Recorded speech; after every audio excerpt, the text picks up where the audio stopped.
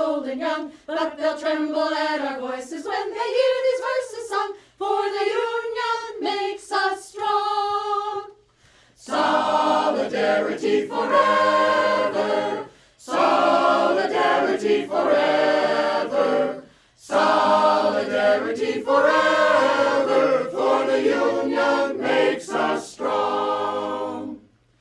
They have taken untold millions that they never toiled to earn, but without our brain and muscle, not a single wheel can turn. We can break their haughty power, gain our freedom when we learn that the union makes us strong. Solidarity forever, solidarity forever, solidarity forever, for the union makes us strong. In our hands is placed a power greater than their hoarded gold, greater than the might of armies magnified 1,000-fold. We can bring to birth a new world from the ashes of the old, for the union makes us strong.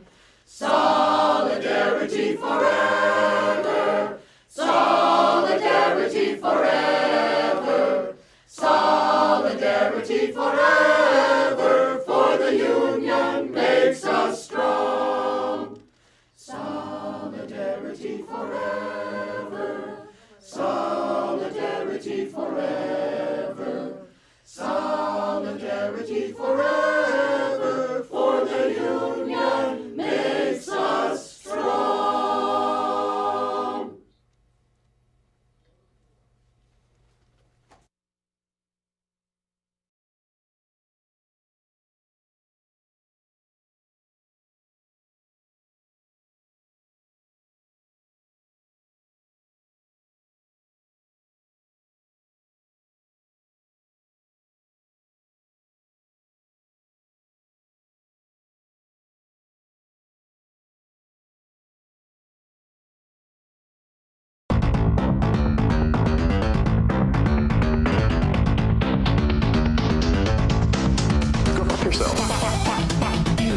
Racist, sexist, Republican. Whoopsie. I did everything right and they indicted me. What ass you word? I'm not built to suck your dick. Tell your dick, your dick.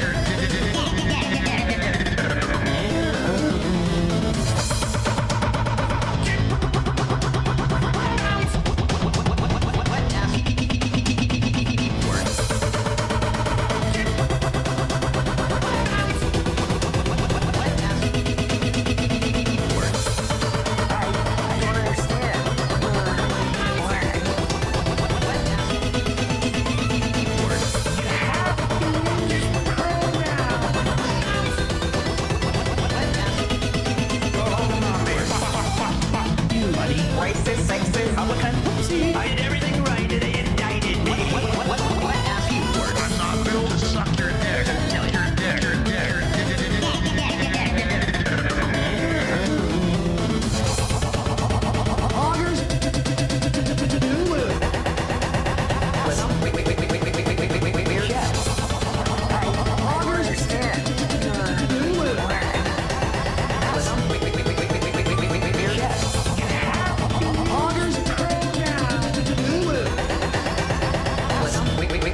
Go home to mommy.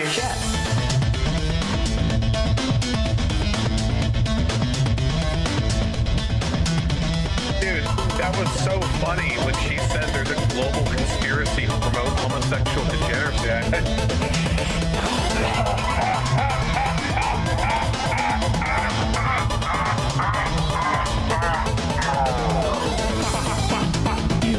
Racist, sexist, Republican. Whoopsie. I did everything right and they indicted me. What ass you word? I'm not built to suck your dick. Tell your dick, your dick.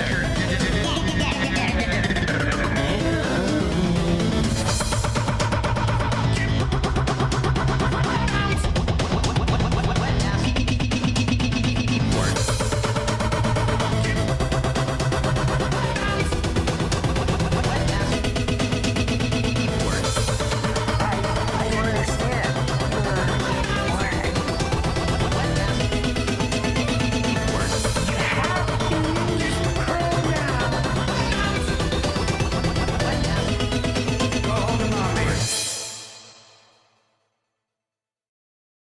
All right.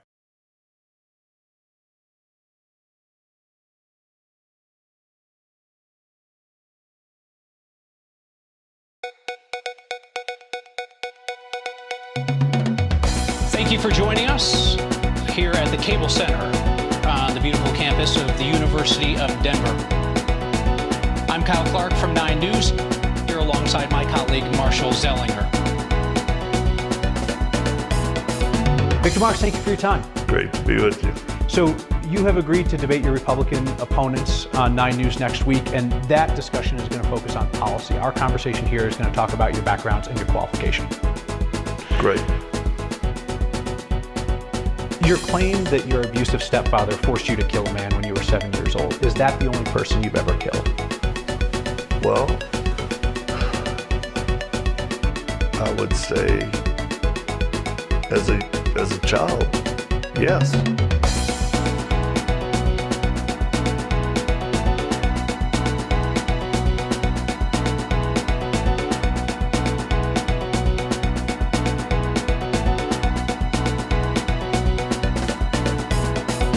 You perform exorcisms, commanding demons to come out of people. Can you explain to me how that works? When you say I perform exorcisms, Yeah. You described yourself as a quote-unquote reluctant exorcist. right? Yeah. Describe to me how your exorcisms work when you command demons out. Well, that's a joke, the way I say that. But as a follower of Christ and someone who's very familiar with evil, I believe the Word of God.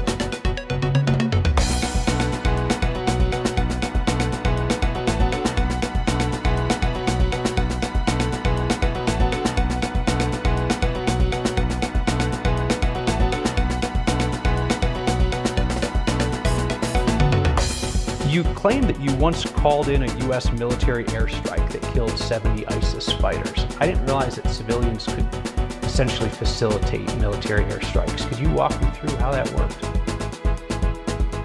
No.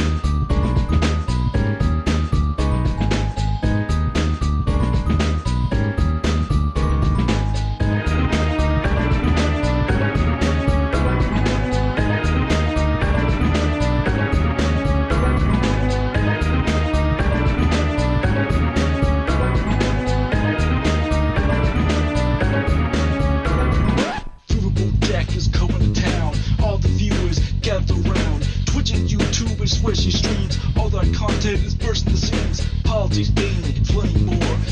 fashion you'll adore. So grab your stuff and hop aboard. We're going straight to Jack's Discord. Riverboat Jack, Riverboat Jack, Riverboat Jack, Riverboat Jack, Riverboat Jack, Riverboat Jack, Riverboat Jack, Riverboat Jack. That's what I'm talking about. First time singing the songs for Riverboat Jack. Shout out. I don't know what I'm doing really, but I got passion. That's what it's about. It's all about passion.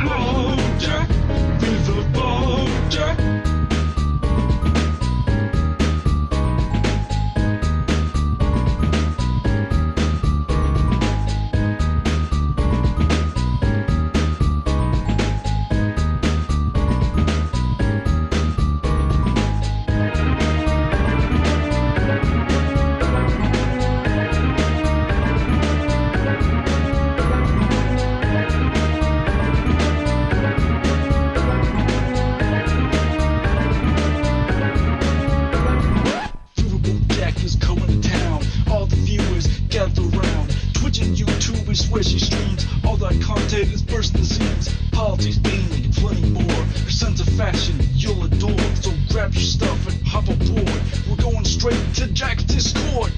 Riverboat Jack, Riverboat Jack, Riverboat Jack, Riverboat Jack, Riverboat Jack, Riverboat Jack, Riverboat Jack, Riverboat Jack, Riverboat Jack, Riverboat Jack, Riverboat Jack, Riverboat Jack, Riverboat Jack, Riverboat Jack, Riverboat Jack,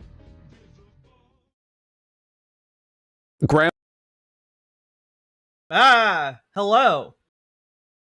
How we doing, folks? That's what I get for trying to pause the video. Hello. How we doing, folks? It's been a hot minute. I'm so sorry I've been so absent this week. Hello. How we doing, folks? Hello, Jenny. Hello, Paradox Bingo. Hello, Sheepish T-Rex. Hello, 9-Inch Toenails. Hello, Kwai Kitsune. Hello, Kiva into Fur. Hello, Dice Mistress. Hello. How we doing? Runestone Druid. Hello, Bree. Dragonis. Hello, Cute Dark Arts. Hello, Koopa Shell. Hello, everybody. Hello, Cloud Dancer. Hello, Scott's Manona Horse. Scott's Monona Horse. Hello. Hello, My Life is a Dumpster Fire. Hello, Snoogan. Hello, Drew Pruitt. Hello, Mix Hannah Eros Ash. Or Ashe, as the case might be. That was unintentional.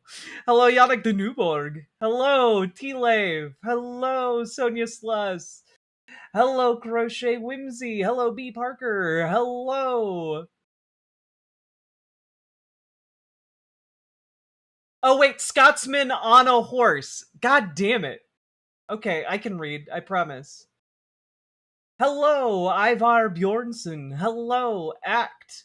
Hello, Quigley. Hello, Nimbleline. Hello, Celeste Player 1. Hello, Jordan L. Hello, ACAB includes Tone Police. Hello, Banana Brains. Hello, Silly Vixen. Hello, Peace Earth. Catching your stream while out delivering mail. Well, I hope you have a lovely time out in the sun. Hope you got your sunscreen. Hello, Peace Earth. Hello, Distron. Hello, Raccoon named Spanky. Hello, Bee Trees. Hello, Comrade Girl 2018. Hello, Beanifer. Hello, the Rust Bard. Hello, Talia Burton. Hello, Screech. Hello, Infernal. Hello, Rob Adler. Hello, What Joe Says. Hello, everybody. Hello, Barbara Reed. Hello, Scuba Vol. Hello, Sergeant Vow.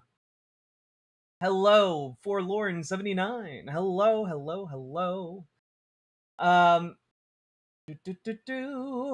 Firecrafted. Hello, Sweet Blasphemy. Hello, Universal Public Friend. Not Friend. Universal Public Fiend. Hello, Mix Jack. Hello, Terrell. Hello, Punky Gal. Hello, Jazz Dog, the jazziest dog we know. Hello, Star Adventure. Hello, Five Celts. Hello, Yahoo. Hello, Default X. Hello, Glitchmaster.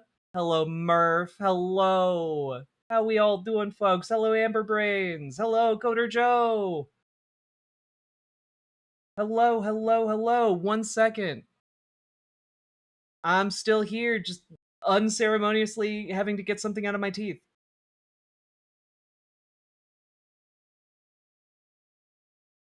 I ate a bunch of black beans right before I went live.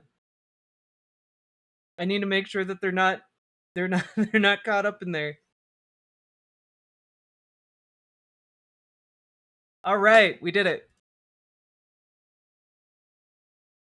Woo! Hello, Mabs Alicorn. Hello. It was in my back teeth. Hello, everybody. Hello. What is your relation to Steamboat Willie? My arch nemesis. My arch nemesis. Many a time have we crossed paths, always with him getting the better of me. But next time will be my day.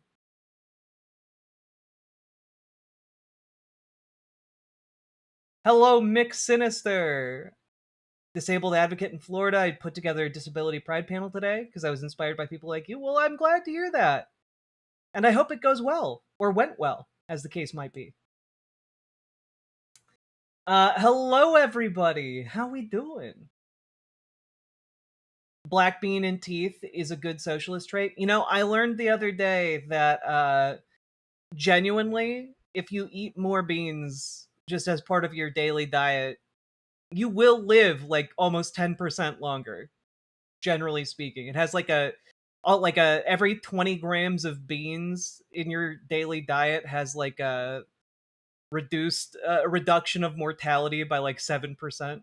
It's crazy. Anyway, I intend to live forever, so I'm eating a bunch of beans. Let's see here. Oh, we didn't get to the debate the other day, genetic memory farms. We might get to that today.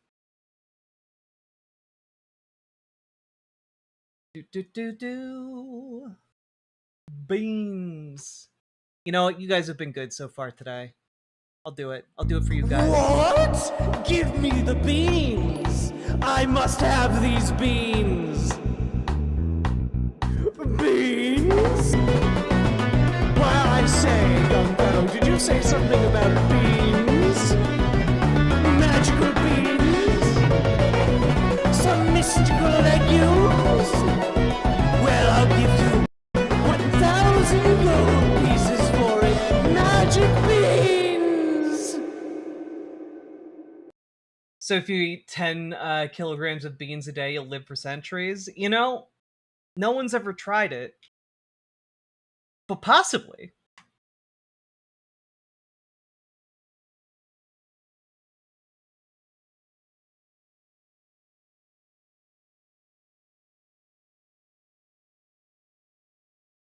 Well, it is both that like it satiates you more, but it also promotes your like gut microbiome to like diversify and create like the bacteria in your gut create things that your body relies on to live. And beans are one of those one of those things that highly feeds that gut biome. Part of what makes you so gassy is the bacteria in your body breaking down the beans. So like it fills you up and gives you, and more importantly, your gut bacteria the things that they need. And then those two things combined become superpowered. It's called prebiotic fiber, kids. It's true.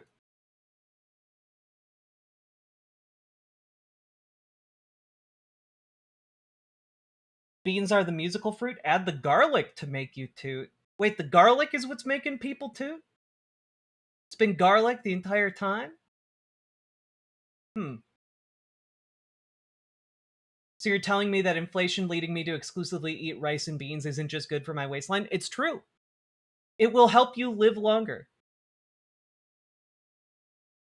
Because beans are just statistically very good for you. If you were to break down the game mechanics of eating beans, it would be a hack strategy. You'd be speed running. I assume that's how to communicate with children these days.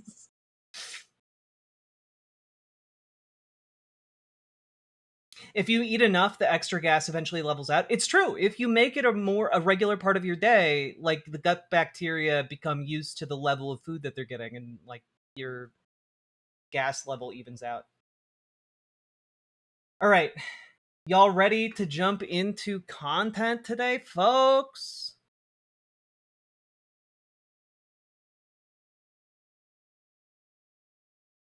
Howdy, gay fesh. But if you're ready to jump into content today, just have to say, the first thing we're getting to is not in fact at all related to content whatsoever. I forgot about this. Oh god, wait. Cool. Am I now live? There we go. Here you go. This is not at all content. Joey Chestnut is not the real throat goat. I was the king, but they banned me in the US of A. Get the fuck out of here. I'm the OTG, the original throat goat. The throat! So if anybody tries to shoot me again 5 times, you're going to step in front of that gun and take the bullets? Yep. It's slip and slide. Sounds somewhat psychosexual to me, if you know what I mean. Joey Chestnut. I don't think he knows what a throat goat is. I don't think he knows. I don't think anyone told him. I think someone told him to go on camera and say that. And he just said, okay. And only after saying it, did he start realizing, this sounds a little bit sexual. I need a link. It's... I hope. I did my best to verify that it's real, and I'm pretty sure it's real. Here you go. Here you go. God, what a silly little guy. Like, he's genuinely a terrible conservative, but like, instead of focusing his energy on being terrible, he focuses his energy on being just very strange. And I think that's the best possible option available to a guy like that,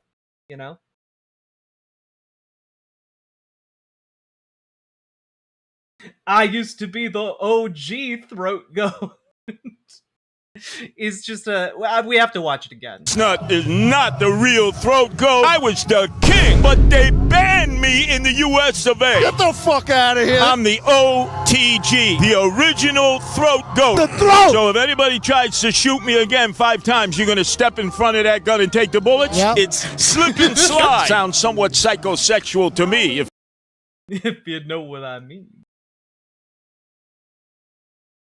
God. Gay and transgender rights activists at its finest. It's true. Curtis Lewa, noted Republican candidate, out here being the one true transgender and gay rights activist. God, he's so funny. He's so fucking funny. I love the somewhat psychosexual. Yeah, just somewhat. Being a throat goat, it's somewhat psychosexual. God. I really want to know how he got banned. Yeah, was he caught double throating? Like, what did he what was he doing to get banned? I'm talking to you, you twat. Well, that's just very rude.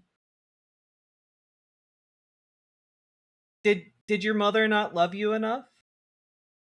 Is that why you need to like seek out streams to lash out at? Wait, banned from what? Eating hot dogs. That had to be a dunk on Cuomo. I mean, it had to be, right? He was caught spitting. Holy shit.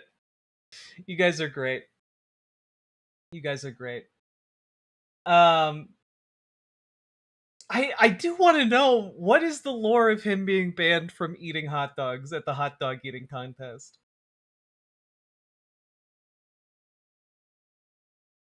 My mom didn't love me and I'm not a dick. Skill issue, methinks. That's true. That's true. All right. Jack, you weren't at the DSA meeting. I want my money back. Sorry, no refunds on me being at DSA meetings. But thank you for the $5 super chat.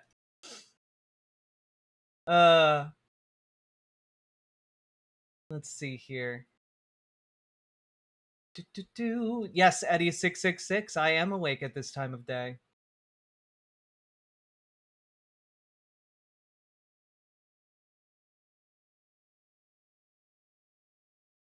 Think your mama used you to tenderize meat?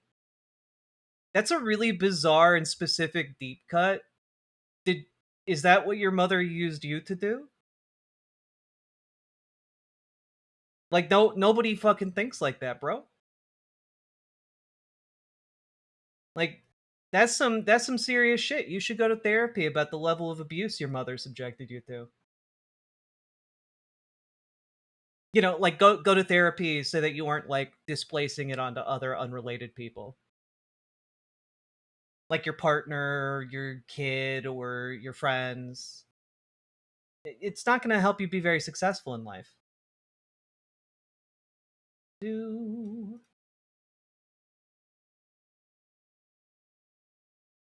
Why vert and horizon no linked? What?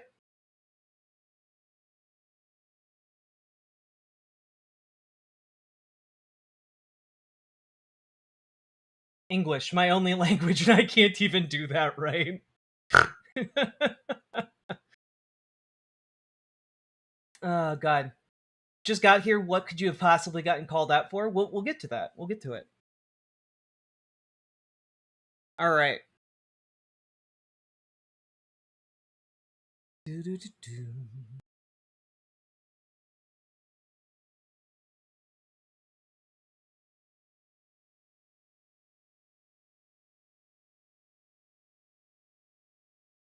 All righty, folks.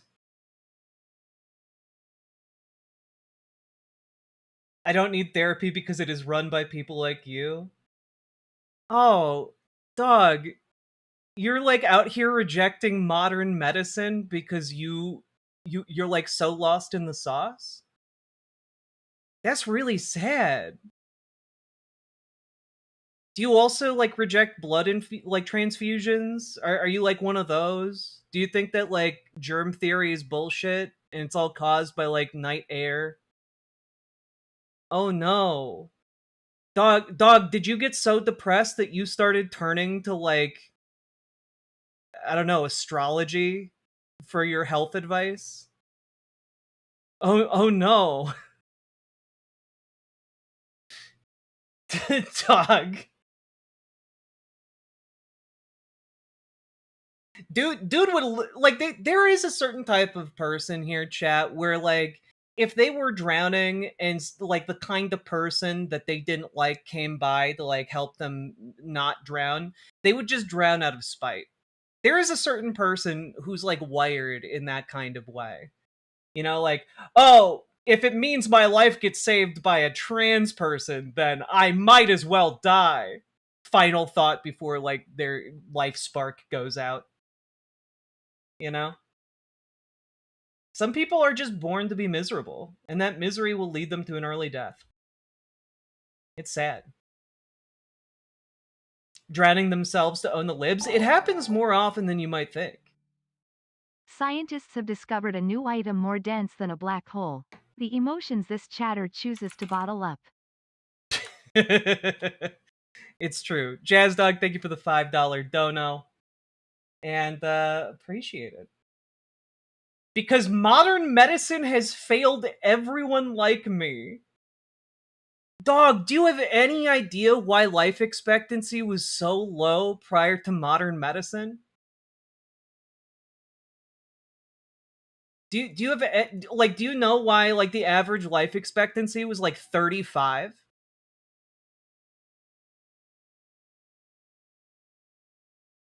My god. It was because of the woke liberal establishment, of course. No, like come on. Come on. This is sad. This is sad as fuck. The reason the average life expectancy was so low prior to modern medicine was because children died all the time. All the time. Children were dying right and left. People had like 12 kids so that by the time those kids became adults, there were like 3 to 4 left. Like the entire reason people had huge numbers of kids was because it was practically guaranteed that a certain amount of them would die. And so when you say modern medicine has failed everyone like me, I guess in a sense it has, because it's ensured that people like you survive to adulthood and mature your terrible ideas instead of realizing, hey, wait, we should strive for a world where, you know, children get to live and not just die because dipshits didn't get vaccinated. Oh yeah, things were so much better back in the day when people were trapped in fucking iron lungs until they were like 35. What a great way to live. People have forgotten how to iron lung max. I was born once, it sucked. Yeah.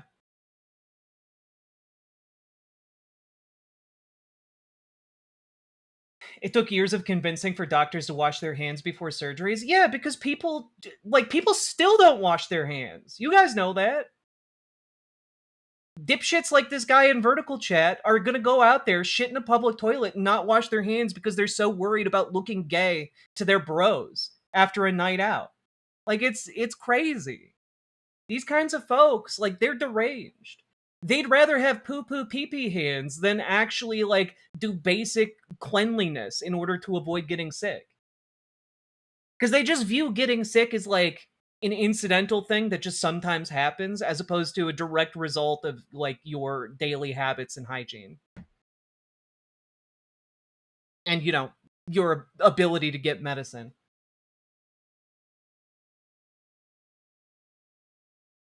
Mortality rate is like 30 years higher than 100 years ago, you dummies, because of modern medicine. It's true. The people live on average so much longer because of modern medicine. God, people are dumb. Dumb as boxes of rocks is sometimes.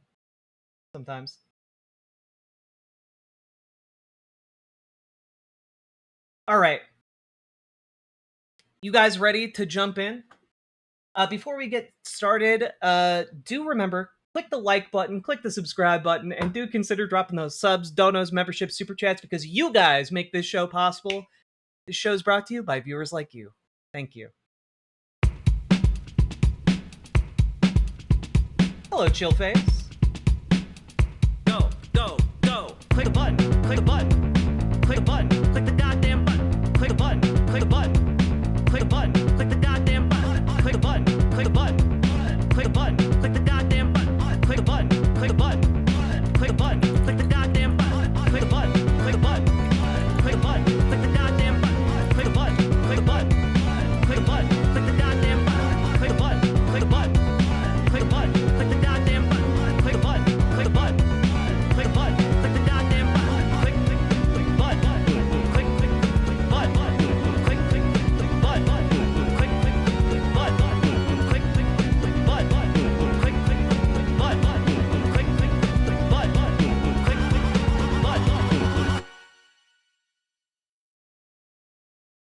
all right, folks.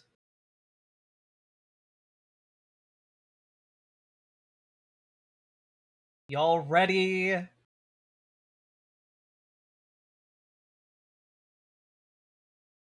Do-do.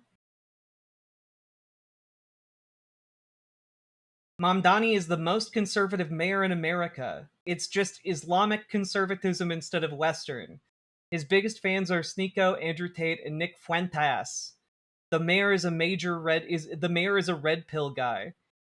Dude, Andrew F, I'm fascinated by this idea. Can you tell me about Zoran Mamdani's conservative policies? Maybe I've been secretly a conservative this entire time. If Zoran Mamdani is a conservative.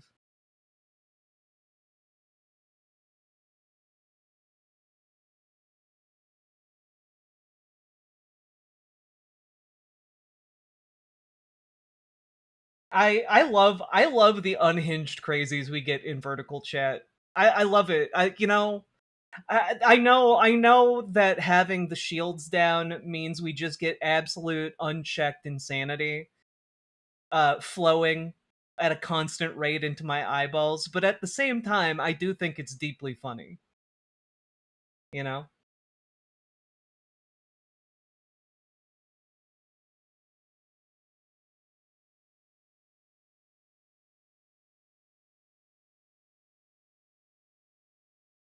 Do you really love it? Kind of. I feel brain cells dying. It's stupid. It's stupid for sure. Women are the majority of the Dem voter base, but when they banned the green M&M for dressing sinful is when you decided, screw women, you're gonna cater to the 1% of our base that are fundamentalists.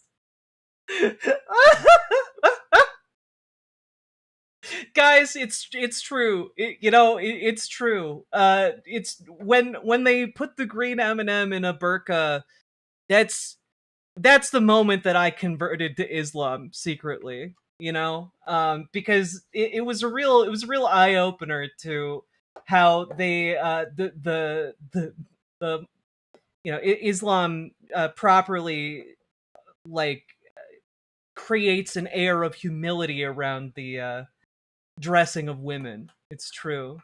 It's so true.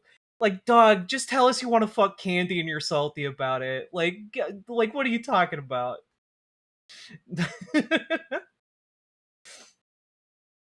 God, did you find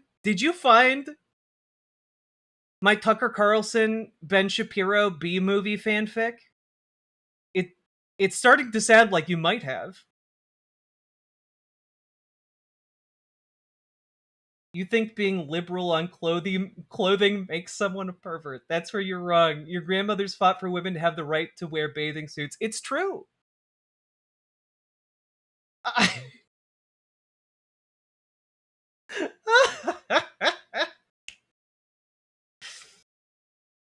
Oh fuck! Please, mods in vertical chat, keep that one. That chud has my specific protection. What an incredible poster! Posting of that caliber must be protected at all costs. All right. Posting of Andrew's caliber is top tier. He can be like the resident chud, where like after every segment I turn to him and I just say, "Tell us, chud whisperer, what will the average conservative think?" And he'll be like, "Well, this is really evidence of how Zoran Mamdani is actually behind Pearl Harbor, and why it was good to do Japanese internment." Like, it's genuinely fucking insane, the reality that y'all live in, but it is very funny. All right. You are a delusional lunatic. Nah, I'm pretty good actually. I'm all right. Maybe you should get some sleep though. You might be too tired. All right. Zoran sank the Titanic. It's true. Should we be writing this down? Maybe a bingo card? Maybe. I'm open to it. All right. All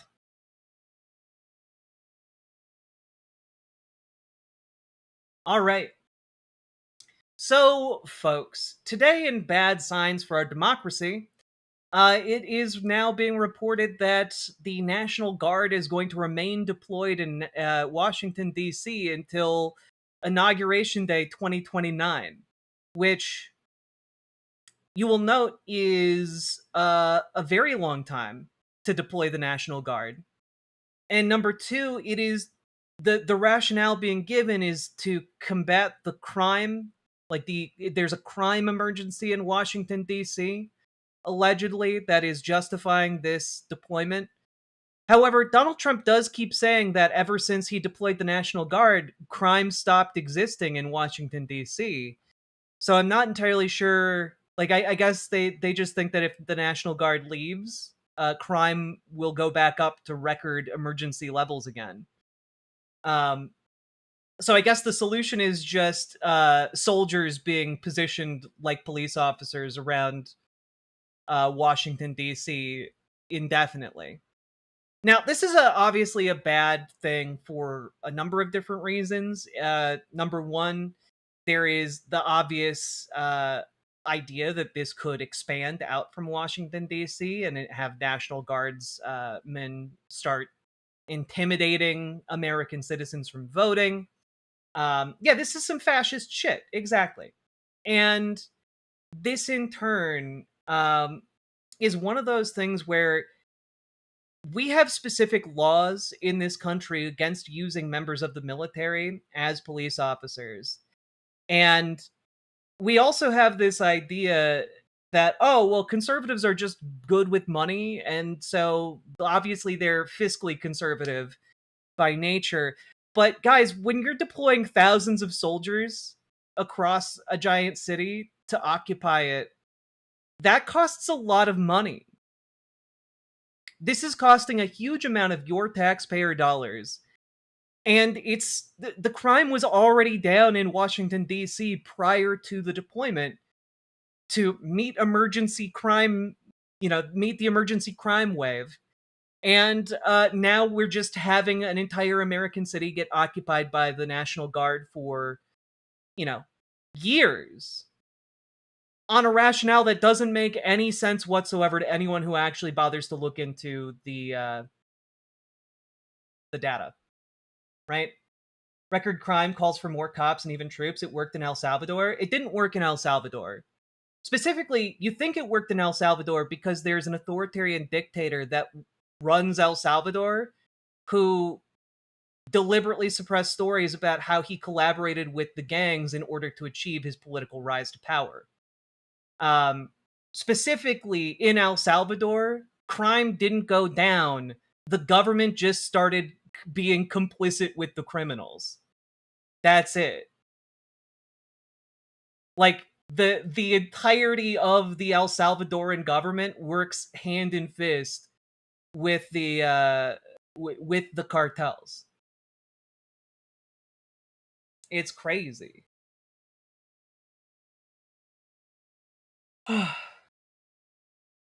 You're barely human? I mean, if I'm barely human, I haven't had surgeries done. So when you say, like, I'm stitched together, like, I don't know what to tell you. I guess you're just jealous that God made me beautiful. But, to each their own. You don't have to be upset. You don't have to be salty. But...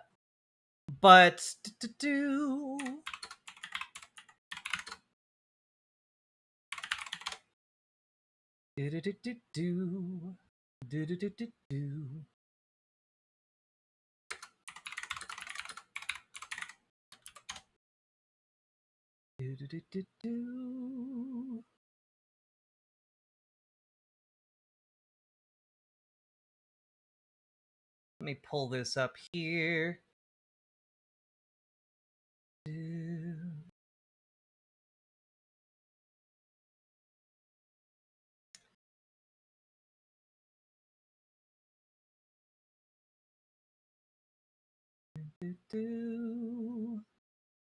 Yeah. Allegations from 2019 that Nayib Bukele did secret deals with these El Salvadoran gangs. And folks like you just lap this up. They eat it up because you see pictures of the concentration camps in El Salvador and you're like, that's what being tough on crime is.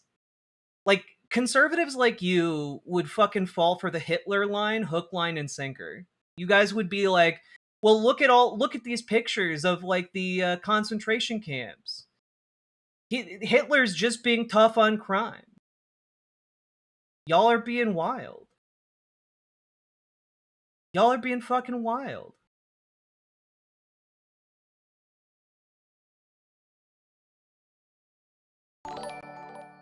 Do. 5 seconds only. Well, Sake Tanuki, thank you for that. Are we the baddies? We should be. It does feel like that. Sake Tanuki, thank you for the 5 tier 1 subs, indeed.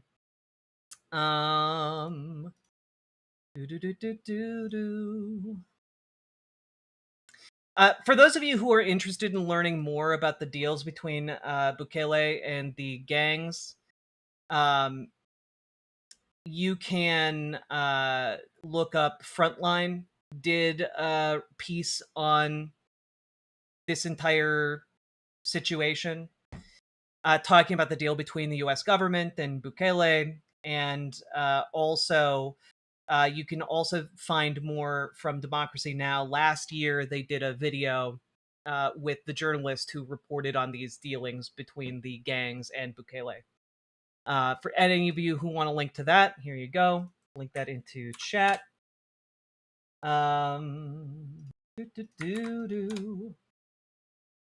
also feel that racism is okay today. Well, that's incorrect and wrong.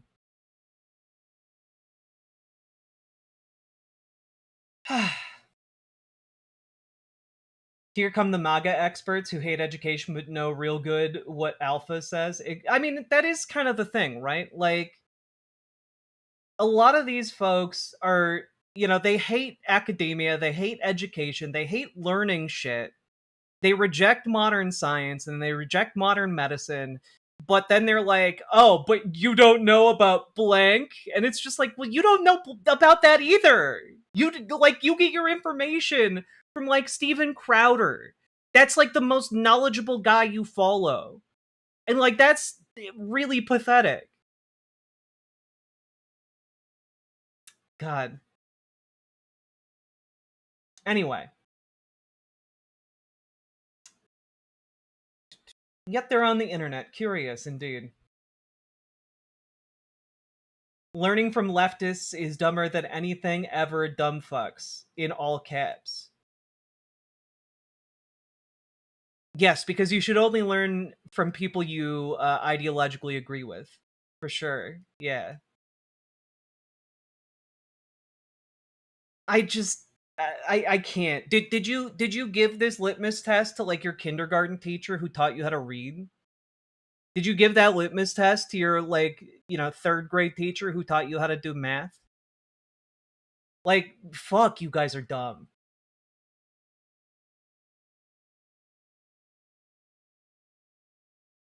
All right.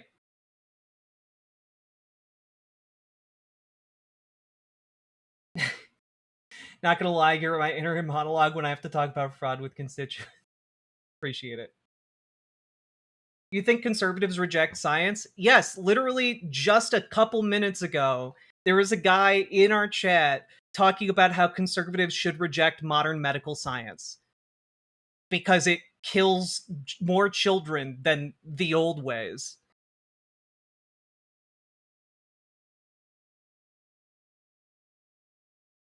Did your 3rd grade teacher explain that women have vaginas, not dicks?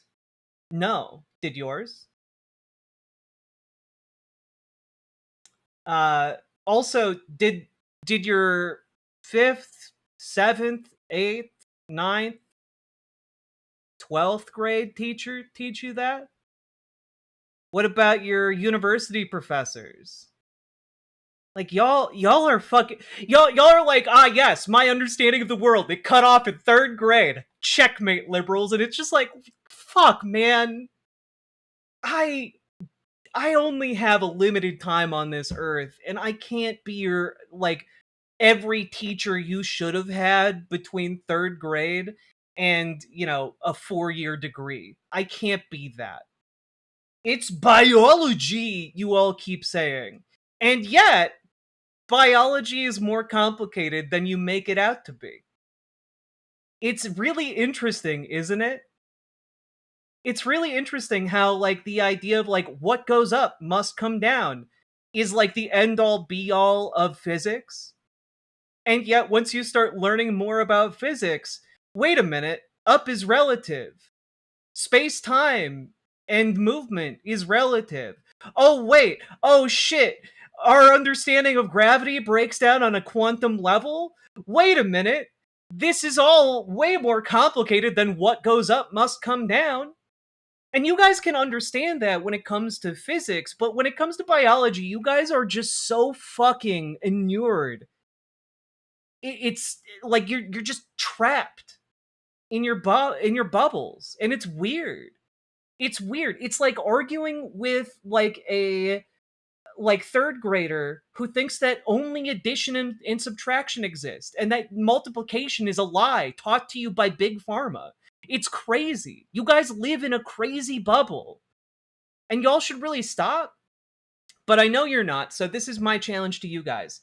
You should call in. I have a call-in debate show that you guys can call into called the Transatlantic Call-In Show. It's specifically on trans issues. And you guys can call in and debate the merits of your ideas live with your voice. And I make this offer every single time folks like you come into chat.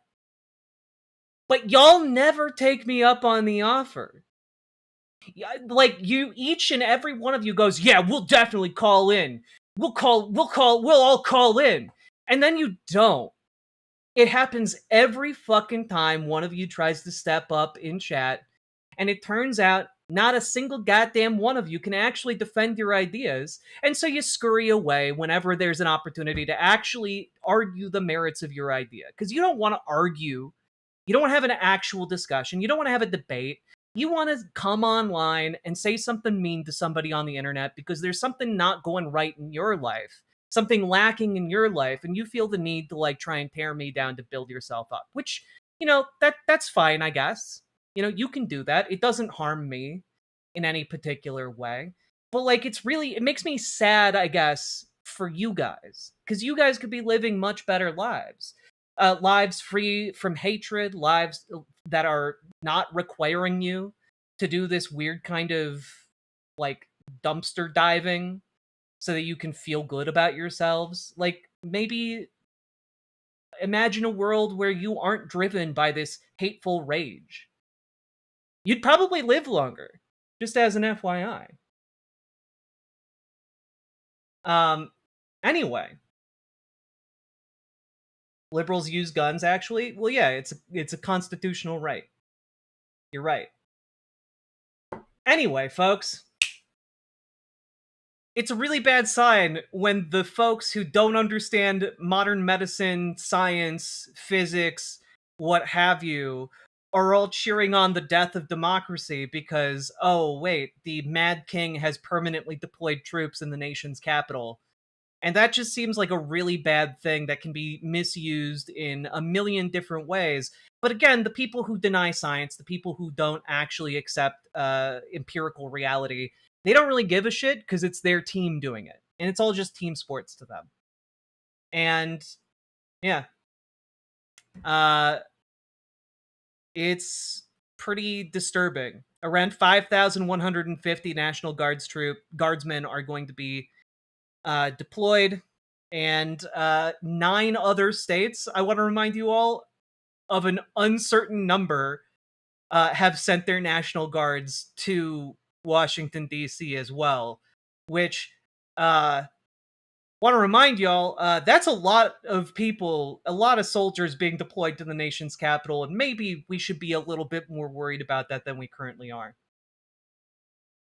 So, I don't know, guys. That's all I really have for you. This obviously seems set up to be either intimidating or a prelude to direct violence, and either one is quite bad. Best case scenario here is that the Mad King is just like high on his own supply and thinks it makes him look cool to have National Guardsmen deployed for the next several years in DC. But hopefully, that is all it is. So, with all of that being said, folks, if you got anything out of this, hit the like button, hit the subscribe button, hit the follow button, and do consider dropping those subs, donos, memberships, super chats like Sake Tanuki there. Thank you for the 5 tier 1 subs. We should have been in favor of capital punishment 5 years ago. Yeah, we should have been in favor of just, like, actual consequences 5 years ago. You know? A lot of people wanted it to go the Nixon route, and it did not go the Nixon route. So, also, folks, get organized. Join your local Dems. Join your local DSA. Okay? Organize within your Democratic Party so you can have leverage within that democratic system. And also organize with your local labor in DSA. Get organized, folks. Do door knocking, do phone banking, do the things. Get out there and get to work. All right? If you need help taking your first steps, join our Discord. Reach out to GamerG for help with DSA. Reach out to Dragonfly for help with your local Dems. And last but not least, folks, check out ImogeneOlivia.com, gender euphoric lingerie designed from the ground up for trans femmes, also tested with cis men, cis women, non-binary folks. It is comfortable, sexy, non-tucking lingerie. Go check it out, ImogeneOlivia.com, link down in the description. The Knicks in route. The Knicks in 5 route. It did go the Knicks in 5 route, unfortunately. I feel like I should have some kind of sports-related sound effect. But this is the closest I have. Perfect. There you go. Sake Tanuki, thank you for the 5 tier 1 subs, and let's keep on going, folks.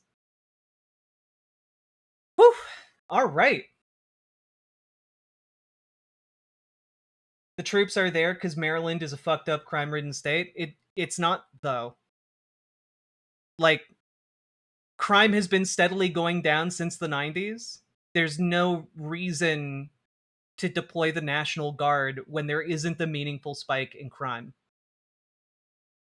Like, there hasn't been a spike in crime comparable to the high points of, like, the 80s and 90s, and there certainly hasn't been a spike in crime, period. But also, all of this is around the idea that the National Guard deployment lowers crime, and there's no evidence that the National Guard deployment lowered crime. It was already on a downward trajectory. They burned Baltimore to the ground. Indeed. Let's see here. Do-do-do-do.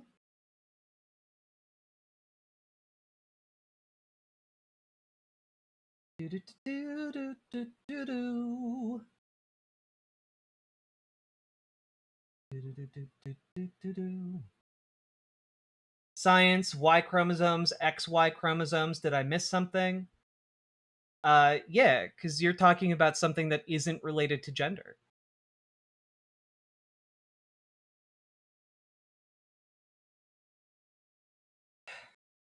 You can... Koopa Troopa, if all you mean by crime-ridden is that crime happens in Maryland, yeah. Crime happens literally everywhere. The Cayman Islands, crime-ridden. Nebraska, crime-ridden. Montana, crime-ridden. Minnesota, crime-ridden. Kentucky, crime-ridden. Alabama, crime-ridden. Florida, crime-ridden. It's all crime-ridden. I also don't know why you're talking about Maryland when we're talking about Washington, D.C.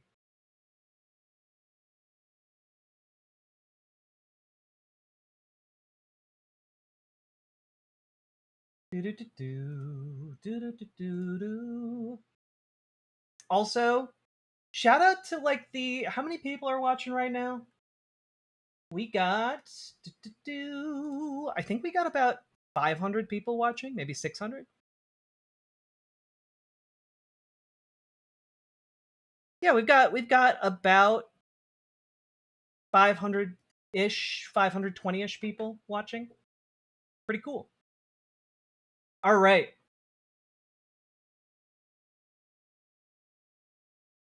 Also, again, if we're gonna talk about Vatican crime, City is crime-ridden, though. Laughs and pickpockets. Megan Fox's giant boobs. Thank you for the $5 super chat. Worth noting that if we're gonna start talking about places being crime-ridden, statistically, the most crime per capita occurs in red states. Just as an FYI. What about De La Chappelle syndrome? Isn't that where you wreck your multi-decade-long comedy career over transphobia? Well, this is why transphobia should be added to the DSM 7, DSM 6, whichever one is next. Because transphobia quite literally just like destroys lives. Like comedy writers, they're losing their careers right and left, not because like people have a problem with their transphobia. It's because they make transphobia the only thing that they do. The only thing that they do. It's crazy. All right.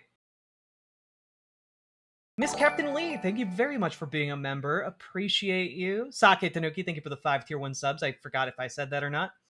All right, folks. Y'all ready to jump into our next segment? Ooh. All right. Like that Lineham fellow. Exactly. His name is Graham Lineham, right? I've been so on the Platner discourse lately. I keep wanting to call him Graham Platner. It's Graham Lineham, right?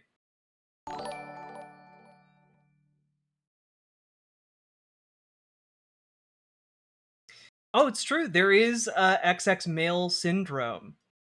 Fuck, that was a deep cut, Sake. That was a fucking deep cut. It's Graham Linehan, but Limeham is so much funnier.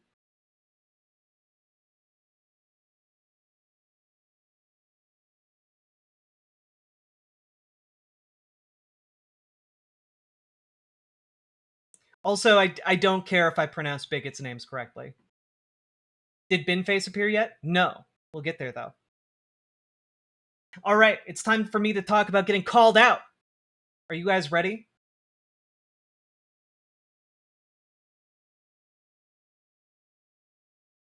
Lineham, go up.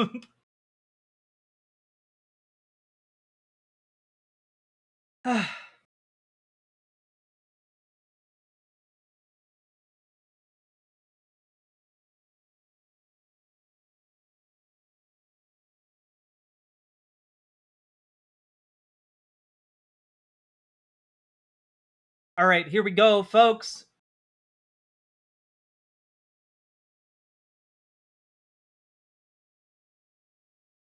So, folks, I got called out. There was a message posted on the Discord reading, "Jack, I'm calling you out, and I want to use this time to open a discussion rather than anything else. I know I'll probably get in trouble for the but this is important enough that it needs to be said. I want to be like you, Jack, but I see where you and a lot of the left are fucking up. Please understand that it's food for thought. I await my punishment." Now, number one, no punishment. Like it's fine to want to bring up something to me, always. And said, don't like that. That was weird. You don't need to do that. But let's listen. Watch the video you posted. Let's let's see what I'm getting called out for. Okay, so I've been doing this for the last couple days, and I figured that I'm gonna start small. I apologize for any feedback that may have came from that. I was trying to get a piece of paper off of there, but anyway, Riverboat Jack. This is his Dark Angel.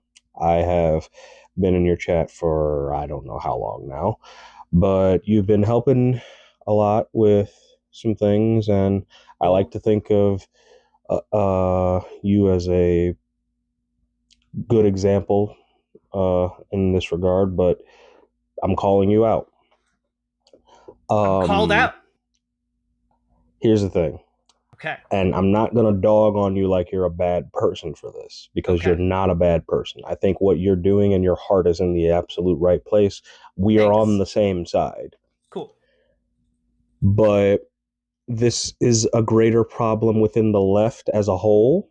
And the problem comes down to the fact that Black people are not being listened to. I have a video where I kind of rant about it on my channel, but okay. I was in chat and I remember that, and you probably don't remember this, but I remember I had mentioned that, you know, Graham Plattner has the Nazi tattoo, like he's not really a trustworthy person. And at the end of the day,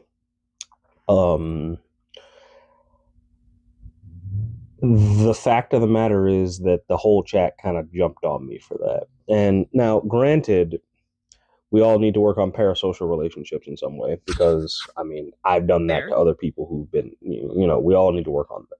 All of us need to work on that. But what I think that there was no way you could have known I was Black anyway. That's just not possible.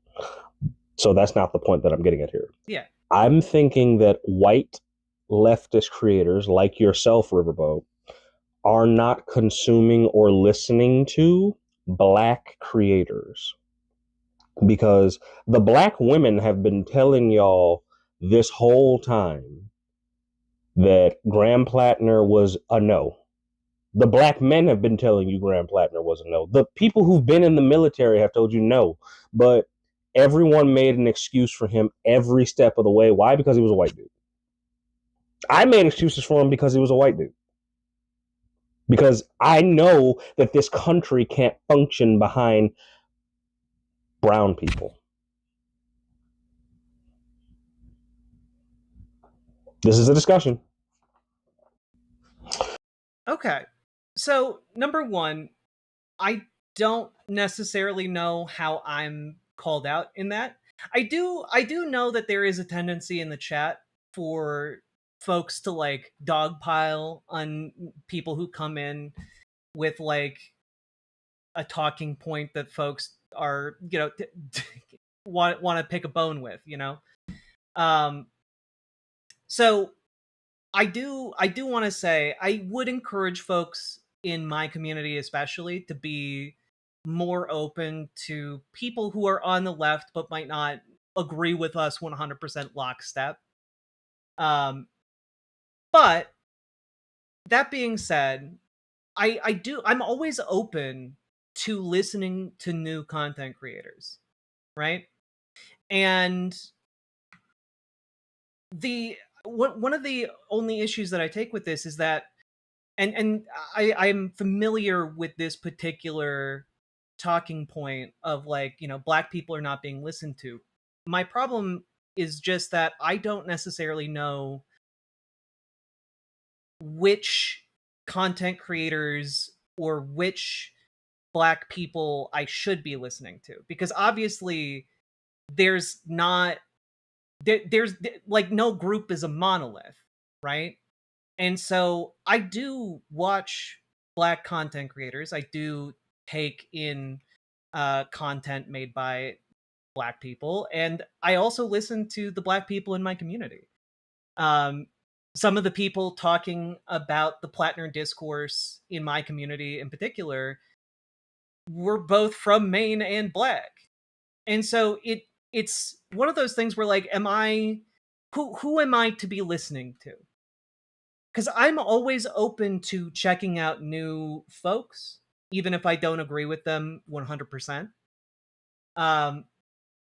And so, like, I'm always happy to be part of an evolving conversation. And so, when we're talking about this issue in particular, it's not as unified as, oh, well, you know, all Black people were saying Graham Plattner is problematic. But I also want to point out, I was also saying Graham Plattner was problematic. And I was also saying I'm not a Mainer. And so I'm seeing a lot of folks throwing out great names. Or a yeah, I always have trouble saying it. Olurinati. There we go. Yes, the Olurinati is a great channel. Oleami Olurin is great. But I just want to say, if the issue is that I wasn't listening to specific voices, I'm open to knowing what those voices are, right? And but calling me out and saying like you didn't listen to just Black people in general, like I did my best, and I'm willing to accept that maybe my best was not good enough.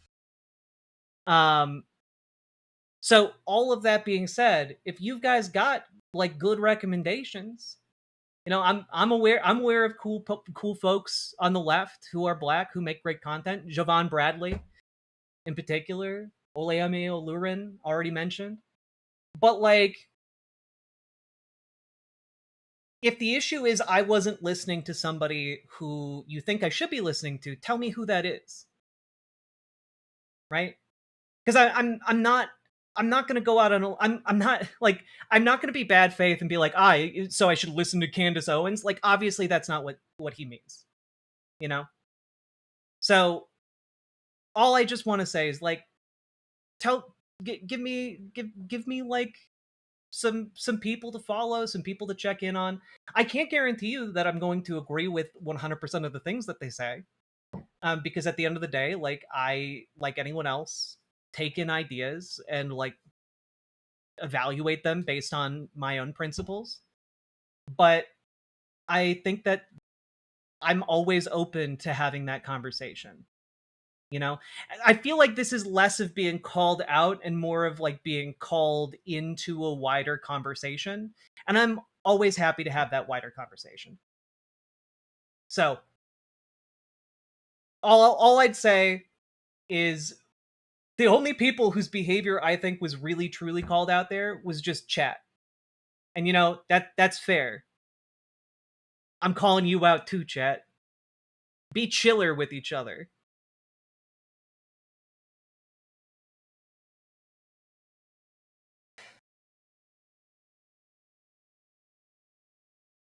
What do you think about a POC/other minority promotion section in the Discord? I think that we just introduced the self-promotion portion of our Discord, and people have been using that fairly frequently. If it becomes like like more of a need and we have a larger community, I'm open to that idea, but our community isn't that large yet. And our Discord is already unmanageably large, and we're already looking on how to cut portions of the Discord down into a more succinct fashion. But maybe we'll make like some kind of forum for self-promotion or something. I don't know. It is not my strong suit.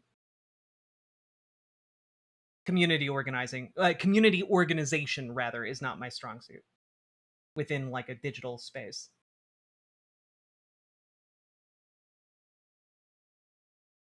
And like, I will also just say that when we are talking about Graham Plattner in particular, again, he's been problematic the entire time. And I haven't been shy about saying that he's problematic. And that some of his backstory was sussy. But he was the guy who got voted in Maine. And so, like, kind of my position has always been people in Maine are going to do what people in Maine are going to do. Because the political climate in Maine, you know, last time we talked about this, I equated it with like kind of Lovecraftian vibes. Like, they don't take kindly to outsiders, you know? Get ye gone, stranger. And so it's one of those things where I don't really understand the political climate of Maine all that well. But what I do understand is that they are kind of a wild card when it comes to the kinds of folks and the kinds of policies that they're going to support. And so, and I talked about this last time, a lot of the red flags, what other campaigns in mainstream politics would view as red flags, a lot of people in Maine saw a kindred spirit, you know? And you can say that that's an indictment on like the people of Maine because of what the revelations about Graham Plattner or whatever, but I do think that that was a relevant part of him getting the primary nod. And so, all that being said, I would love to come on and talk about it if you want. Yeah, Story the Bard, shoot me an email. We'll figure out a time you can come on and talk about Maine politics. So, yeah, I just want to say that I think the call in, well-intentioned. I have no animosity towards this person. Please do not go and like be a dick to this person. Don't do that. Be chiller, in fact, is my exact advice to each and every one of you watching. And if you got good recommendations, let me know about different content creators who might be more diverse. Might be. You know, I'm not going to go. I'm not going to go and become like a tanky or anything. But like, I'm willing to learn more about the perspectives that are out there. So, with all that being said, folks, if you got anything out of this, hit the like button, hit the subscribe button, hit the follow button, and also, folks, join your local Dems, join your local DSA, put your energy into local organizing. Because the more of us that get involved, the better it is going to be for all of us and the more political leverage and power we'll have. I, for one, can't wait for the Jack, Rachel Dolezal, and Milo Yiannopoulos crossover. Oh no! Sake Tanuki, thank you for the 5 tier 1 subs. And last but not least, folks, check out ImogeneOlivia.com. Gender euphoric lingerie designed from the ground up for trans femmes. Tested with cis men, cis women, non-binary folks. It is comfortable, sexy, non-tucking lingerie. Go check it out. ImogeneOlivia.com. Just got restocked, bunch of new sizes, and a new color available now. So go check it out, ImogeneOlivia.com. Link down in the doobly-doo. Let's keep on going.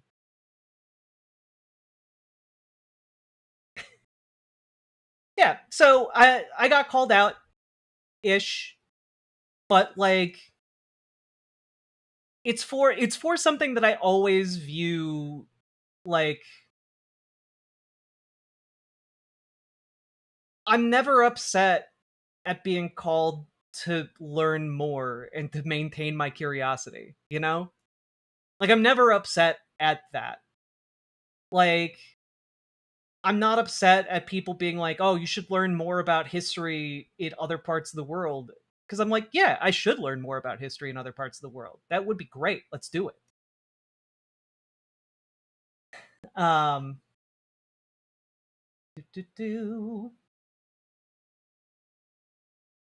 Is Discourse with Brandon? Is that the Brandon who's sometimes on the Majority Report? Because I love that guy. Love that guy.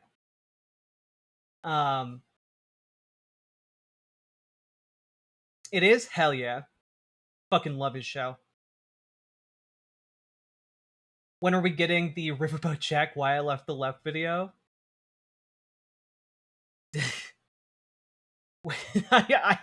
I genuinely, if that happens, I have died. I've been killed by my gosh darn homunculus.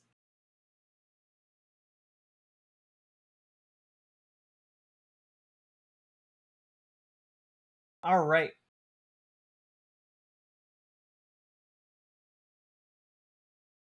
Well,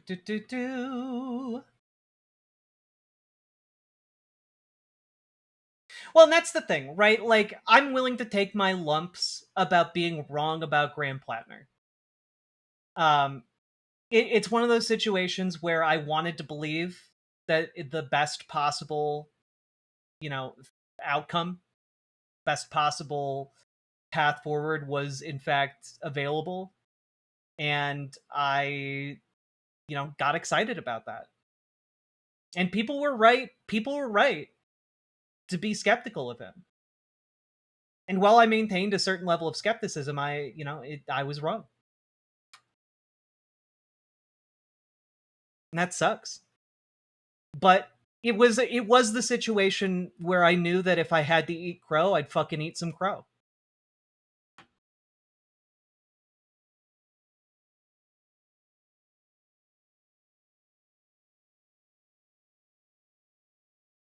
If Jack left the left, we would know she was replaced by her evil doppelganger motorboat John.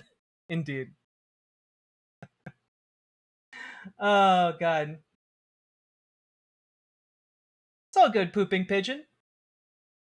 We're all doing our best to learn every day.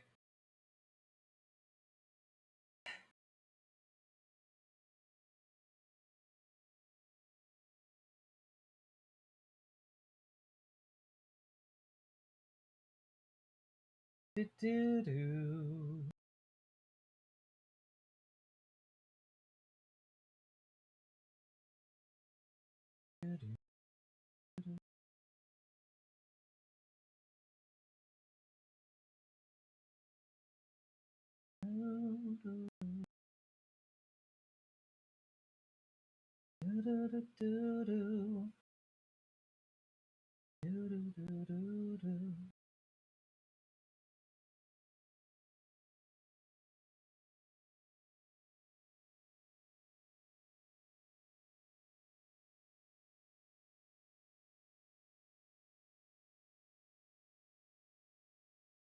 All right, folks.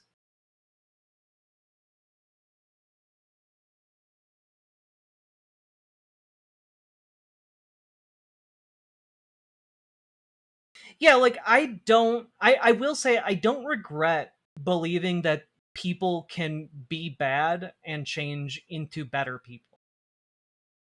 That is true, Dragonfly. I don't regret that. I do believe that people have the possibility to change, have the possibility to turn their lives around.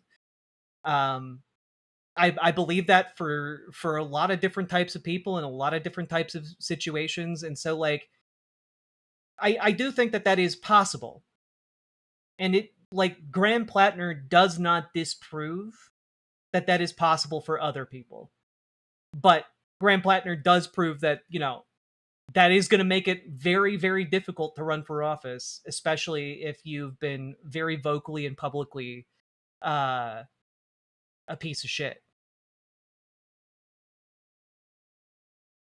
The "I told you so" crowd about Plattner are doing so in bad faith. Fuck them. But the thing is, they did tell us so. It is one of those situations where, like, yeah, it sucks to be on the receiving end of "I told you so's," but like,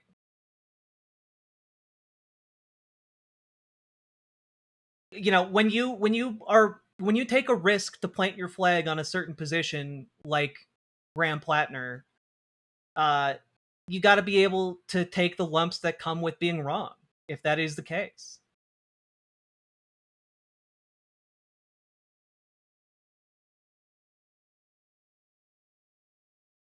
I do think we should not be using rehabilitative justice. I'm not even talking. God, fuck, man. I'm not talking about rehabilitative justice.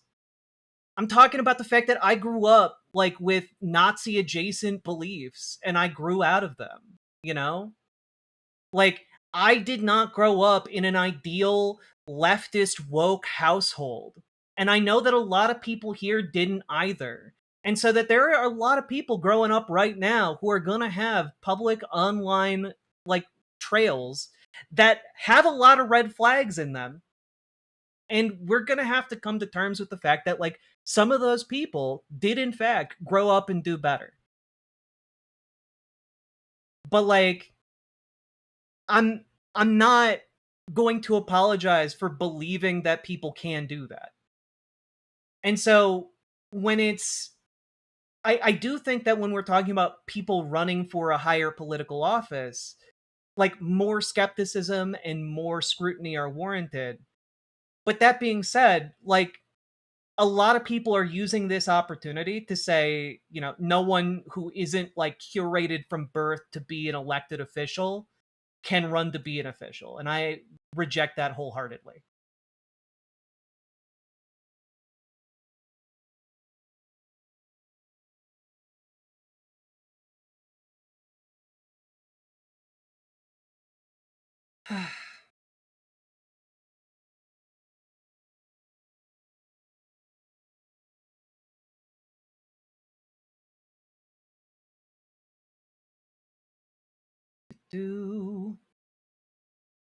We also need a media apparatus that can do its job. Yeah, it'd be great to have a media apparatus that can do its job, not quite so fucking selectively, you know?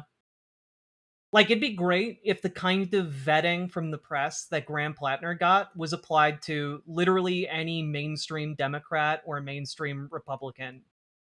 Be super swell.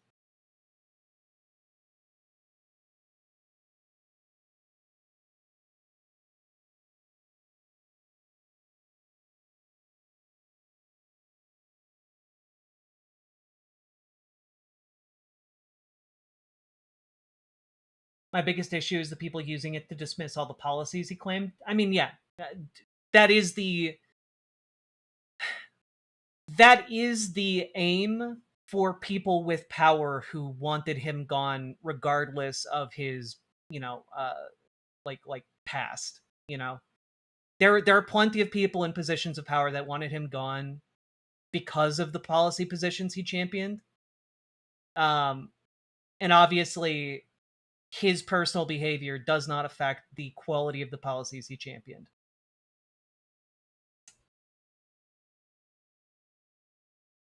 Well, exactly, Craig. Like the direct comparison here would be that would be to like Eric Swalwell, where it was like apparently an open secret for years that Eric Swalwell was doing like rapey shit.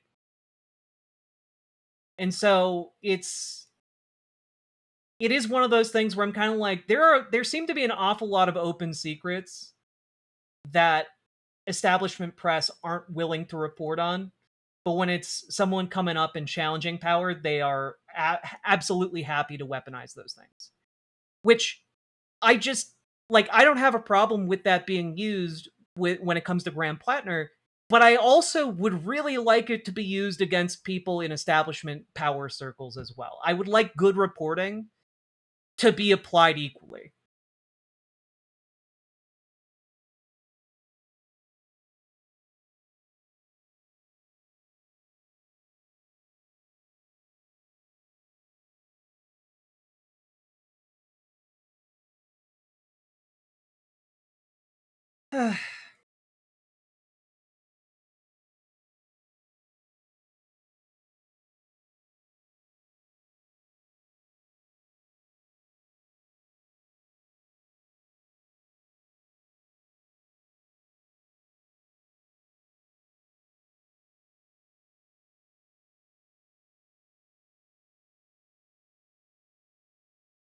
Unless you are for killing Plattner, he's redeemable.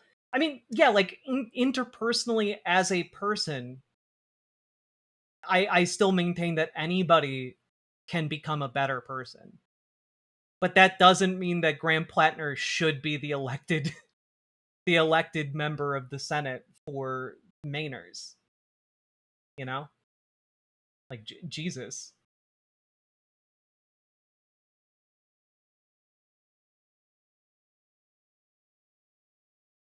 Don't speak for all of us? Nani?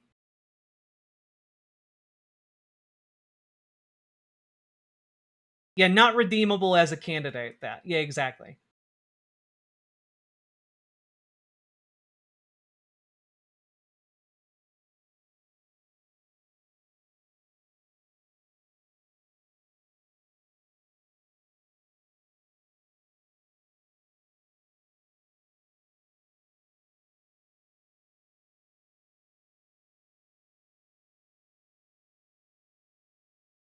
Yeah, like I do think that this was his chance at like getting office, and the fact that all of these details came to light, I don't think he's ever going to be able to do that.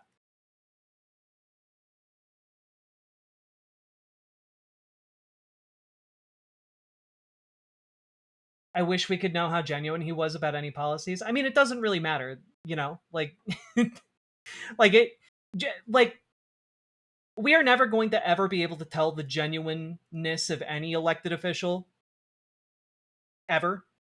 All you can do is make your best assumption, you know.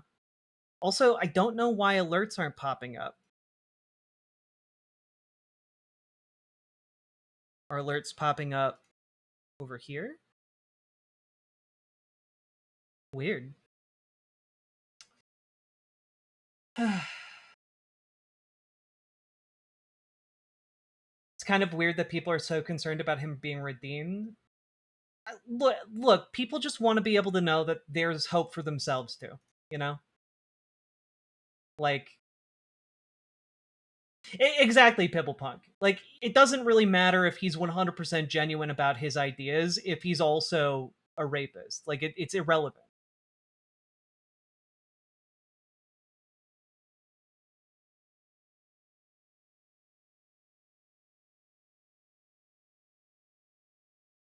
What I think is actually relevant is that the people of Maine believed in his authenticity and believed in his policies. And so it's one of the reasons I think that a lot of folks are throwing their muscle behind Troy Jackson, because Troy Jackson seems to both be someone who genuinely believes and like has that authenticity and has like a set of policy proposals very similar to Plattner's. You know?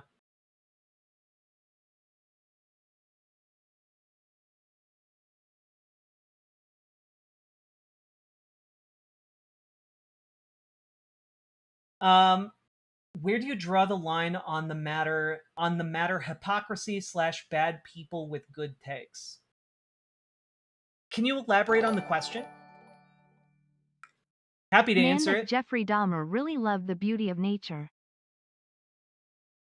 Yeah, it's like people who read read the Unabomber's manifesto and are like, he's got some good ideas. It's like, no, he doesn't. Like, this is not the vehicle for your like return to nature arguments.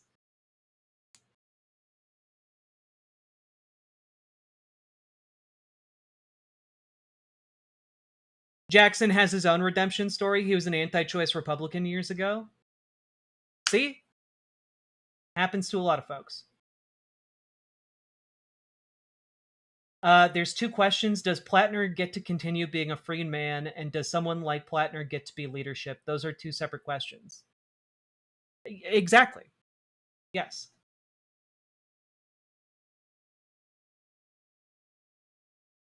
I do think Jackson has a shot here.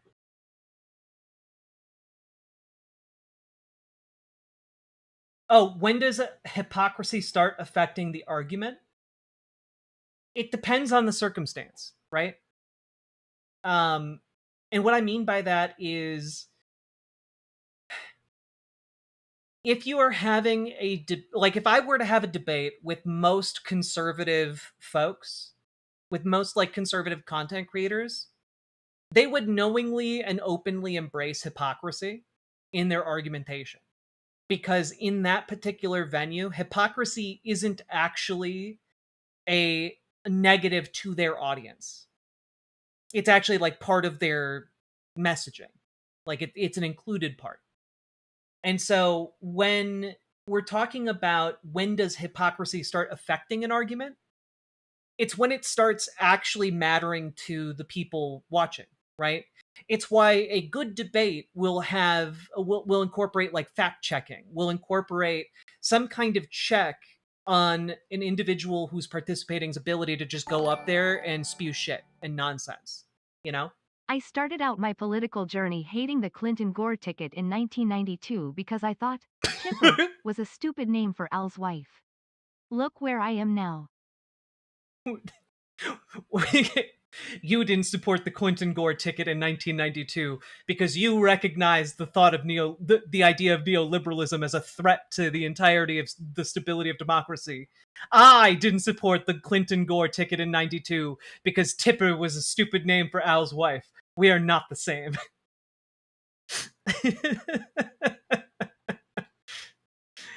the fucking what is it? Is it Giancarlo meme. He's like fitting his suit cuffs. Yeah. All right. So hypocrisy only really impacts your argument if your audience cares about hypocrisy and is expecting like an argument based upon facts and like logic mattering. And in the vast case of most interpersonal conversations, that's not necessarily going to matter too much unless the person you are talking to cares about having logically consistent ideas, you know? And Hey, been a few, lots of life happened, still alive. hi Lol. Alana, thank you very much for subscribing. Appreciate it. Um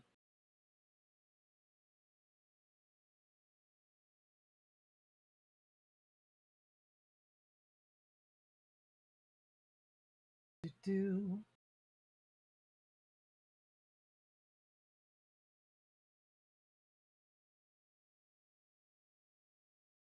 Also, Mira Featherbender, yeah, the Automodern YouTube chat, like, just catches a lot of different shit. Sorry. But also, we're doing our best with the amount of people we got. We're doing a daytime stream. Please be understanding. The left actually dropped Plattner instead of electing him president. True. That's kind of the thing, right? Like, people on the left actually care about whether or not they're electing Careful, criminals. Jack. Facts and logic gets you here.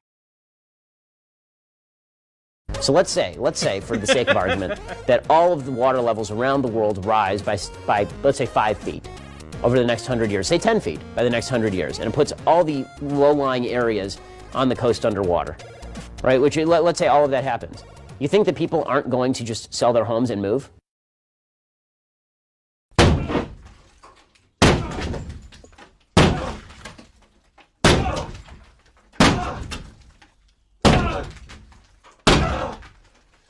Just one small problem. Sell their houses to who, Ben? Fucking Aquaman! Has H Bomber Guy put out any videos in like the last year? I don't know what he's doing anymore. I hope he's having a good day.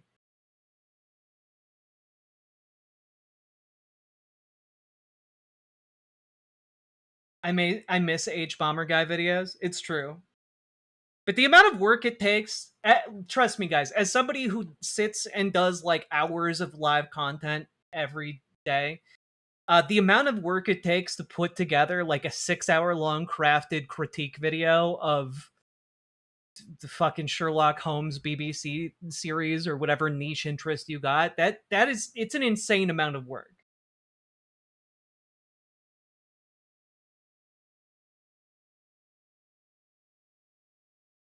The last video he uploaded to YouTube publicly was the plagiarism video. Jesus, that was like 3 years ago. I hope he's like getting good uploads over on Nova. He's I working don't... on one on Adobe and the enshittification of applications. Yeah. Like, honestly, at a certain point, you gotta remember, if you're making, like, content with, like, tons of edits and shit, and a written script, and, like, you're filming, you're essentially making a documentary at that point. Like, he's, for all intents and purposes, he's making feature-length plus documentaries.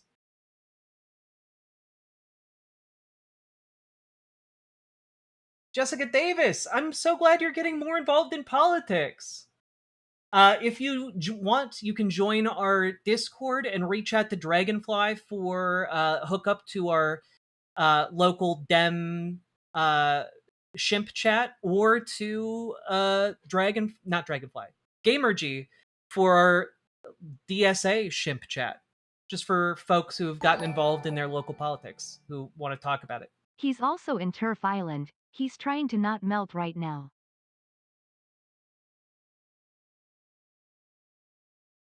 That's true. A lot of Turf Island is pulling a Frosty the Snowman in Act 3 situation.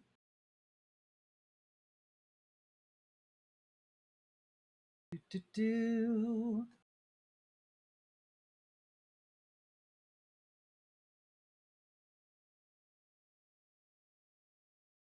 I forget what it's called. I don't know if it's Nova or is it Curiosity Stream? I don't know.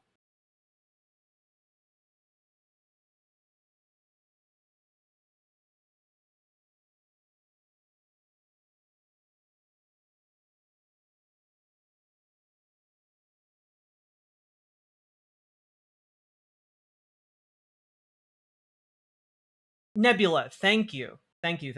I was forgetting Nebula. All right. Folks, we've been going for almost 2 hours. If you guys have been enjoying the show, click that follow button, click that like button, click that subscribe button, do the things. And continue to support the show because you guys make this program possible. Could not do it without you fine folks.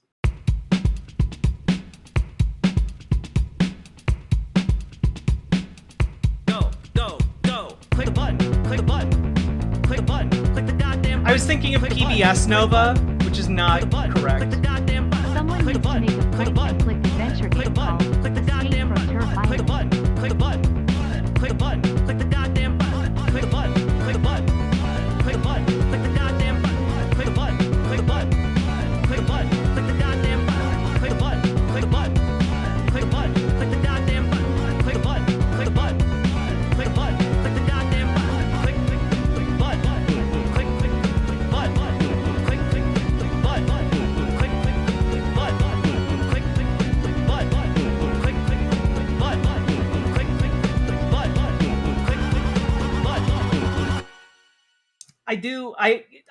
I do like a good Nova PBS documentary. It's true, Natalie Wood.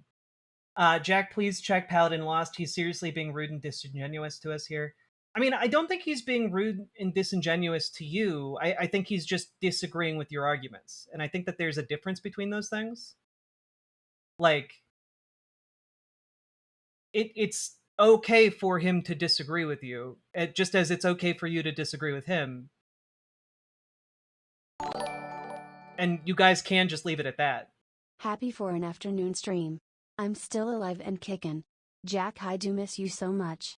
Appreciate that, Chris Huggins. Thank you for being a member for 25 months. Appreciate it. I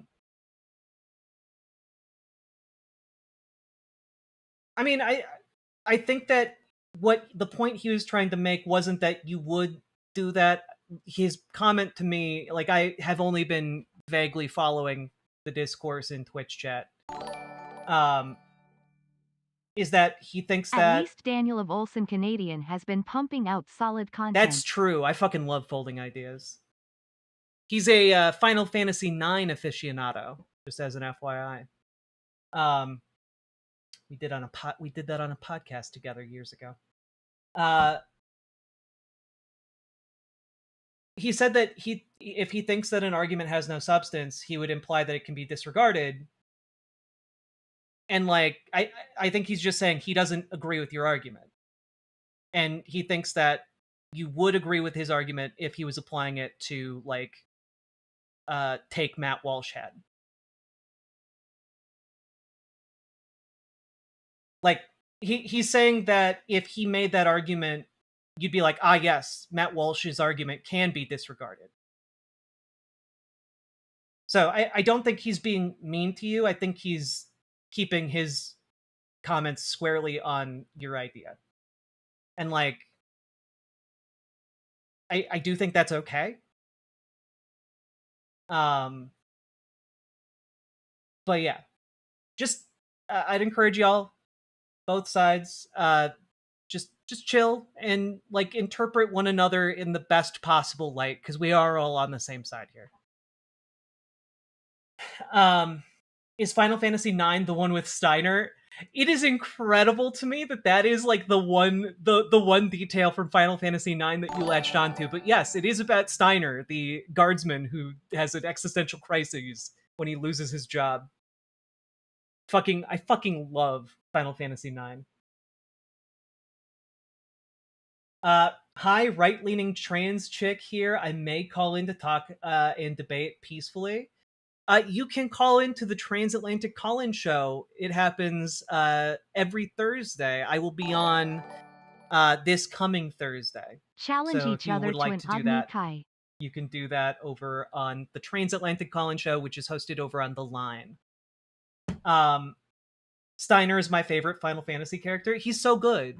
He's so good. He's such a good little being. He just wants to be the best man he can be and bag that baddie at work. And I think that's okay.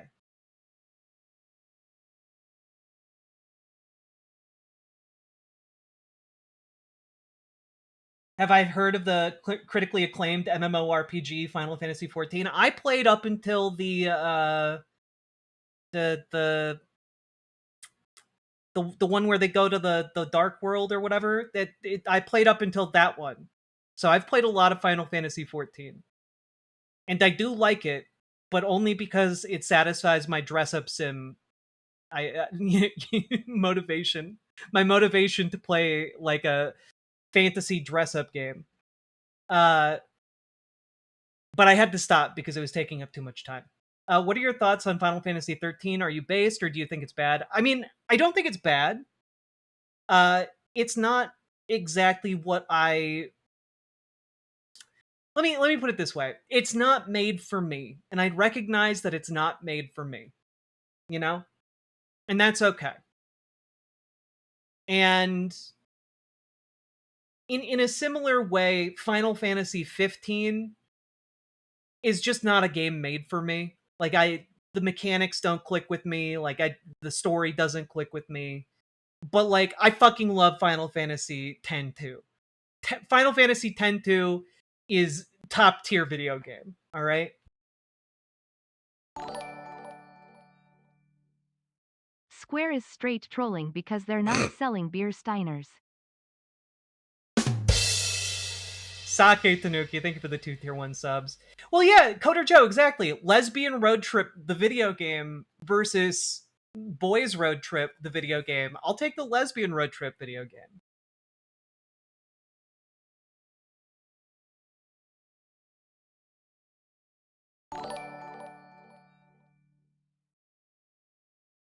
Which FF has the female lead that had that asterisk asterisk asterisk asterisk asterisk asterisk asterisk catsuit that gives every cosplayer camel toe? Also X2 is the best one. Fight with the wall if you disagree. I mean, you're gonna have to be more specific about the catsuit that gives cosplayers camel toe. Is that the next M. Night Shyamalan film? Like The Beach That Makes You Old?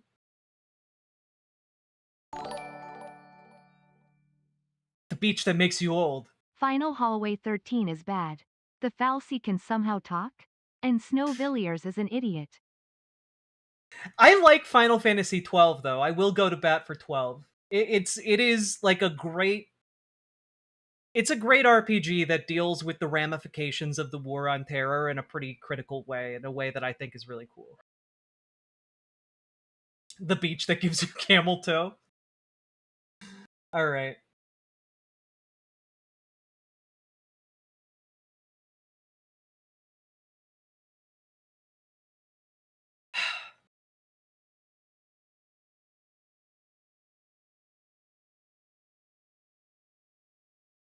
I did hear about Citizen Vigilante. I thought about covering the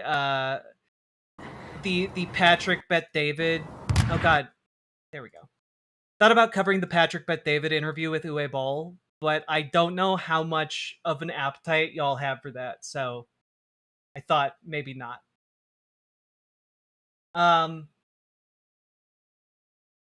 There's a Final Fantasy... Yeah, Final Fantasy X-2 is a kind of sequel to Final Fantasy X. And then there's Final Fantasy XI, which is an MMO. And then there's Final Fantasy XII.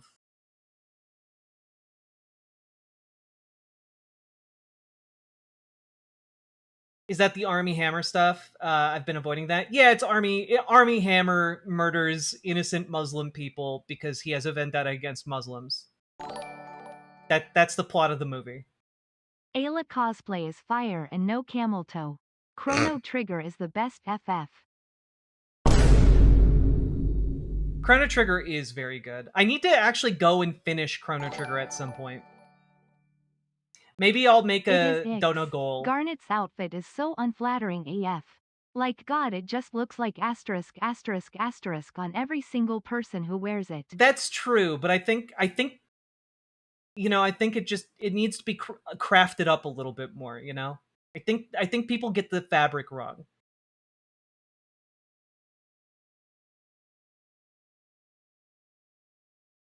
All right, y'all ready to jump into our next segment here? Oh God. All right. Yeah, let's do this. We believe. You know what? We'll just final bit of content on this particular topic. All right. Here we go, folks.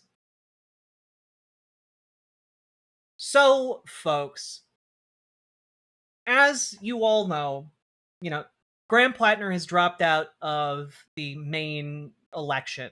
You know, he is on Monday going to remove himself, and the party will be able to then assemble like I believe 600 people from across the state of Maine in order to decide who his replacement is going to be. And this, of course, is all very messy. And I just have to say, a lot of people have done the right thing. And as these extremely credible rape allegations came out, said, yep, okay, this is the last straw. Time to say enough is enough when it comes to Graham Plattner, right? I saw a Zidane cosplayer once, but he just headbutted people at a con. Sake Tanuki, thank you for the 5 tier 1 subs. We were just talking about Final Fantasy cosplay before we transitioned into this topic. So, you know, live streaming is a weird thing that I do. And for those of you watching the VOD, there you have it. But there were some people who didn't really read the room and who are trying to reach for more nefarious readings of what is going on specifically with the Graham Plattner story. And I just felt compelled to call them out a little bit about this.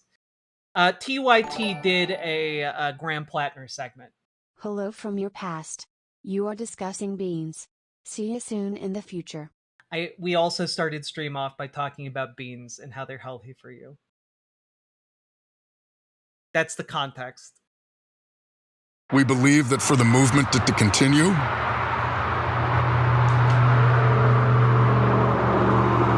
it can't be me. And for that reason,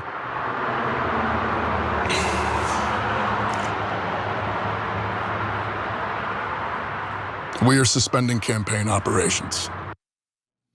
That was Graham Plattner suspending his campaign in Maine. But did he? Because there's a big question as to whether his name is going to stay on the ballot or not.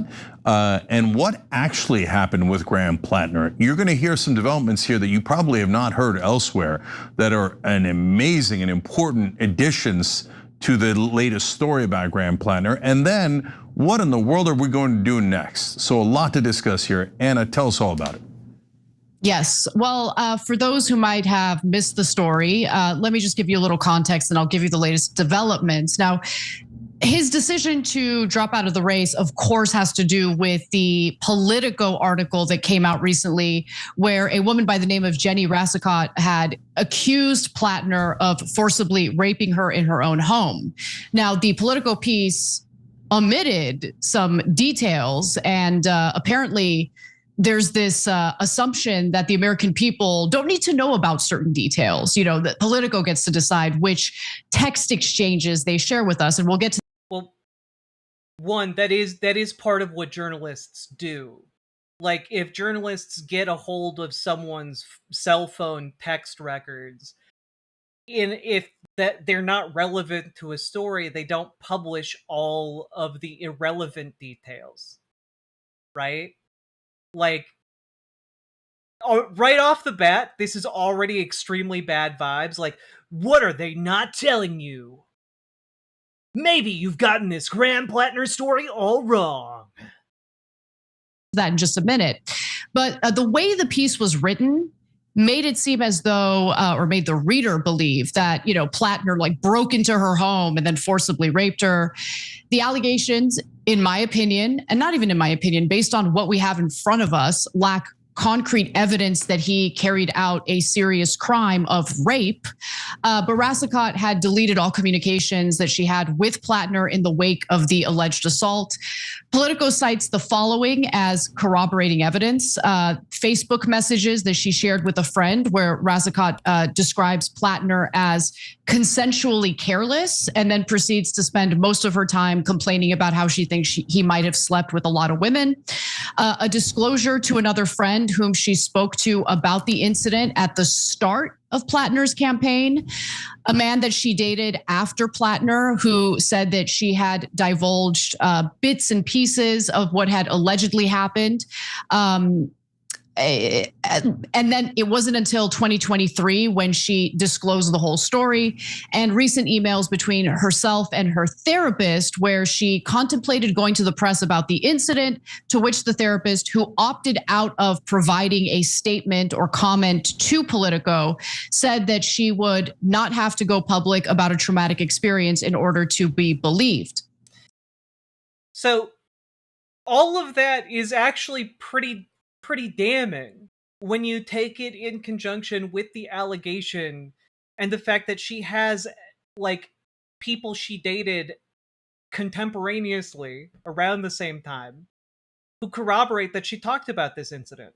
Like, this is like it is wild to be like putting this forward as if it doesn't corroborate this. Like, the therapist is obviously not going to talk to the press about it because that's their entire career hinges on like professional relationships with their clients. And like, to talk about that, to betray that oath, to betray that trust, is to shatter your entire business practice. And not only that, but what Politico did publish is damning. It is damning to a degree that is, like, everyone practically backed away from Graham Plattner. And to be saying, well, we just don't know the truth, and so, it's not, these allegations are relatively meaningless or, aren't to be believed, that's a bizarre take to have, Now, Rasicot was connected to Politico through a woman by the name of Cheyenne Hunt, and that's a 29-year-old attorney and former Plattner supporter who founded an organization known as Reckoning Action. It's a nonprofit that focuses on combating workplace misogyny.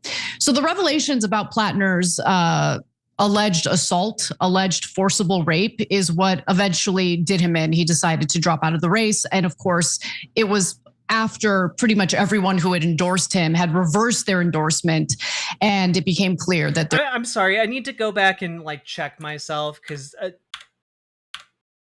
focuses on combating workplace misogyny. So the revelations about Plattner, I know I might be nitpicking here, but she said workplace misogyny weird. And that might be me nitpicking. Maybe she just had to like check the prompter or something. I don't know. But weird. Alleged assault, alleged forcible rape is what eventually did him in. He decided to drop out of the race. And of course, it was after pretty much everyone who had endorsed him had reversed their endorsement, and it became clear that there were growing calls for him to step aside. So I want to just quickly go into the What Anna Karensparian, am about to tell you is that you need to vote for him because she never accused him of telling her she was a birthing person. I don't know why, Sake, but your comment comes across as like Anna Karensparian is a character from the future trying to go back in time to warn her past self. Anna, I'm you from the future. You need to vote for Plattner in Maine. You need to move to Maine to vote for him because he will never call you a birthing person. I come from the birthing person wars of the 2050s. Heed my warning. Details that were omitted in Politico's reporting because the Politico piece had failed to report something that Rassicot had said to Jake Tapper, actually, in a subsequent interview. Now, she didn't get detailed about it, but Dropsite News caught it and decided to investigate it. So I'm going to go to what Ryan Grimm is, what he reported on X. Politico knew at the time of publication precisely what Jenny Rassicot texted to Graham Plattner, but deliberately omitted it from their article. Rassicot, according to the lead Politico reporter on the story, told Plattner she needed her glute massage. He told her that he was coming right over, and she responded by telling him not to do so. But he came over quickly to her home with the door unlocked, and he let himself in. And then now, I know, because I have an online presence, there are some people treating this as if it's like so she was asking for it, is kind of the way that some people have been taking this new info. But she's not. She told him not to come. She told him not to come over. This is not. And then he came over and came into her house despite her telling him not to come in, and then had sex with her against her will. That's rape. Just saying, oh man, my glutes are sore. I could really use my glute massaged. That isn't consent to be raped. So this is infuriating on that level because I've seen folks try to use this as information that oh no, see, Graham did nothing wrong. But that doesn't get him off the hook here at all. Who's this? Do not come. Do not come. I'm gonna come. That is. I mean, that's it, right? In a nutshell, that dynamic is what took place. Allegedly. And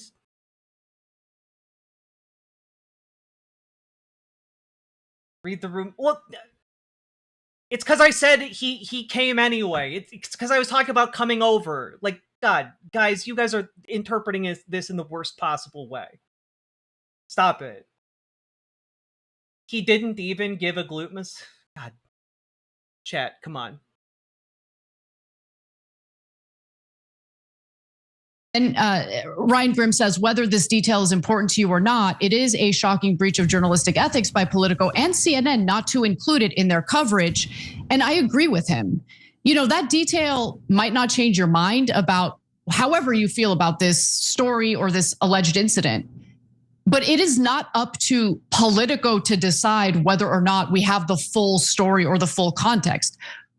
We deserve the full context, including what she had texted him prior to his decision to show up to her house.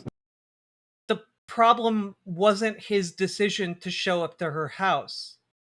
The problem was the rape. So this additional context doesn't have any bearing on the alleged rape.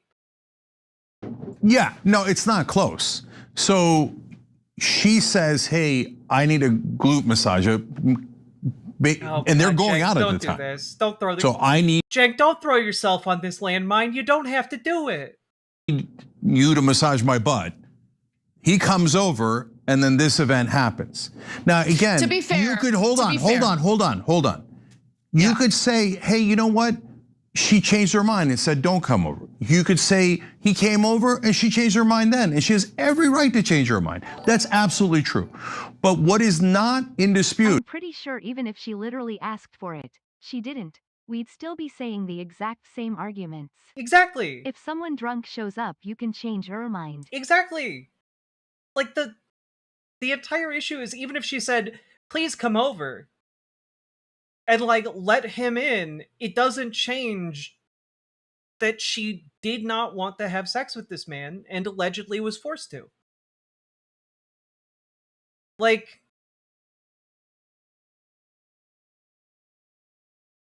I just... Is that Politico purposely hid that from you to make Plattner look more guilty. They did that on purpose. They had the text and they chose not to share that. It doesn't make him look more or less guilty. What the hell? Like, this is the reason I wanted to talk about this entire segment, right? Because I'm a bit older. I was around on the internet during Me Too. I remember the great feminism wars of the YouTube channels of the early, teens. But a key component of all of that was the idea that, like, there is this persistent element of rape culture that we have all been exposed to and all been taught as implicitly acceptable. And this is an exact example of this, where Cenk's like, it changes the entire dynamic. And it's like, but it doesn't, actually. Makes him look more or less guilty. No, because his guilt is not contingent on whether or not he came over.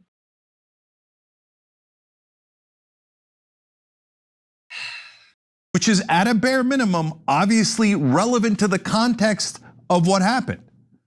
So this is what we've been telling you all along. Look, guys. Yeah, exactly, Leanne Scott.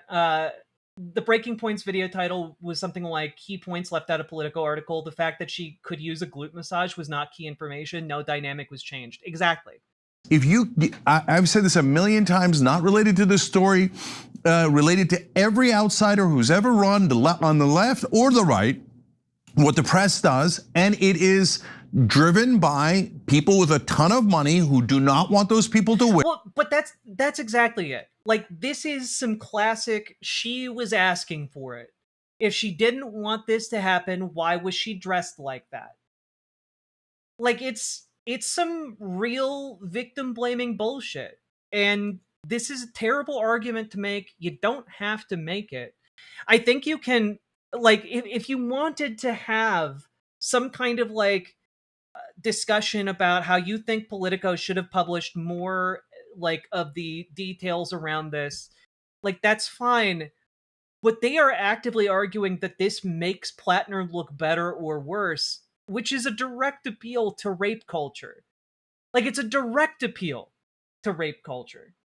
Like, how dare you not publish this incidental detail that would make it more acceptable if they had sex to the general public? That's weird. That's weird. That's deeply wrong to me. There is a significant portion of the left that needs to be right above all else, no matter how much suffering they cause in the process. I agree.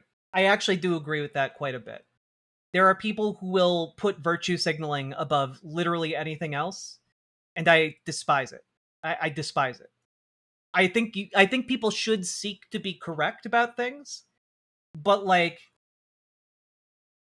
I think we need to be also both being correct and also doing correct. We got to be able to take action along those correct lines. Yeah, exactly. Unumato Child, thank you very much for the $2 super chat. You can talk about journalism without victim blaming. That's a much more succinct way to say what I was trying to say. Thank you. If you think that's conspiratorial, you literally know nothing about politics. It's called Oppo research. Everyone who works in politics knows it. The press never tells you that they get spoon-fed that Oppo research, and that it is almost always from the incredibly wealthy and powerful PACs and lobbies. And it is almost always against outsiders, almost never against insiders. And so in this case, Matt Stoller, which we'll get back to in a second, listed. God. Like, it's really awful, you know? It's so distasteful on top of this, but also just like, you don't have to run defense for this guy. Like, you don't have to, whatever niche you are trying to carve out for yourselves here, you don't have to. Like, this is what I'm trying to say is that this is a very deliberate choice. This is a very deliberate choice for them to make in their coverage. Ironically, Jimmy Dore would be right at home on TYT now. I mean, that's true. Yeah. The top donors for the main Democrats, and it is filled with people who are in favor of corporate PACs and especially, of course, AIPAC. But Politico doesn't tell you that either. They don't tell you where they got the Oppo research. They don't tell you why they're hiding critical facts about the case. And neither did any of the other outlets that have attacked. Except that in this particular case, I don't think that this is the result of Oppo research. I think this is the result of good journalism. And specifically, I think that because we have the trajectory of what made this story happen, which is the New York Times did their interviews with Graham Plattner's ex-girlfriends and published their findings. Jenny Rassicot was someone who was, or Rassico, I've been hearing different ways of pronouncing it, was in that roundup of exes. She declined to elaborate on a specific incident. Politico got her to elaborate on it. It's not a huge conspiracy here. Right? Jank, I'm announcing that TYT and Tucker Carlson are teaming up to fight the establishment rape accusations. I mean, wait, have they actually announced that they're teaming up with Tucker Carlson? Because I can genuinely see them trying to do that. Attacked. And so why did they call every girlfriend Graham Plattner has ever had? That was the New York Times. But they called every girlfriend Adam Schiff has ever had?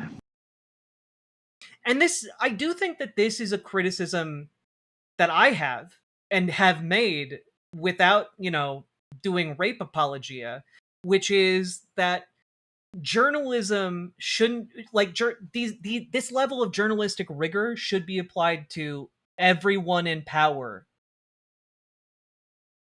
Because there are a lot of open secrets in DC about people behaving badly, about possible crimes being committed. And a lot of it gets paved over. And a lot of it is an open secret to the press, and the press just doesn't report on it. And so all I'm saying here is that there should be equal levels of investigation into establishment figures on the left and the right, as well as progressive figures that are coming up. It shouldn't be that difficult to do without doing rape apologia, but here's TYT attaching the rape apologia for discernibly no reason. Or Marco Rubio or Ted Cruz? No, those are good boys and girls. They serve the powerful, they serve the donor class, so they are not to be touched. But if you got someone who will not serve the donor class, then the objective reporters go and try to destroy them on behalf of the rich and powerful. And as you can see from the Politico piece, they don't mind lying to you. They don't mind shredding their so-called journalistic practices, which amazingly Mika Brzezinski did a great job of explaining when the Politico reporter was on Morning Joe the other day, and we showed that to you. So they're liars. They don't have any principles. They're not journalists. Their job is to destroy any outsider that would challenge power.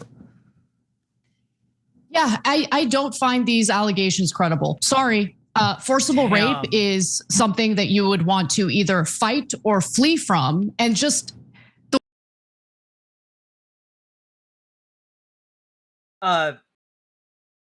in her allegation, she did flee. She went to her bedroom, and he followed her. That's in the allegation. This is truly disgusting.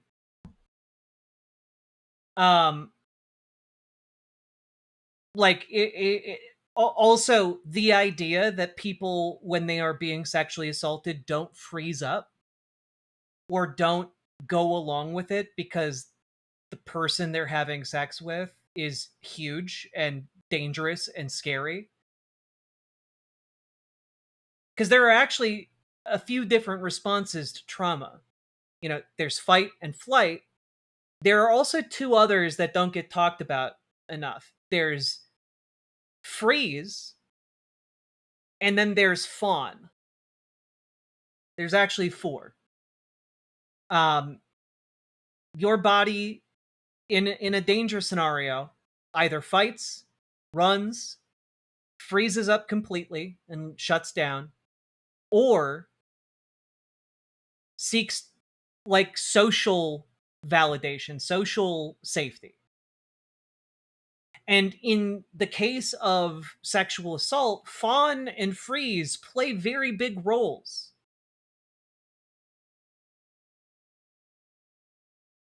Right? And so, in a circumstance where, you know, you've got a stereotypically big man and a stereotypically small woman, there are a lot of cases where women, once they have been engaged intimately, I'm saying this weirdly sterilely, they go along with it because that seems to be the safest option available. Under Anna Karen's-Parian logic, all boundary and consent violations during bondage aren't valid. Well, I mean, in this particular circumstance, I don't even know that she's recognizing that consent plays a role at all. Or if she's alleging that this is a elaborate conspiracy that this woman is just making up. So yeah. Freeze or appease is another way of like talking about that reaction. Yeah.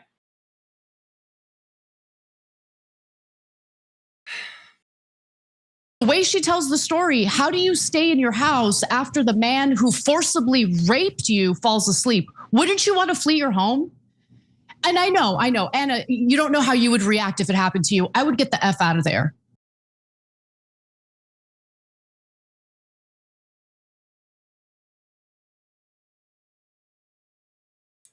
That's great that you would do that. But like, I think that there are a lot of people out there, when they think about hypotheticals around sexual assault, they think about it in the same terms of like a 10-year-old imagining a Power Rangers like battle with ninjas, you know, where they're just like, and then I would go pow pow ha ha ha ha, and then I'd be okay. And it's just like, that's but that's not how real life works, right? And we know from the countless people who've experienced sexual assault that that is not the uniform way that people there isn't a uniform way that people deal with it. And in real life, human relationships are complicated, they're messy, and also, and I think that this is something that we all have to grapple with, sexual assault is very weirdly normalized in our society. It's not until relatively recently that spousal rape was even recognized as being a thing. It's not until very recently, you know, relatively, that women had individual agency in America as recognized by law. And so when we're talking about all of this, like this argument that like, well, why didn't she flee her home? Well, it's her home. And also, one of the worst things you can possibly imagine just happened to her. And like, she probably wants to stay someplace that is safe and familiar. And also knows that what's she gonna do? Like, what is she gonna do? Report it to the police?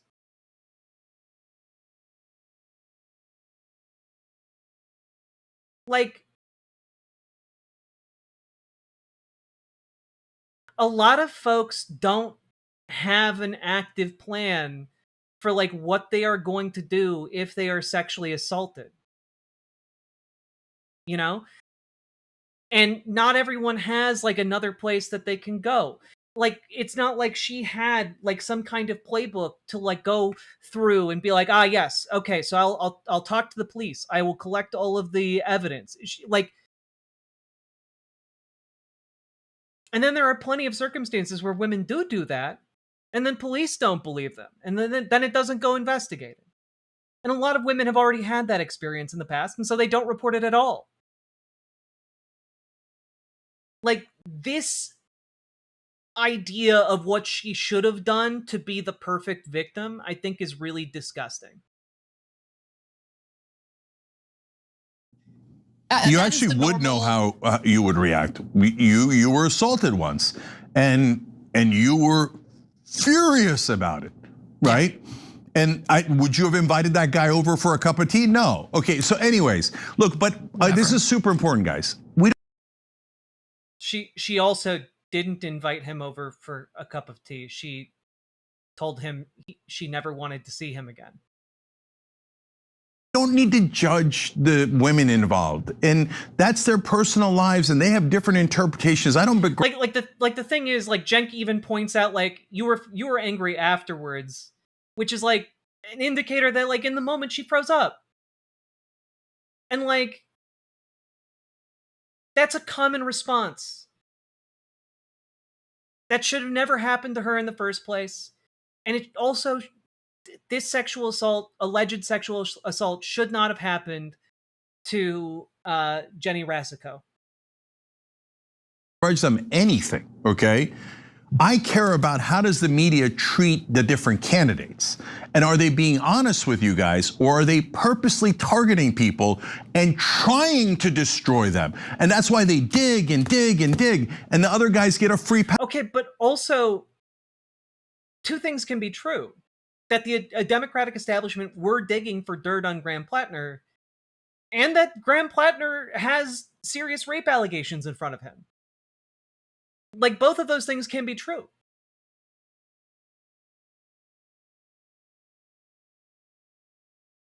What have they uncovered about Susan Collins? Nothing, right? Well, that's not true. They just uncovered that she's been taking tens of thousands of dollars from lobbyists to go on trips and not reporting it. Like, this is the thing, right? Like, a lot of people are doing good reporting on Susan Collins. It just doesn't get picked up into the mainstream. It doesn't get turned into a national story. And also, like, it might also be that Susan Collins doesn't have any outstanding rape allegations against her. But it does mean, I think, that we should be digging into more of the history of elected officials. This seems like a weird stance to take. It's as if he's saying, well, we should do it less to everybody. And I don't think that's what he's arguing. But the way that this entire argument is framed around, like, oh, they were lying to make him look more guilty, it taints the entire point he's trying to make. Why? Because no one's trying to uncover anything about Susan Collins. They're not targeting her. They only target one side. And by the way, if he's replaced by a corporate Democrat, which is what we'll move on to next, they won't target that person either. They only target outsiders who will not serve power. Yeah. Okay. So let's get to some more details. So Plattner maintains that the allegations are false. He says that he's totally innocent and that there was no non-consensual sexual activity. Now, he had won a decisive victory earlier with the primary against Collins. So Plattner, who has... So is the rest of this just going to be about, like, how are they going to proceed? Because the additional details that they reported are she previously talked about wanting a glute massage or needing a glute massage, and then told him not to come over, and he showed up anyway, and then allegedly assaulted her. And it's just like, that was it.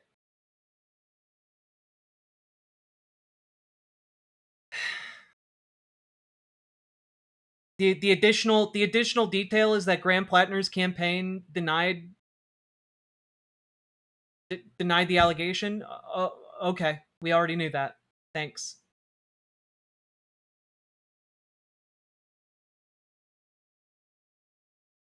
God. It was uncovered that Susan Collins had a relationship with a man who was married and his wife had cancer. What?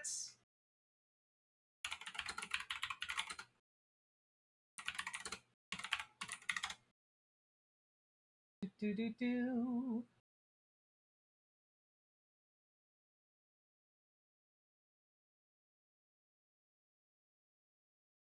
Oh, she got married to a DC lobbyist named Thomas Daffron, whose wife was dying of cancer.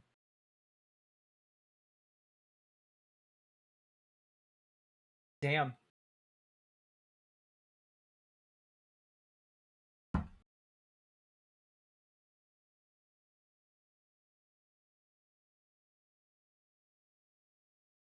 Jesus, that's fucked. Well, and that's the thing. It's just that the issue is conservatives do not give a shit about that kind of behavior. Conservatives don't care about political corruption. They do not care about sexual impropriety. They do not care about, honestly, they don't even care about allegations that their candidates slept with children. I can't be the only one who still remembers Roy Moore, the man that they almost elected a governor, who was literally banned from malls in his area because he kept trying to pick up teenage girls. And he almost fucking won.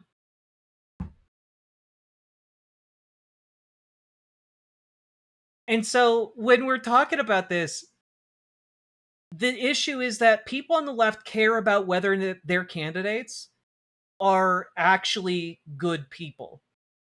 People on the right do not give a shit about that.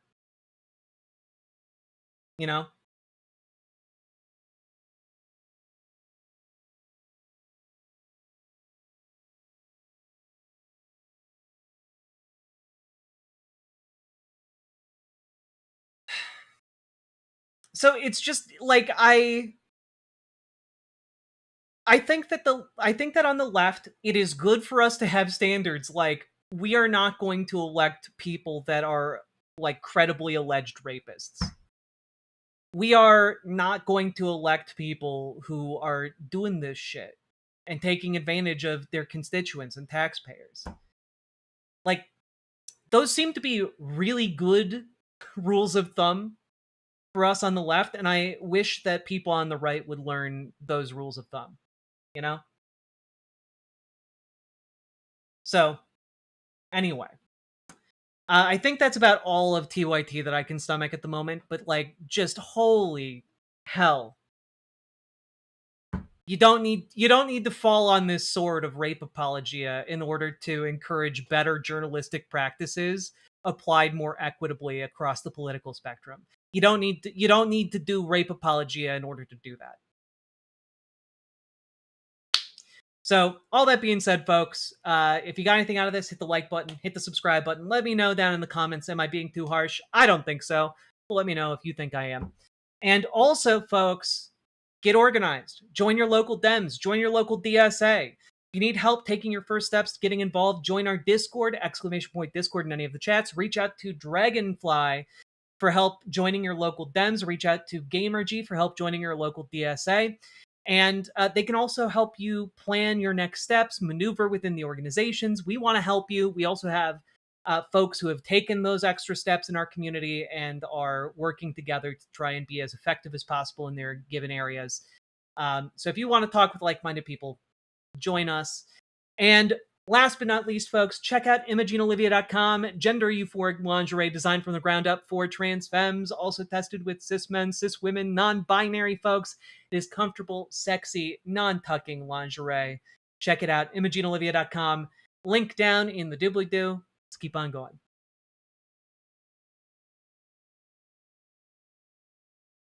Poof. We did it, folks.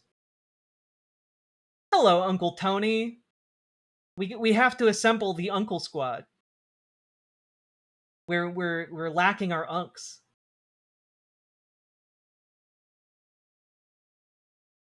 I demand the pasta? What pasta? Who do I reach out to join my local GOP for poor organizing habits?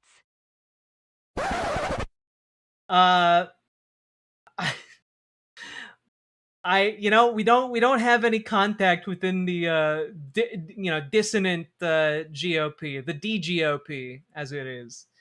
But maybe we should work on that. Maybe we should work to facilitate a bunch of conservatives who are trained wrong as a joke.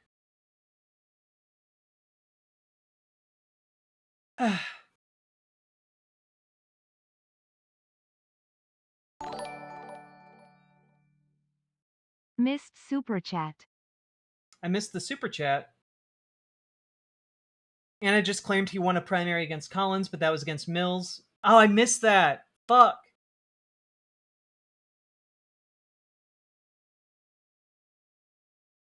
God damn. Missed super chat?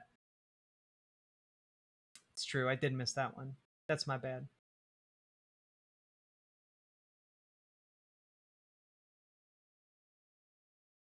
Trauma is never cinematic, and neither is recovery. True, E-worldly. True.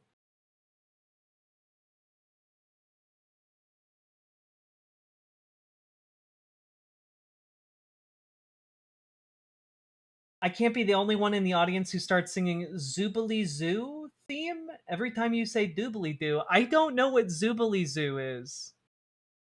Or Zoo Bally Zoo.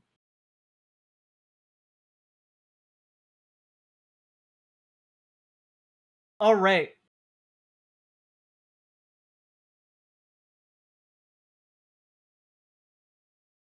Zubisu?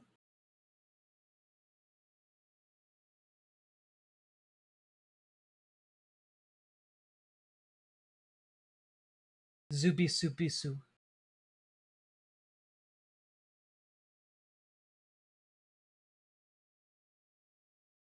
All right, folks. If trauma is never cinematic, explain Shyamalan's The Last Airbender or The Room. I would rather someone explain to me, was it called, fuck. Like, was it called The Stay Over? Does anyone remember the M. Night Shyamalan movie about it was like a found footage movie about kids who go to stay at grandma and grandpa's house? Did any of you guys see that? It was like when Shyamalan was trying to like stage a bit of a comeback.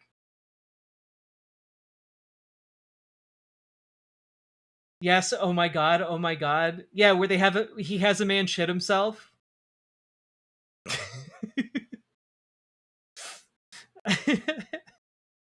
The Visit, yeah. That movie was really fucking silly. And that was some cinematic trauma right there. Is that the one where the grandma is fake? Yeah, it's the one where it's a fake grandma and grandpa.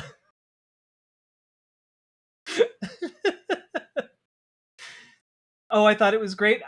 Look, it is great. It's just a great time. I wouldn't say it's a great horror movie. I would say it's a fun movie. I remember the kid gets a dirty diaper on his face or something. It is truly a movie-ass movie.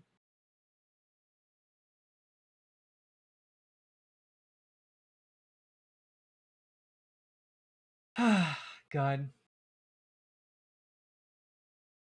The Happening is also funny. It's true. The Happening is very funny. What? No.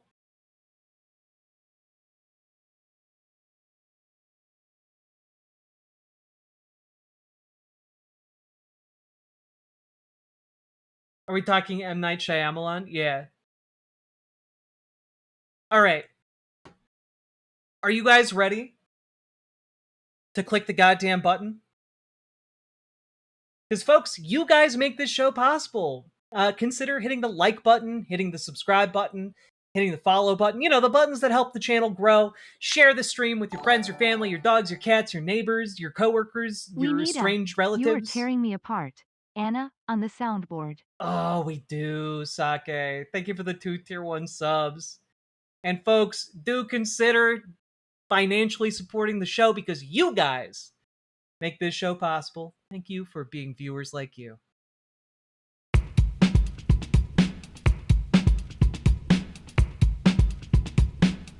Go, go, go. Click the button, click the button, click the button, click the goddamn button, click the button, click the button, click the button, click the goddamn button, click the button, click the button, click the button, click the goddamn button, click the button, click the button, click the button. Was that a room reference? Yes. Click the button, click the button, click the button, click the goddamn button, click the button, click the button, click the button, click the goddamn button, click the button, click the button, click the button, click the goddamn button, click the button, click the button, click the button, click the goddamn button, click button, click button, click button, click button, click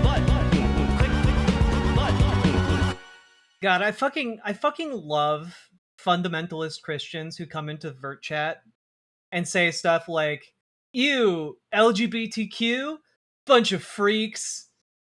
Jesus told us to flee sin." Well, yeah, Jesus also told you that if your eyes and ears cause you to sin, you should blind and deafen yourself. Don't see you guys out there doing that. I also heard he said something about sell all of your possessions and follow me. I don't see you guys doing that either. God. Anna Karensparian stars in The Womb.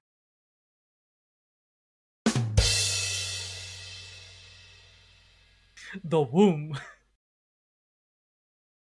You're tearing me apart, Weezer.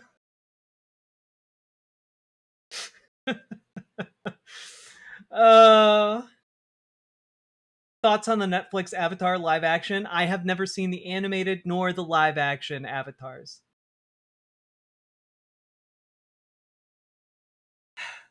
The Womb.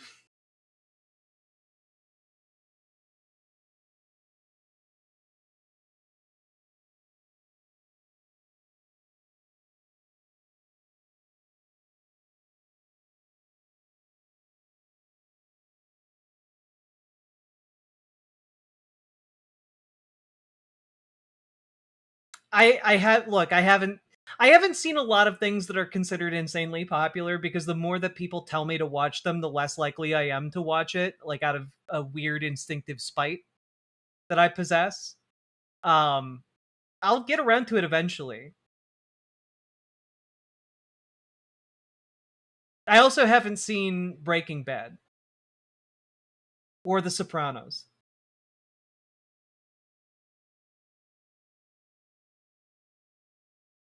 ADHD? Maybe. I don't know what you're talking about. I don't have a problem. I can fall asleep after drinking 2 of these. Have I seen Pluribus, though? No. I also just haven't had a lot of time to watch things. Alright.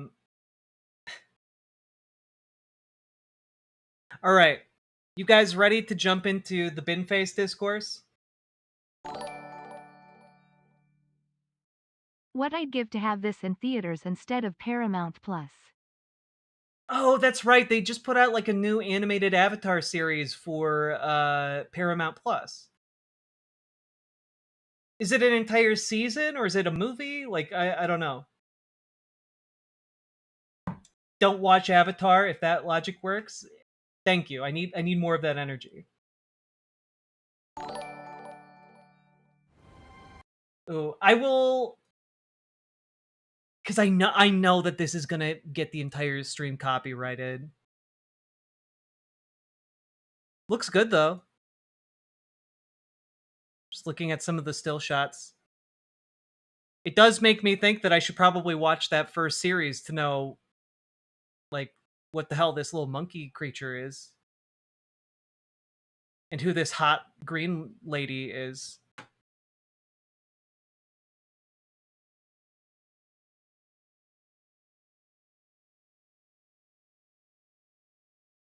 Hot green lady. All right. It's time to talk about everyone's favorite intergalactic superhero. All right.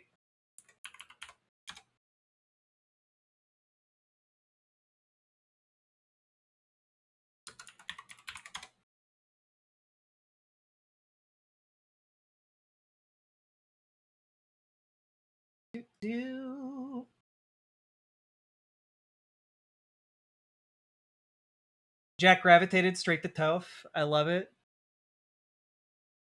She's clearly the hottest one.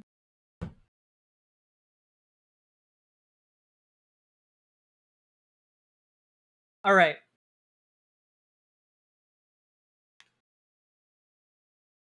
What are your thoughts on the new Pentagon UFOs videos? I literally I have none other than aliens aren't here, and none of the footage that they have shown proves it.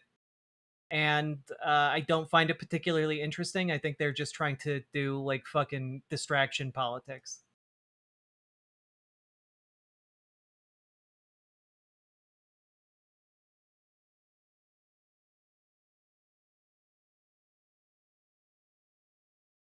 In the OG show, the Green Lady is a literal child. Well, yeah, but this isn't the screenshot of the OG show. This is a screenshot of like the new show where she's an adult lady.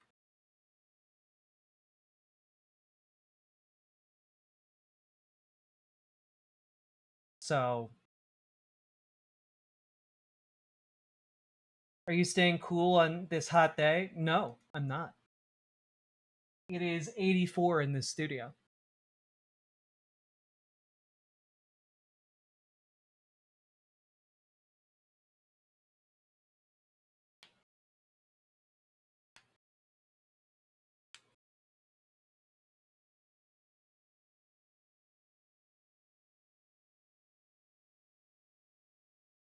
Do.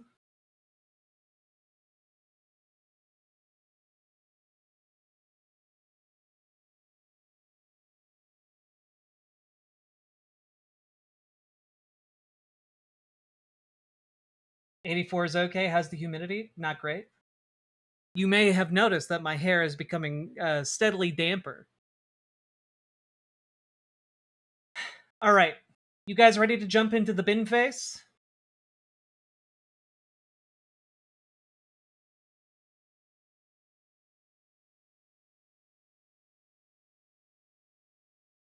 I personally refuse to sexualize anyone who was once a child.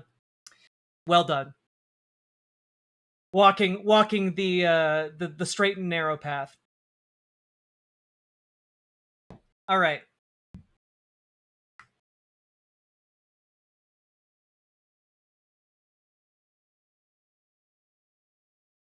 Enter the bin. Okay. Cool.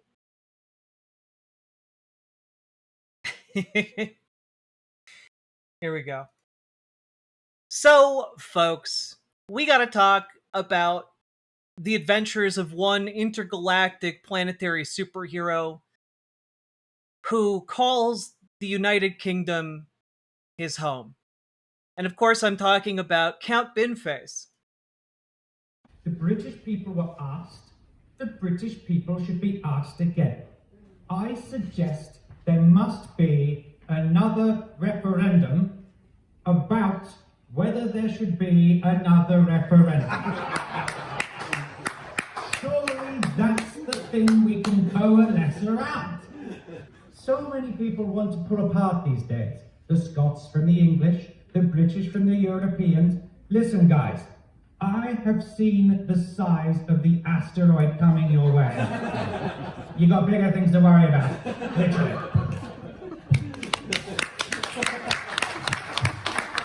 Did anybody discuss the Irish border during the 2016 referendum? Not at all. And now we see it is the biggest sticking point. I would say this: any checks on the Irish border should be allowed to stay and live there. What have they done wrong? Nothing. Let them stay. So this guy's been around for a while. That video you just saw was from 6 years ago. And in 2021, he ran to be the mayor of London. And, you know, I had initially prepped this segment weeks ago because there had been some pretty disgusting news coming out of the UK about their dropping of children who were already on HRT and puberty blockers.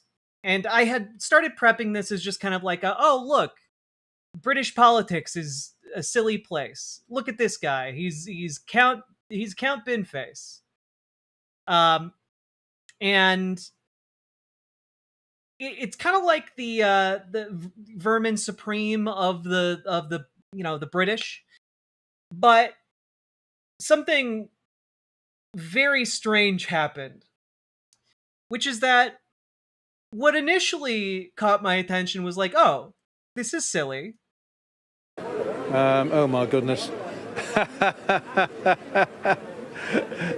A man with a bin on his head. This is from this year. And it's not the Tory candidate. Looks like something out of Star Wars. Yeah. Also, Count Binface has upped the production value on his costume year over year, like Dwight Schrute, Recyclon. Okay. Anyway, I better. To talk to him. No, I'm going to hand you back to. I'm going to. Oh, right. Okay. You want to talk to me? Yeah, go on then. Go on then. Right. Back to the nation. Who are you? My name. What kind of journalist is this? You don't know? Have a look. I've got my list here. It's not Burnham. No, I realise that. Oh, you're Count Binface, yeah? There you go. You did go to journalism school. Excellent. Yes, I. A long time ago. I beg your pardon? I said a long time ago. Yeah. Oh well, I wouldn't have known. Why are you standing in this election? Just a stunt? It's A, because it's happening. B, I was at a loose end. C, because I believe elected mayors should serve out their terms before they're eligible to stand for Parliament. Oh, you've made a sensible serious political point there. Well, no, you're supposed to be impartial, mate. So let me carry on. I'm going to rephrase the traffic lights on Liverpool Road. I'll price cap Wigan kebabs at £2. I'll make cyclists who disobey the highway code have to ride unicycles instead. And I will turn HS2 into FFS1 and reroute it. Not going to swear, are you? No, I'm perfect. Although we are past the watershed, but don't worry, I'm a No, we don't want you swearing, please. I promise I won't. I'm a good boy. And no, but I'm going to reroute it through rail executives' homes. I'm going to build at least one affordable house. I mean, I could go on. What's Andy said he's going to do? Oh, he said lots he's going to do, and he changes his mind from time to time. But anyway, are you going to save your deposit? Probably not. No, in a word. But if I could beat the Tories or the Lib Dems, that would be quite funny. Yeah, I suppose they wouldn't find it very funny, though, would they? How many votes do you think you're going to get? Well, I'd be happy with one. Do you live in the constituency? I do tonight. Well, it sounds as though you don't. What, do you? No, of course not. I don't live here, no. So why should I? Well, a lot of candidates like to boast that they're local. You're obviously not too concerned about that. Well, I'm looking at the putative Prime Minister, Nigel Farage. He spends more time in America than in Clacton. So why should... You don't think Mr. Burnham's the putative Prime Minister, then?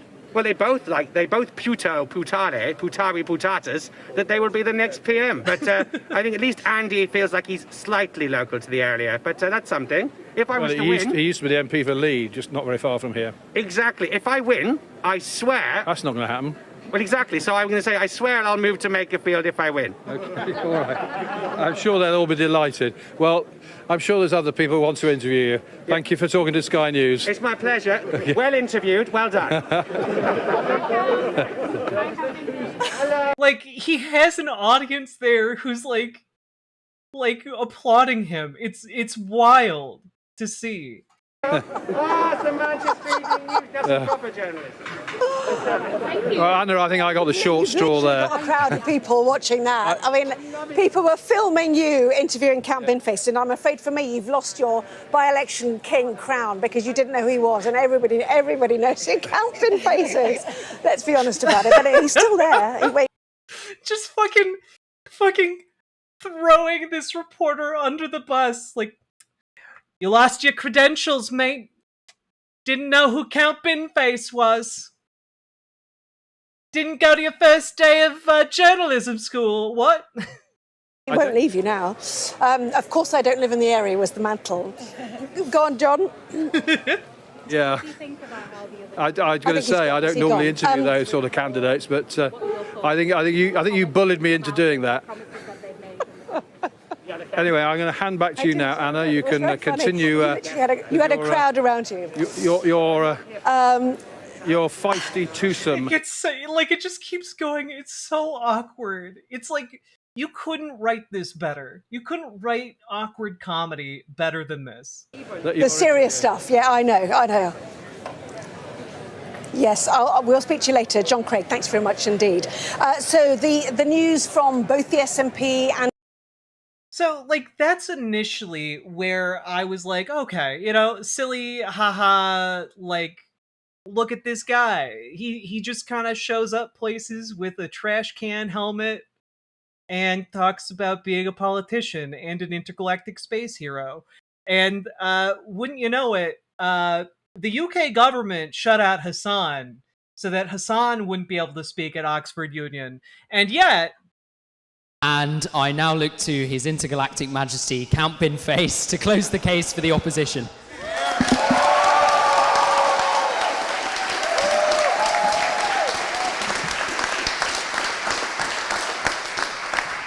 Thank you, Louis. Thank you, everyone. So, to fake it till you make it, I am Count Binface, intergalactic space warrior, leader of the Recyclons, aka a fucking bin. Oh shit, he's the leader of the Recyclons? I'm sorry, is he like an extension of the Dwight Schrute joke? Unbelievable. And I have naturally been chosen to oppose this motion. Goes without saying. But before I start, I thought I should just do a little bit of housekeeping first, just to show you how important it is that I'm keeping it real. I'm the only one of tonight's speakers who is not using notes. Why? One, because there's zero visibility in this thing and I can't say a fucking word. But two, because I believe in this cause so strongly, and I'm sure you will soon too. Anyway, let's talk about the speech then. So, to fake it till you make it, let's go. So, Brexit. Thank you very much. You probably want a bit more than that, but you know what? I don't actually need to say any more, because that word on its own sums up what has happened to you guys. Fakery has completely screwed your generation. Fakery by liars who knew they were lying, who put their lies on red buses, 350 million lies a week, and it was bought by a bunch of people who are now statistically dead.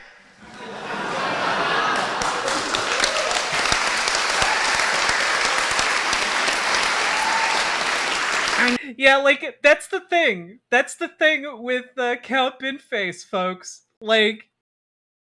Dude comes across as a fucking joke, and he knows it, and he is, but then will just occasionally just spit straight fire.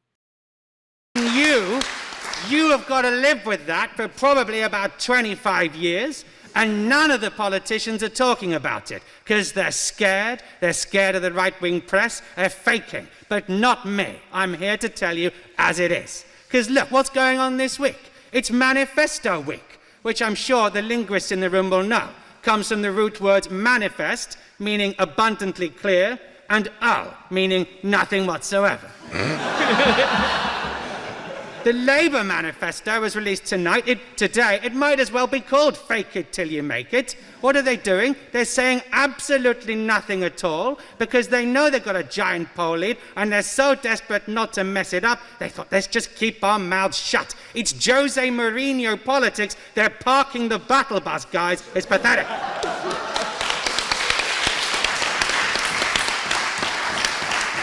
But way worse than that are the Tories. If the Labour manifesto is fake it till you make it, the Tory one is underfunded till you break it. 14 years they've been up to that. But okay, I mean, there's always the Lib Dem manifesto, which is, Ed Davies on a roller coaster. Relatively speaking, quite wise. But the point is, with me, Binface, you get real politics. What do I mean? Yes, I'm an intergalactic space warrior, but I tell it as it is. Because I tell you what, I am also a 3-time candidate for general elections against incumbent British Prime Ministers. And I am a 2-time candidate for London Mayor, and I just thrashed by 4,000 votes the fascist of Britain First, which proves...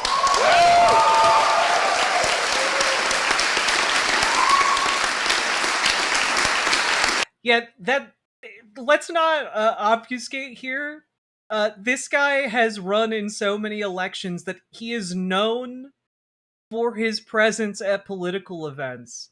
And he's currently has the entire Oxford Union, like college folks, clapping and hooting and hollering for him.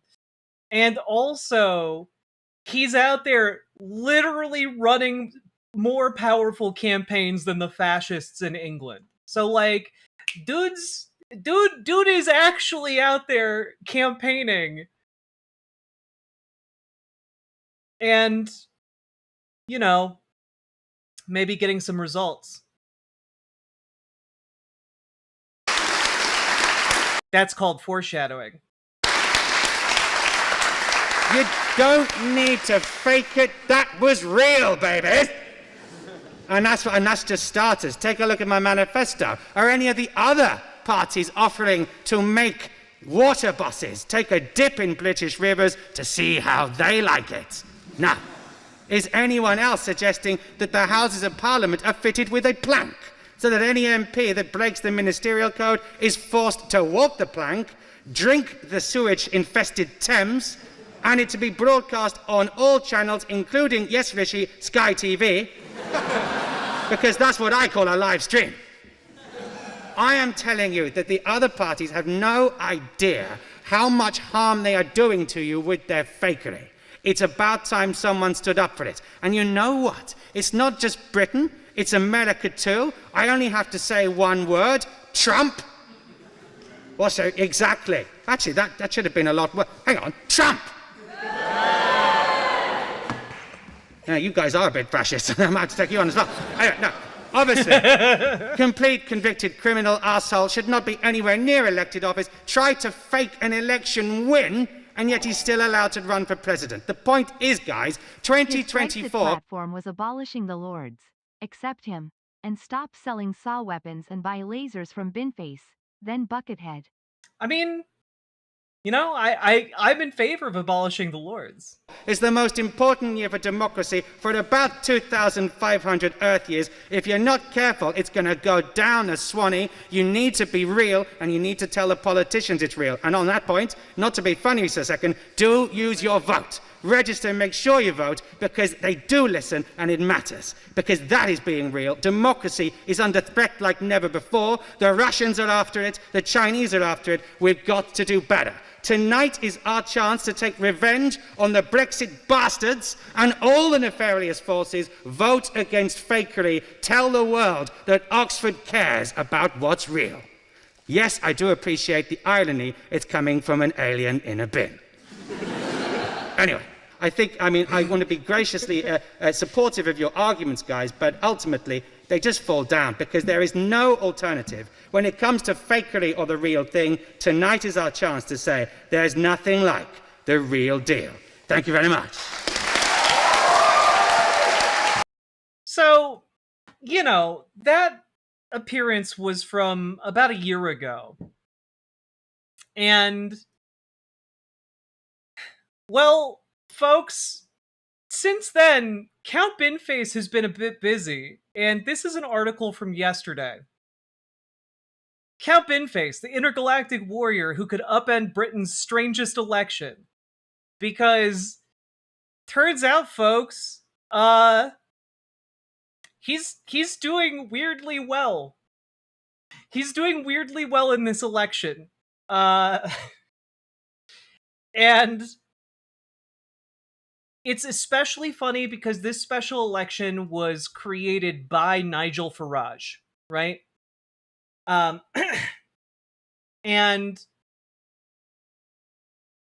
it is in the Clacton-on-Sea constituency. And so there's this special election going.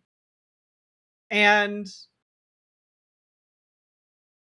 it is instead now a battle between Nigel Farage and Count Binface. I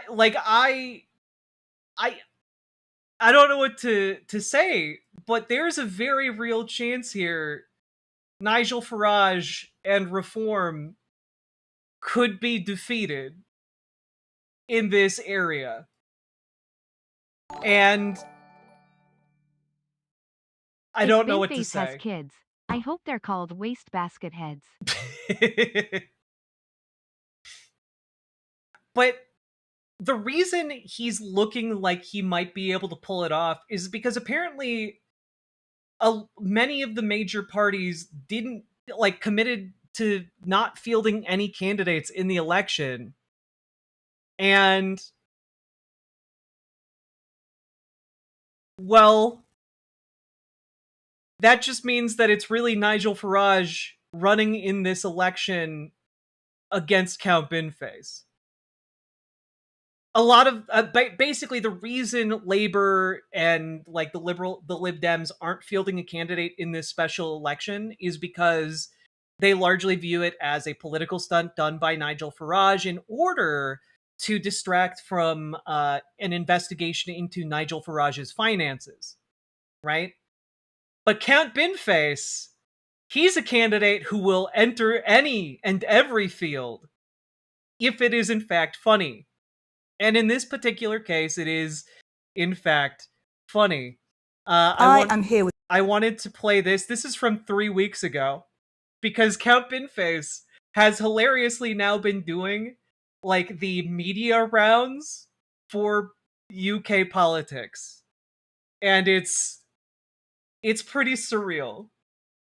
Count Binface of the Count Binface Party, who is standing in the Makerfield by-election this week. Hello, Count Binface. Hello, Meg, and hello, Daily Star readers, and indeed viewers in the multimedia age. It's a pleasure to be here. It's a pleasure to meet you. Shining armor, Lord Buckethead. Indeed.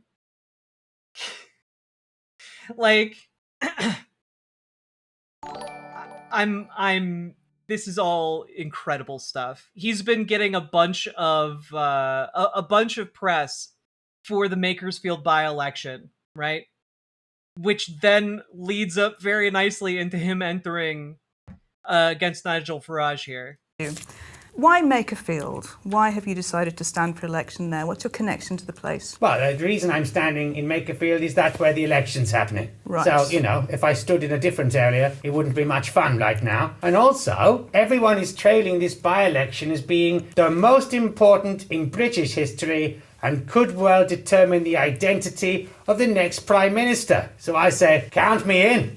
I'm having a bit of that. I'm supposed to be the exotic novelty candidate, and I'm sitting here, and genuinely, if the British public were asked who would they rather have as their Prime Minister, Keir Starmer or Count Binface, it's going to be a unanimous victory for Binface. Run that poll, I say. So, you are from the planet Sigma 9, are you not? How does that compare to Megafield? I mean, the gravity's different for starters. You know, we have to be sort of weighed down on the ground, whereas some people in Makerfield have had enough pies in buns that is not a problem. But now, to be very clear, in the Makerfield by-election, he got 95 votes, approximately 0.2% of the vote, which is not that much of the vote.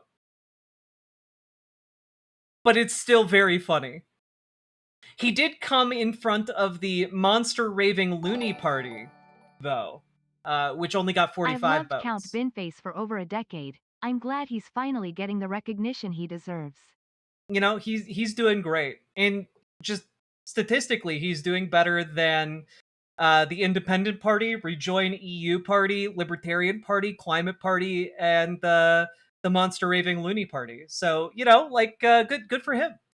In terms of the wonderful geography of the place, I would say they are equally beautiful. And I'm not just saying that because I'm trying to garner votes between now and Thursday. Not a bit of it. I love every single part of Makerfield, from the Three Sisters racing circuit to Hindley Centre to Ashton in Makerfield and the Liverpool Road, which, as you know from my manifesto, I will rephase the traffic lights on to ease congestion, because that's the only blight on the landscape. I don't think anybody could argue with that. They can't. Turning back to your manifesto, Yes. You've said that you will cut my taxes and raise everyone else's. How much tax can I expect to pay? Yeah, well, let me just clarify that. I will cut your taxes and raise everyone else's. Make that absolutely clear. They're not just yours, Meg. It's for everybody. This is a blanket thing. I will cut your taxes I'm so glad and we raise... went from a straight election in Bakersfield to a by-election in Bakersfield.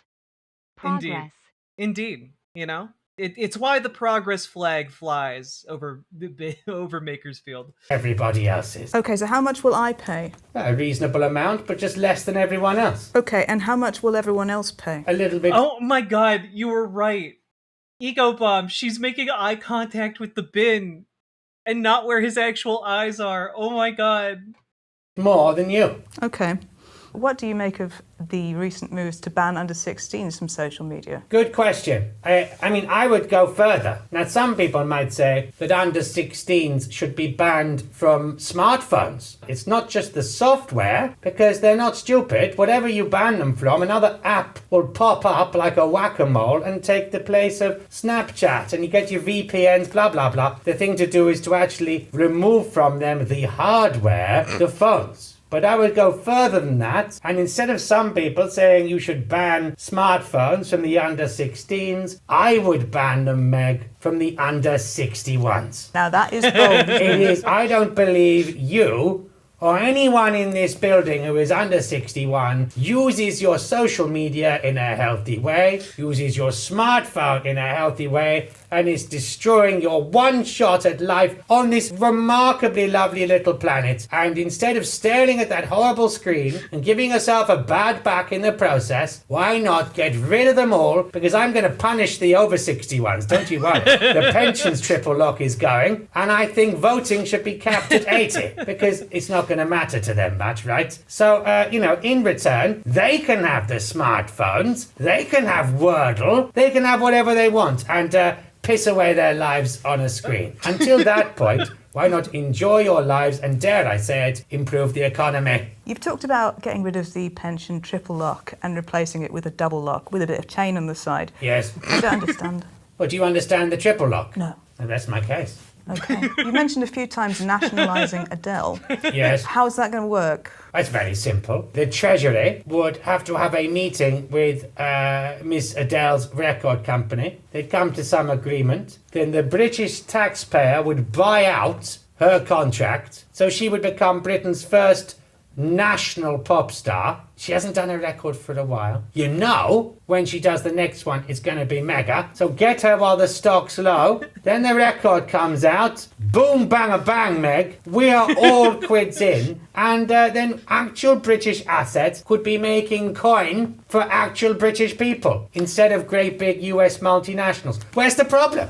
Where's the problem with that? I don't get it. Have you spoken to Adele at all?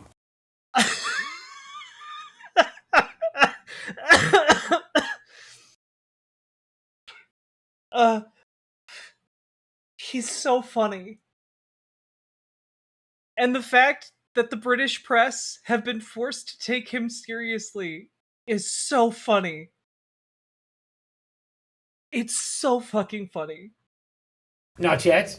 Okay, let's move on, shall we? Yes, I think we should. So you've talked a bit about getting the trains to have working Wi-Fi and also just to work. Yes. How do you propose to do that, seeing as so many other people have tried to do that and it just seems to be a curse? Yeah, but that's a really good question. I would hire electronics experts who know an iota of knowledge about Wi-Fi networks, which is more than the train companies have done so far. They very cleverly got as far as allowing humans to click on the Wi-Fi and say, yes, I would like Wi-Fi, but not going so far as to then actually supply the Wi-Fi. So I just think we just need some humans of moderate intelligence to go that next step and provide some, shall I say it, Wi-Fi. That would be nice. It would be nice. It would be nice as well that when you get... He's winning her over, chat.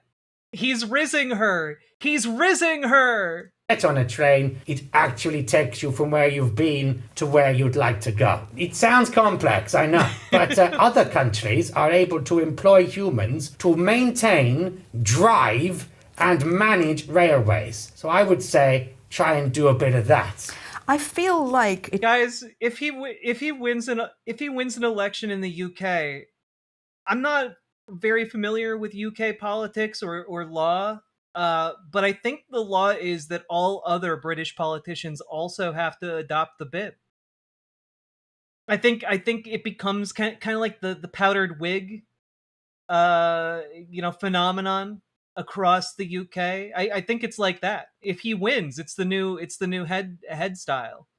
Just doesn't seem realistic. I don't think that's too much to ask. You might disagree. Let's let the voters decide. Now, there was something that you wanted me to ask you about, and I don't know whether I have yet. No, you haven't. I haven't. What would you like me to ask you about, Count Binface? It's in my manifesto, Meg. Simply put, why is it Count Binface? I'm asking my own questions here. I will ask it again if you like. No, I don't mind asking it myself. Why, Count Binface, in your manifesto, you pledge to move the hand dryer in the Crown and Treaty pub Uxbridge to a more sensible position? Where would you like to put it? Slightly further away from the urinal.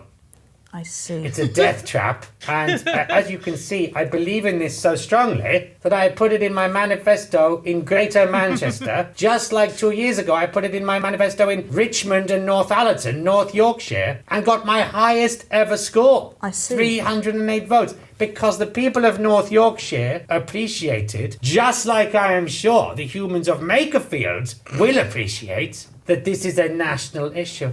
I am trying to improve the geographical spacing. Imagine hearing the Right Honourable Binface in the House of Commons law. Do they have to use his lordly title of Count Binface?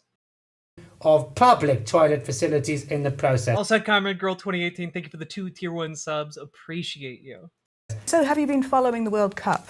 I have. Very much so, because, I operate on every time zone, so it doesn't bother me in the same way that it must be bothering you humans. Particularly, I'm dismayed by the fact that not only are the matches on late at night for British humans, but that they are adding these hydration breaks, even when it's not hot, which are clearly surreptitious advert breaks for the Americans, to make the matches even longer for poor British viewers. So I would firstly do away with those, unless it's 35 degrees centigrade. Otherwise, they can just carry little bottles with them. Or maybe those tourist hats with little sucky straws. It's still the World Cup.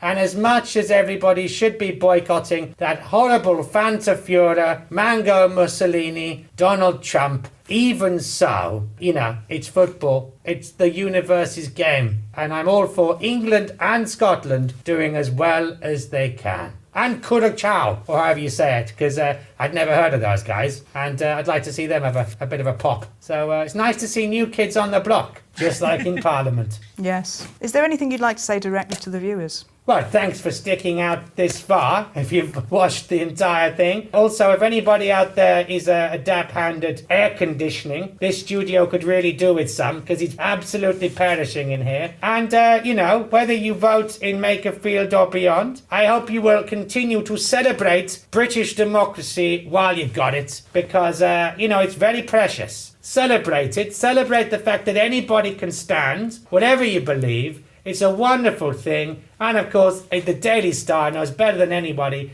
Isn't it wonderful as British humans and aliens that you have the right to take the piss? I love him. And unironically better than 90% of US elected officials. Until you understand his horrible past doing intergalactic genocides. But if you ignore that, he's a pretty swell dude. I kid. I have no insider knowledge or insider political knowledge of Count Binface participating in any intergalactic genocides, or sitting by silently while allowing them to transpire. But folks, we do have to take a look at something here. This is from July 12th. Somehow. It's a different time in the UK. Britain's back Count Binface in new Clacton by-election poll amid reform donations row.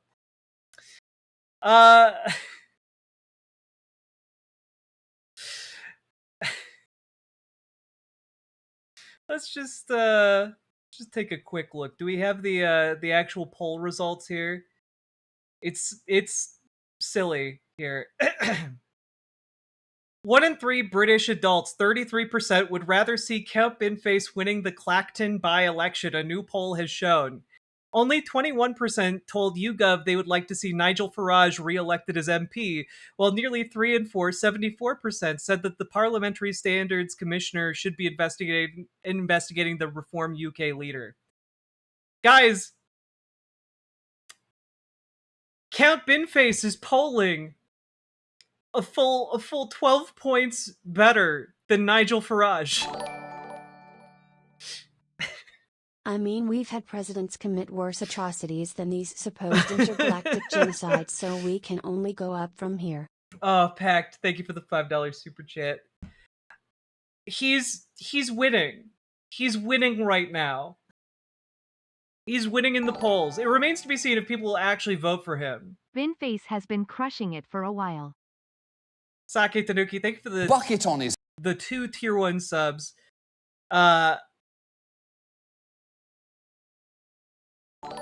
I think this is the same.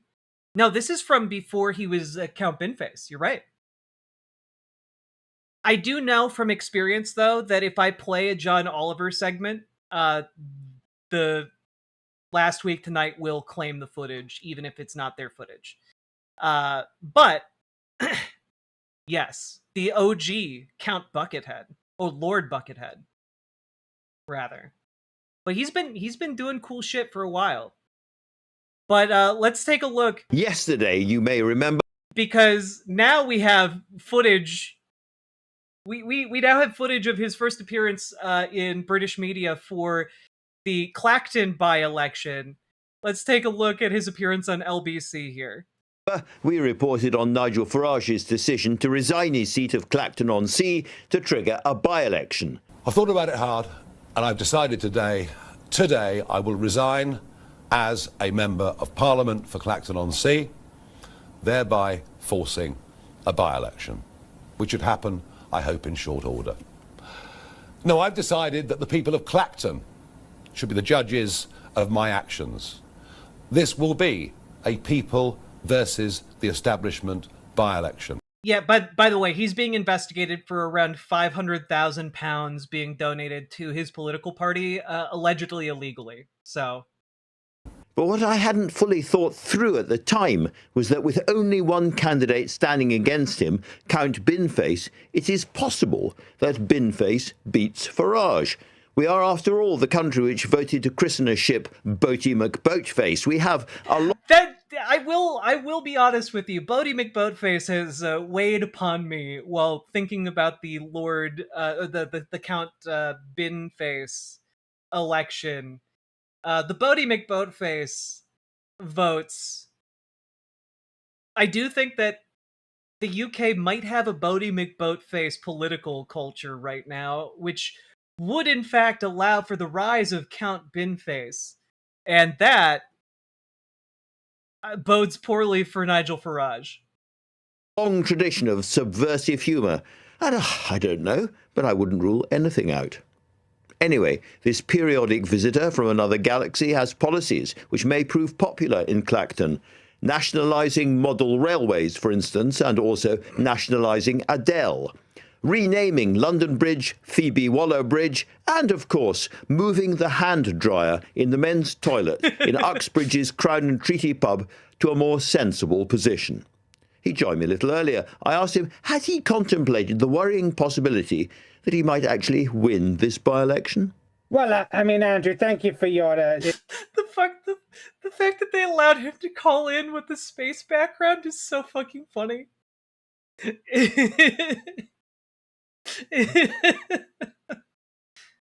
Oh god.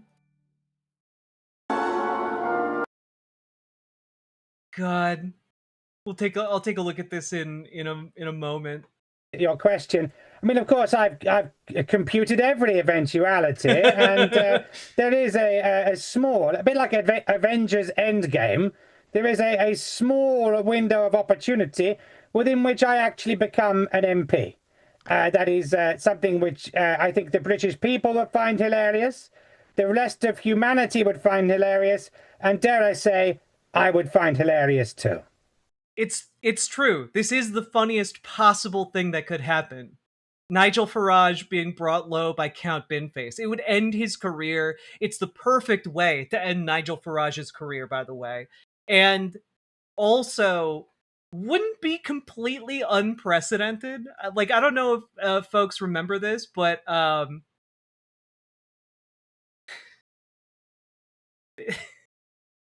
this is from 16 years ago, chat. This is from 16 years ago. UKIP's Nigel Farage finishes behind Bear Cow and Independent. In the end, he himself was flipped by a candidate championed by a dolphin. What's that about? So, when you go through this, UKIP and a crowd of other independents, there were 11 candidates on the ballot in all, had been seeking to capitalize on a tide of anger surging through Buckingham. Voters were unhappy about being asked to return the Speaker to the Commons unopposed, particularly in Prince's Riceboro, which had been moved into the constituency. They said they felt disenfranchised, but they were also upset about Bear Cow flipping his second home. A man dressed as a dolphin called Flipper campaigned on behalf of independent candidate John Stevens. John Stevens and Flipper came second with 10,331 votes, ahead of Farage with 8,401 votes. So there is a precedent here for Nigel Farage to experience a crushing defeat in third place, because the polling that we have indicates, 31% would coalesce around Count Binface, 33% would coalesce around Count Binface, 21% would coalesce around Nigel Farage, but the overwhelming majority of folks in Clacton want neither of them. Meaning that the third place position would once again be Nigel Farage. So, history could repeat in a very satisfying way to end Nigel Farage's career, and I, for one, hope that that takes place. All right, let's finish this interview. And of course, in terms of Nigel Farage's framing of this campaign, you now represent the entire British establishment. Yes, quite. Well, I've been waiting for this, to be honest with you, Andrew. I mean, Where's my invite to the Spectator Summer Party, to the Garrick Club, to Wimbledon Royal Box, to last night at the proms? Because I tell you this, if I am part of the establishment, I'm getting NFI'd to a lot of the good stuff. Very good. And in terms of your actual policies, I read out a few of them earlier on. What do you think is going to resonate most with the people of Clapton? Clapton's in London. I know, I'm a Londoner, sorry. Well, I'm from Sigma 9 and I get it right. No excuse. But, no, I take your point. You've got a lot of places to deal with. For the people of Clacton, Clapton or anywhere else, what is the signature policy that's going to take you over the line?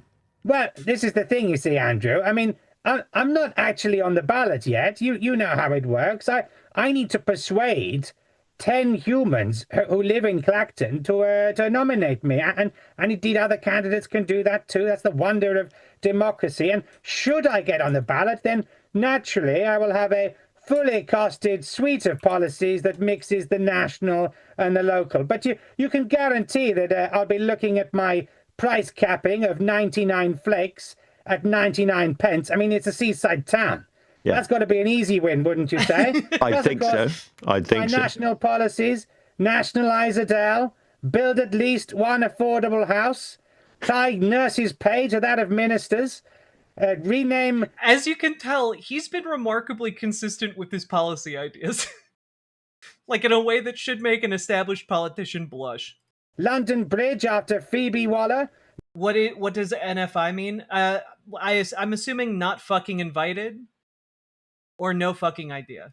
Bring back CFAX and, of course, move the hand dryer in the gents' toilets at the Crown and Treaty Pub, Uxbridge, to a more sensible position. Because as you can imagine, that's a national issue. It certainly is. It's one that we've discussed on the show already because it is so important.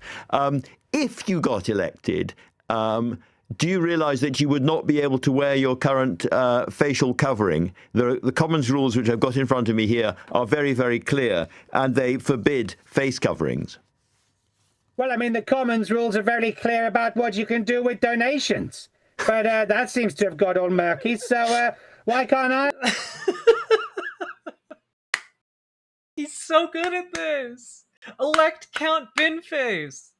Yeah, see how the line can get tested. I mean, look, if Black Rod can slip in under the guidelines, why can't I? It smacks of double standards, Andrew. Well, let me just read you, for the sake of clarity, what it actually says.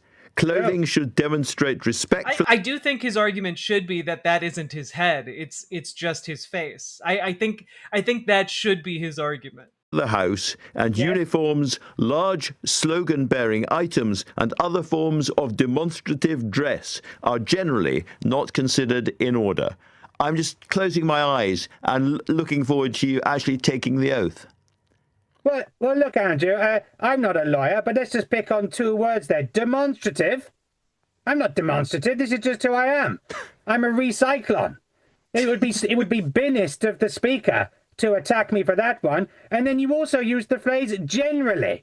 So if there's not wriggle room there, then where is there? I say, bring it on. And in terms of your allegiance to the king, which you'd have to swear if you became an MP, you come from another galaxy. Would you swear allegiance to Charles III? Well, I understand you can just cross your fingers now and everything's hunky-dory. Is that right? It's not right. I don't. I don't know. I'm rooting for this anti-monarchy intergalactic superhero. He's winning me over. This is getting too woke. Yeah.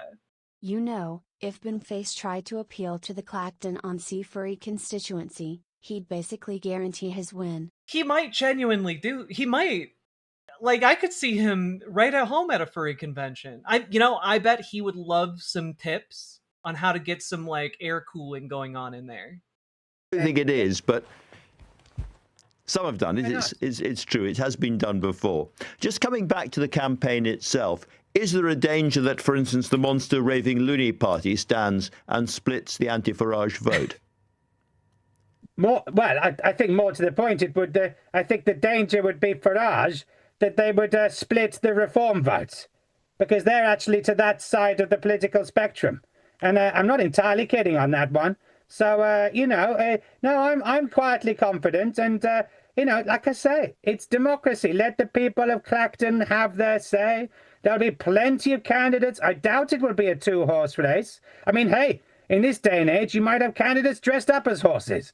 It's fair game. It's fair game. See, right there, he'd get the furry vote. He'd get the furry vote right there. This is all about really how Nigel Farage has funded himself or been funded. Can I therefore ask, serious question, who funds Count Binface? Good question. Well, Count Binface, principally. I got my old space piggy bank. It's quite, I have to say, I don't want to, do a Penn and Teller here and lift the lid on the election process, but to be an MP, it's actually remarkably affordable. 500 quid to stand for an election. That's a bargain. Do you know how much it is to stand for London Mayor? I have absolutely no idea. 10 grand. 10 grand. Earth pounds. So, that rules me out. Speaking, but for those ones, I have to crowdfund.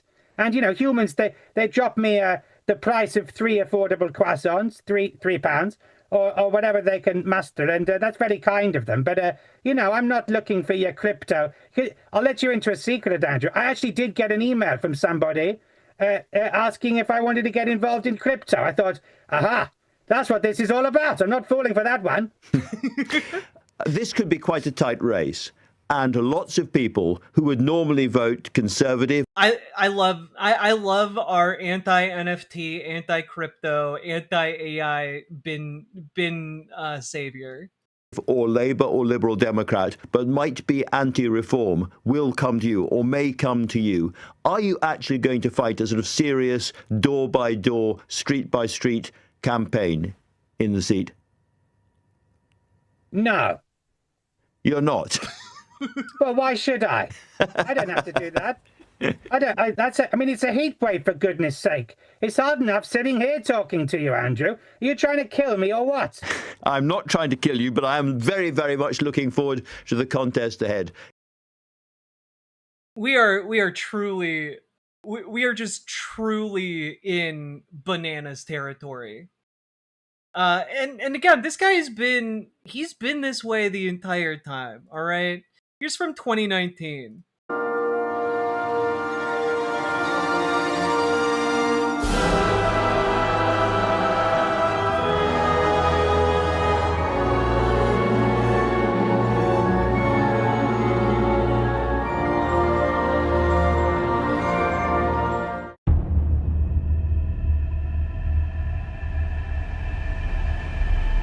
Leadership of the Conservative Party which is led to victory in 79 and 83 and again tonight.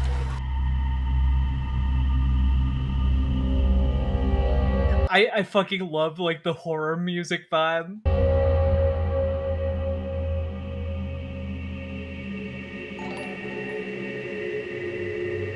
Did you say he's been this way the whole time? Yes.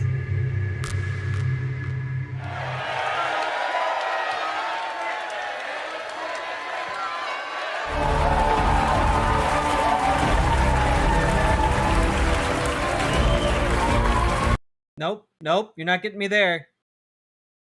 May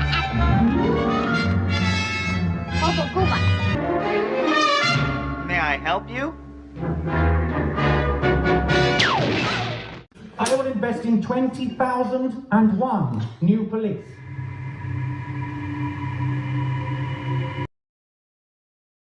That's right, folks. He got sued into becoming the form he has now.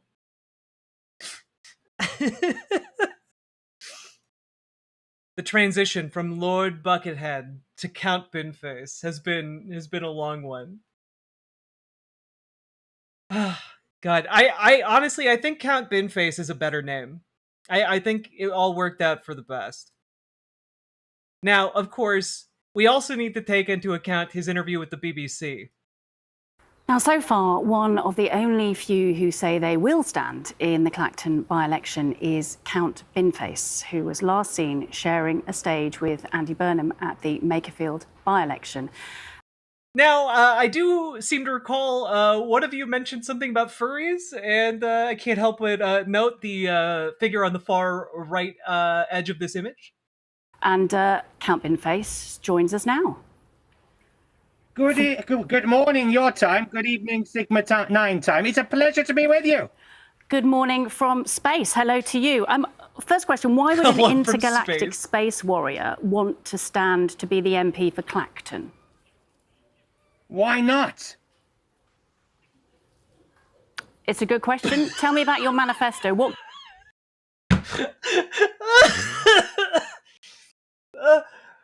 Fuck! It's like watching an expert sword fighter. It's like crazy. Why would I not? Why would I not? Are you saying the people of Clacton don't deserve an intergalactic space warrior? Can you offer the people of Clacton? Have you ever been there? No, because I understand from the current incumbent that is part of how you do the job. So I deliberately stayed away. Is that how it works? But, you know, if I get the 10 nominations, because, hey, look, there's no guarantee I'm standing for the election, as I'm sure you know.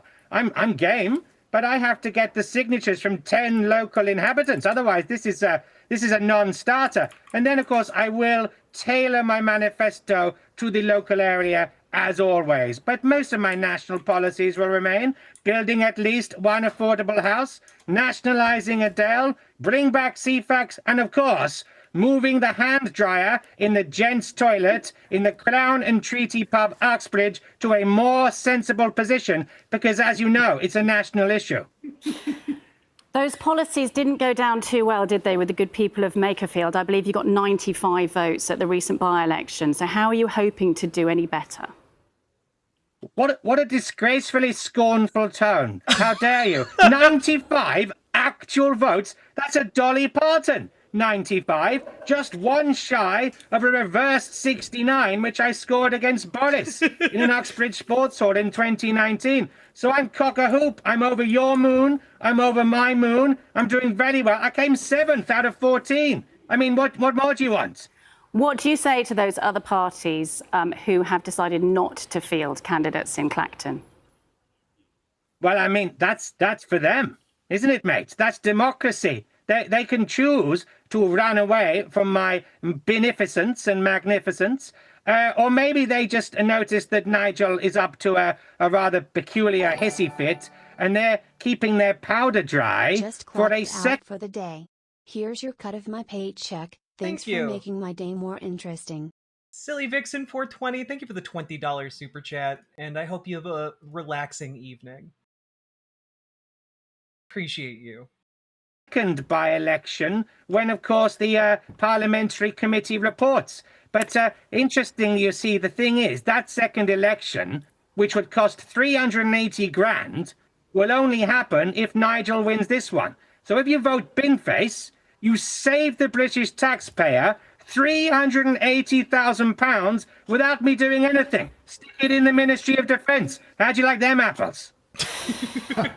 Can I ask roughly where you are, how long it's going to take you? A vote for me is a vote for £380,000 for the people of the UK, which is more money than you would get from Nigel Farage. To Clacton, and when you're planning to make your first visit, and what you plan to do while you're there. Yeah, he's just a good value candidate. Good question. Absolutely. Now we're talking.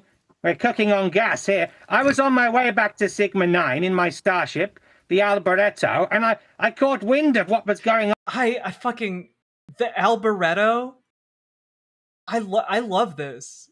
I want to know his entire backstory. Like this guy needs I don't know, at least like a 200 episode YouTube miniseries about him.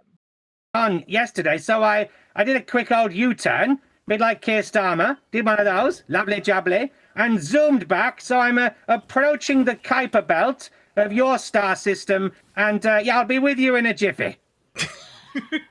Would you be up for a head-to-head debate with Nigel Farage? A tete-a-lid debate. I see what you're saying. Yeah, why not?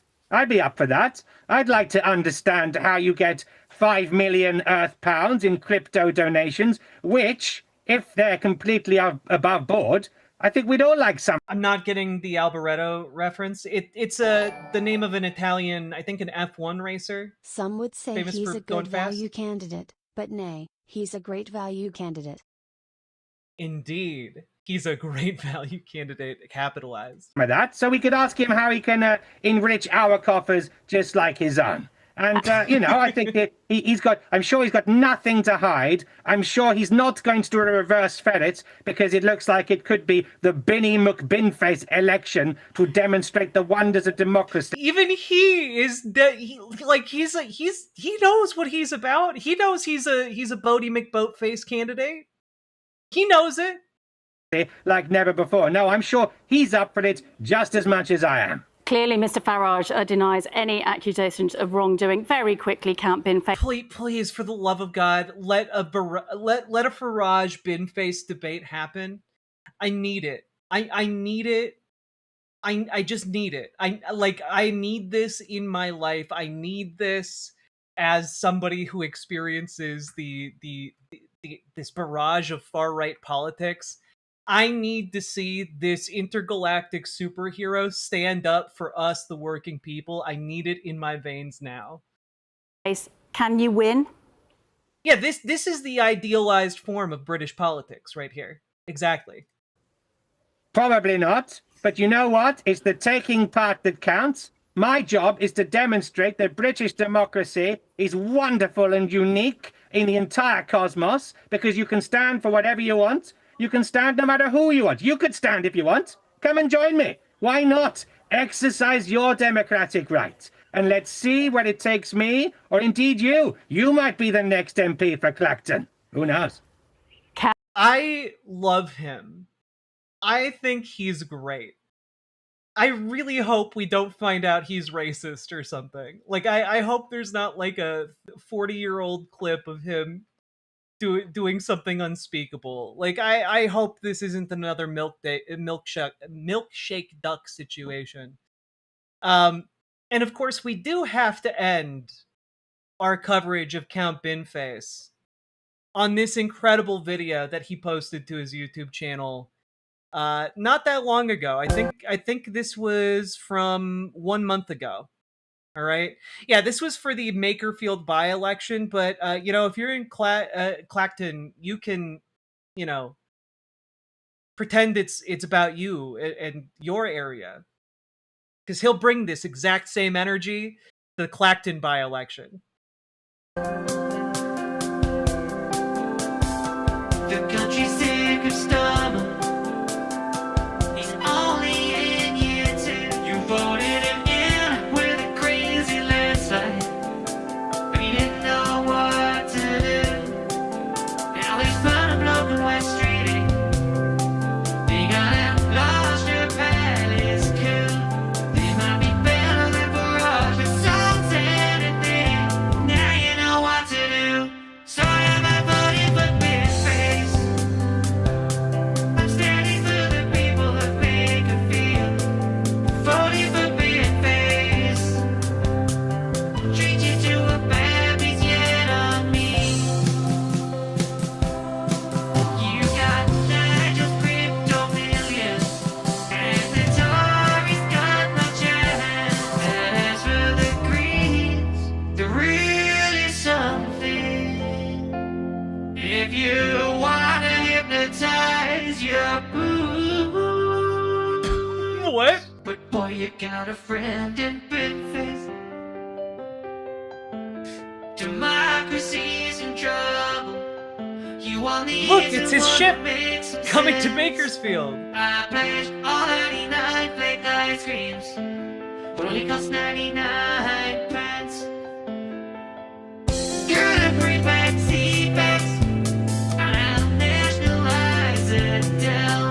They say, tell me aren't you that novelty guy? And I say, I'm the same one this time. Voting for Binface. I'm standing for the people of Makerfield. Voting for Binface. It's time to show the bastards how you feel. Put on my rocket shoes plane. Touchdown in a land called Makerfield. Make it great again.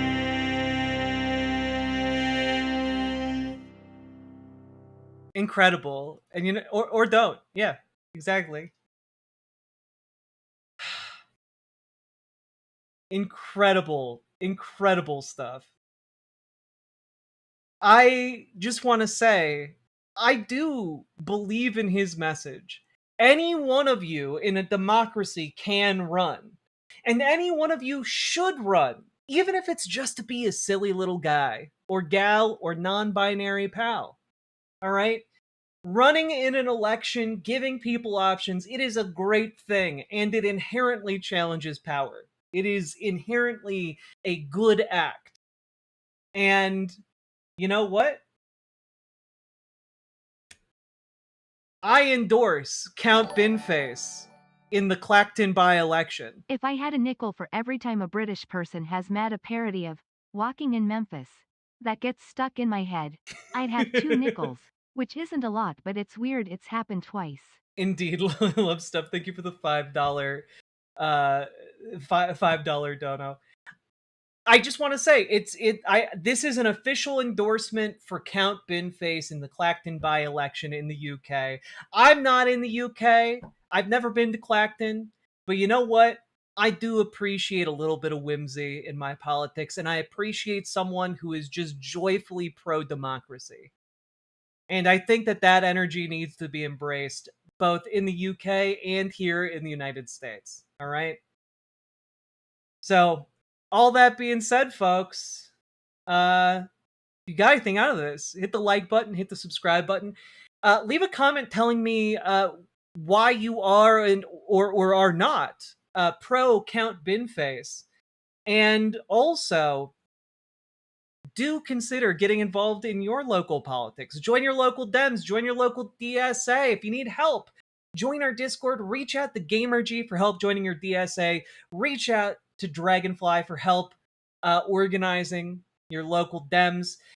It can be scary taking your first step, going to your first meetings, but folks, we can help you make it happen. And also, it's just very important. We need to get those corporate Democrats out of office. We need to get those more effective DSA policies passed.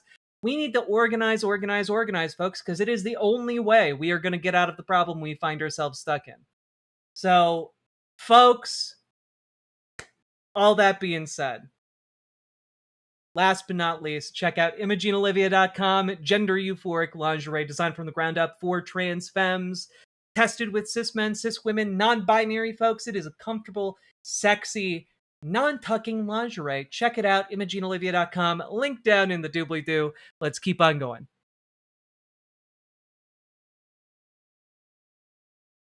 If you join DSA, you get a nifty little card. That's true. Oof. Wowee. He's BSA approved. Bin socialists of Amber. Hell yeah. Amber brains.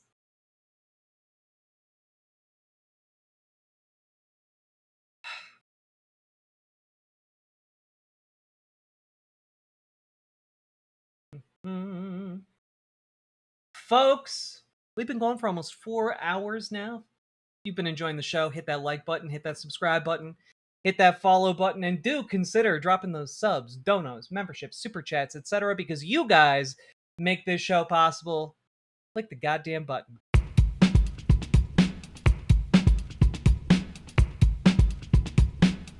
Go, go, go. Click a button, click a button, click a button, click the goddamn button, click a button, click a button, click a button, click the goddamn button, click a button, click a button, click a button, click the goddamn button, click a button, click a button, click a button, click the goddamn button, click a button, click a button, click a button, click the goddamn button, click a button, click a button, click a button, click the goddamn button, click a button, click a button, click a button, click the goddamn button, click a button, click a button, click a button, click the goddamn button, click, click, click, oh hell yeah, T-Wave.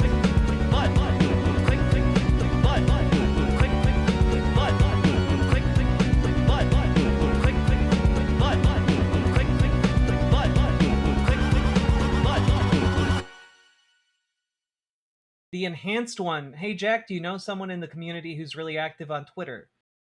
Not really.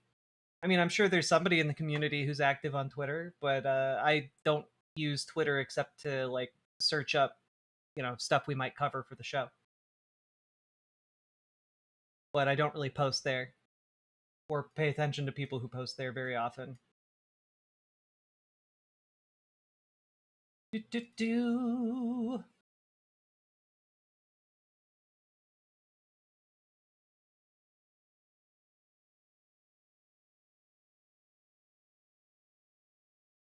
What does Vertical Chat think about Count Binface? I don't know. Vertical Chat, what do you guys think about Count Binface? We've been getting a lot of people who come on in and ask, "What is this?" Which I don't know is like a. I don't think that's a big. I don't think that's a big constituency there. I think a lot of the Vertical Chatters were confused by the man with the bin for a face.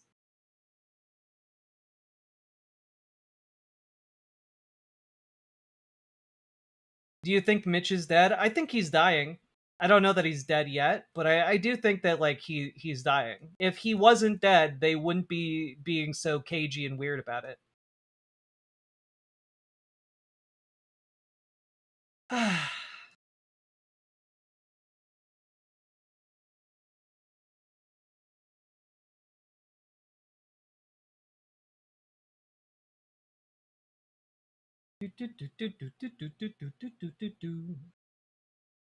Incredible Seggy, by the way. Thank you. I thought it was fun. Now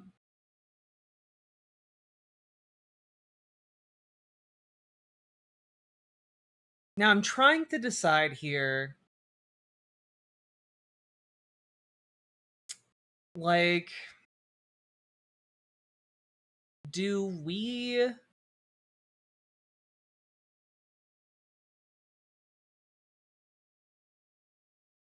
Like, do we cover... I'm trying to decide where we go next with the this. best known name. I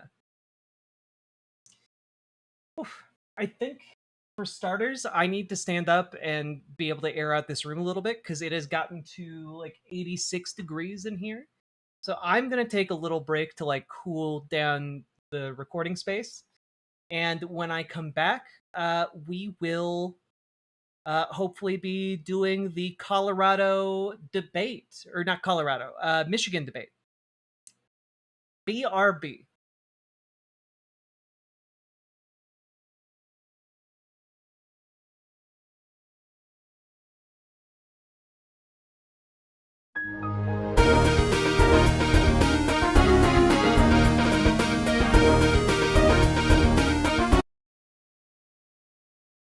Rat is this.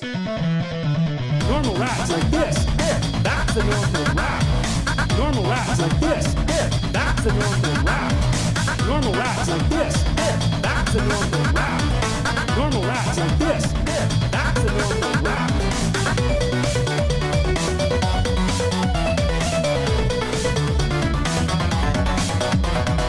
Normal rat's like this.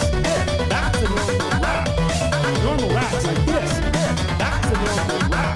Like this, like this, like this, like this, like this, that's a normal rat. Like this, like this, like this, like this, sniffs.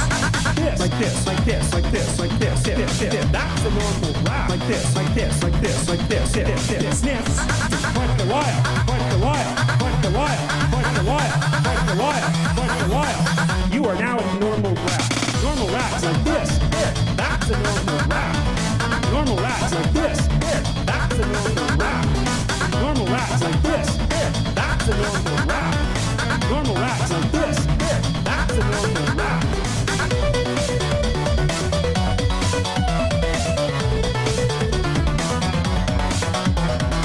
Normal rat's like this. That's a normal rat.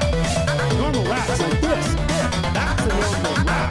Like this, like this, like this, like this, like this, that's a normal rat. Like this, like this, like this, like this, sniffs. This, like this, like this, like this, like this, that's a normal rat. Like this, like this, like this, like this, sniffs. Point the wire, point the wire, point the wire, point the wire. are now at normal ground.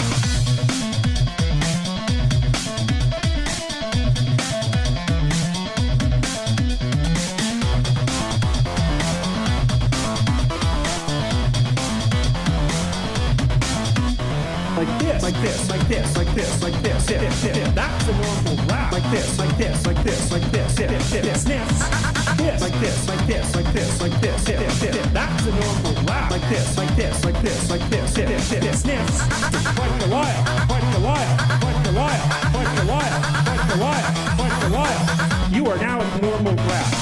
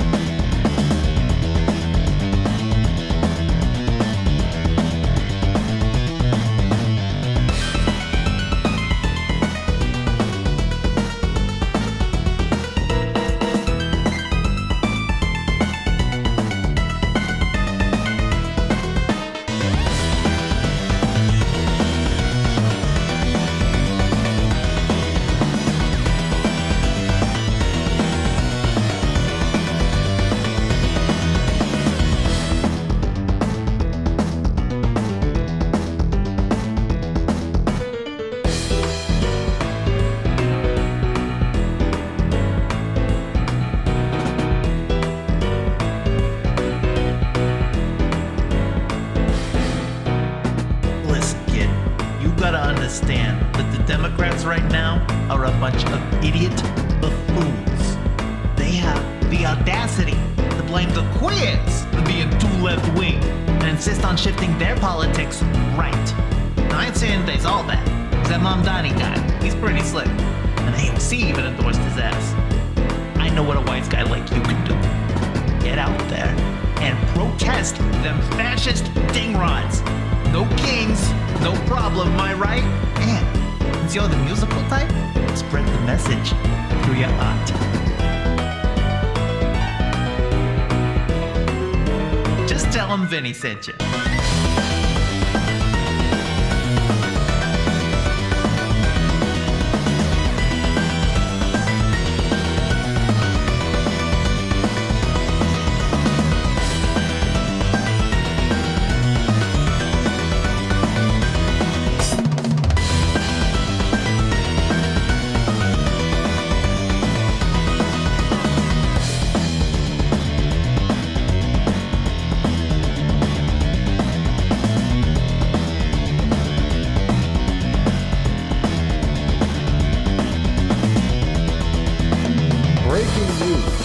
New York City Democratic mayoral candidate and Muslim Zohran Mamdani has gone over 24 hours since last condemning Hamas, therefore implicating him as a terrorist against Jews. In other news, studies show ethno-states are in and human rights are out. In the interest of providing a fair and balanced debate on this subject, Republican Congressman Fred Dingleberry will be joining us tonight facing off against a homeless man's dog we stole from outside the studio. This has been Modern Journalism. Turn that shit off. You know I hate the tools over at the Legacy Media. So, you join DSA or what? This country needs it, honestly. The Democrats can't keep polishing the same turd every election. We need socialist solutions to all the fucked up shit going right now. Don't take me for a dumbass, though. I'm not talking third party. It sucks, but we gotta change the Dems into something less shit.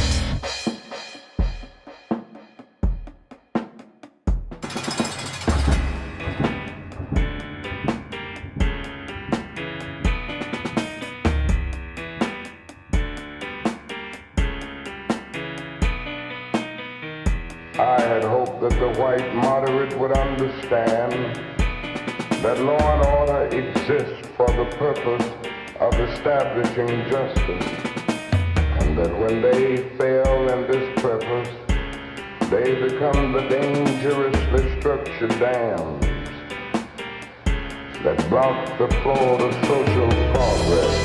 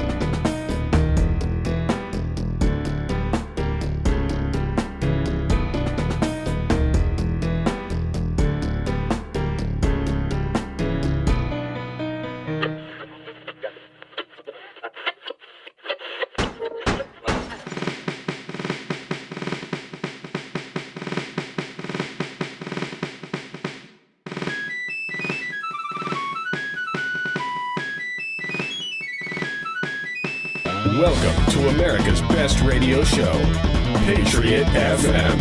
The only show on air that gives you the truth. And none of that woke gay empathy you all despise, because subtlety is for cowards. OMG, I am so homosexual. You're listening to the most degenerate music by Jays, Doug, whatever. Bet this idiot can't even define what a woman is. I should call her.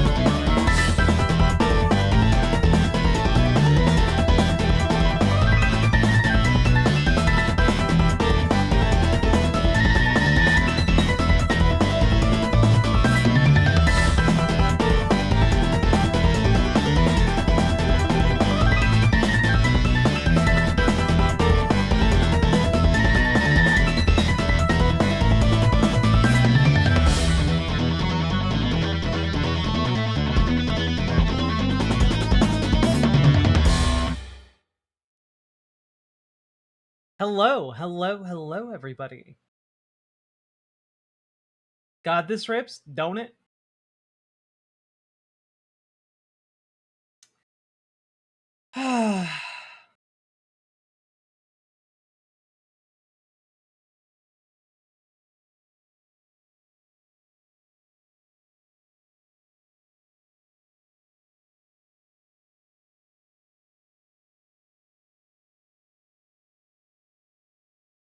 Y'all ready?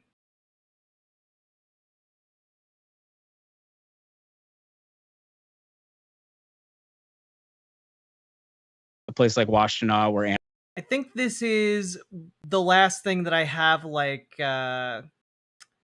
patience to do today. Into it. Cool.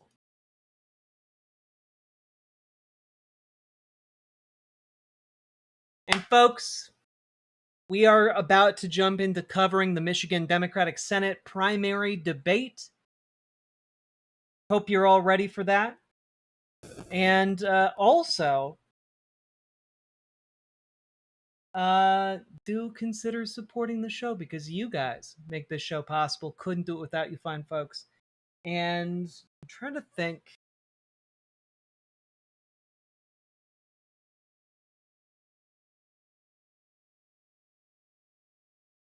Yeah, we'll talk about Mitch McConnell.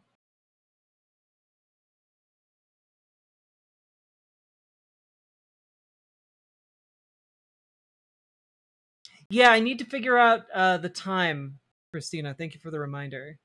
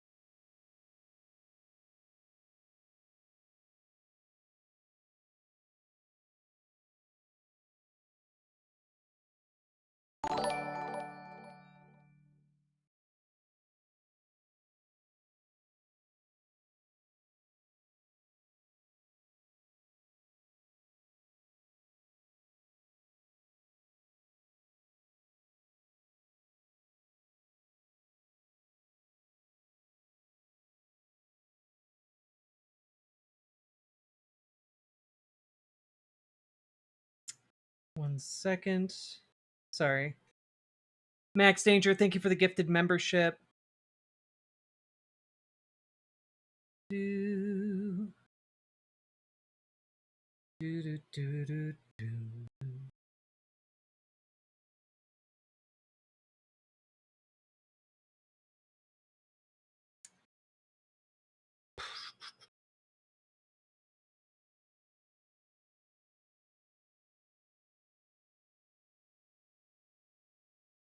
Do, do, do.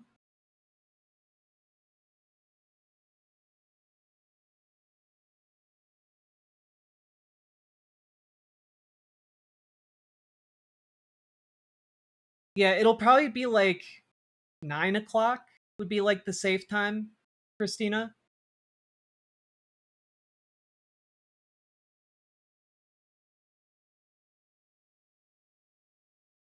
If that would be okay?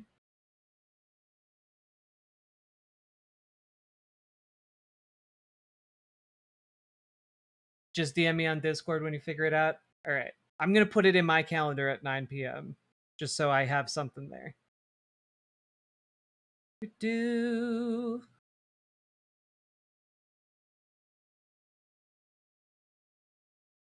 we go. Okay, cool. All right, you guys ready? Sorry about that. I had to flip through several different layers of information at once. All right.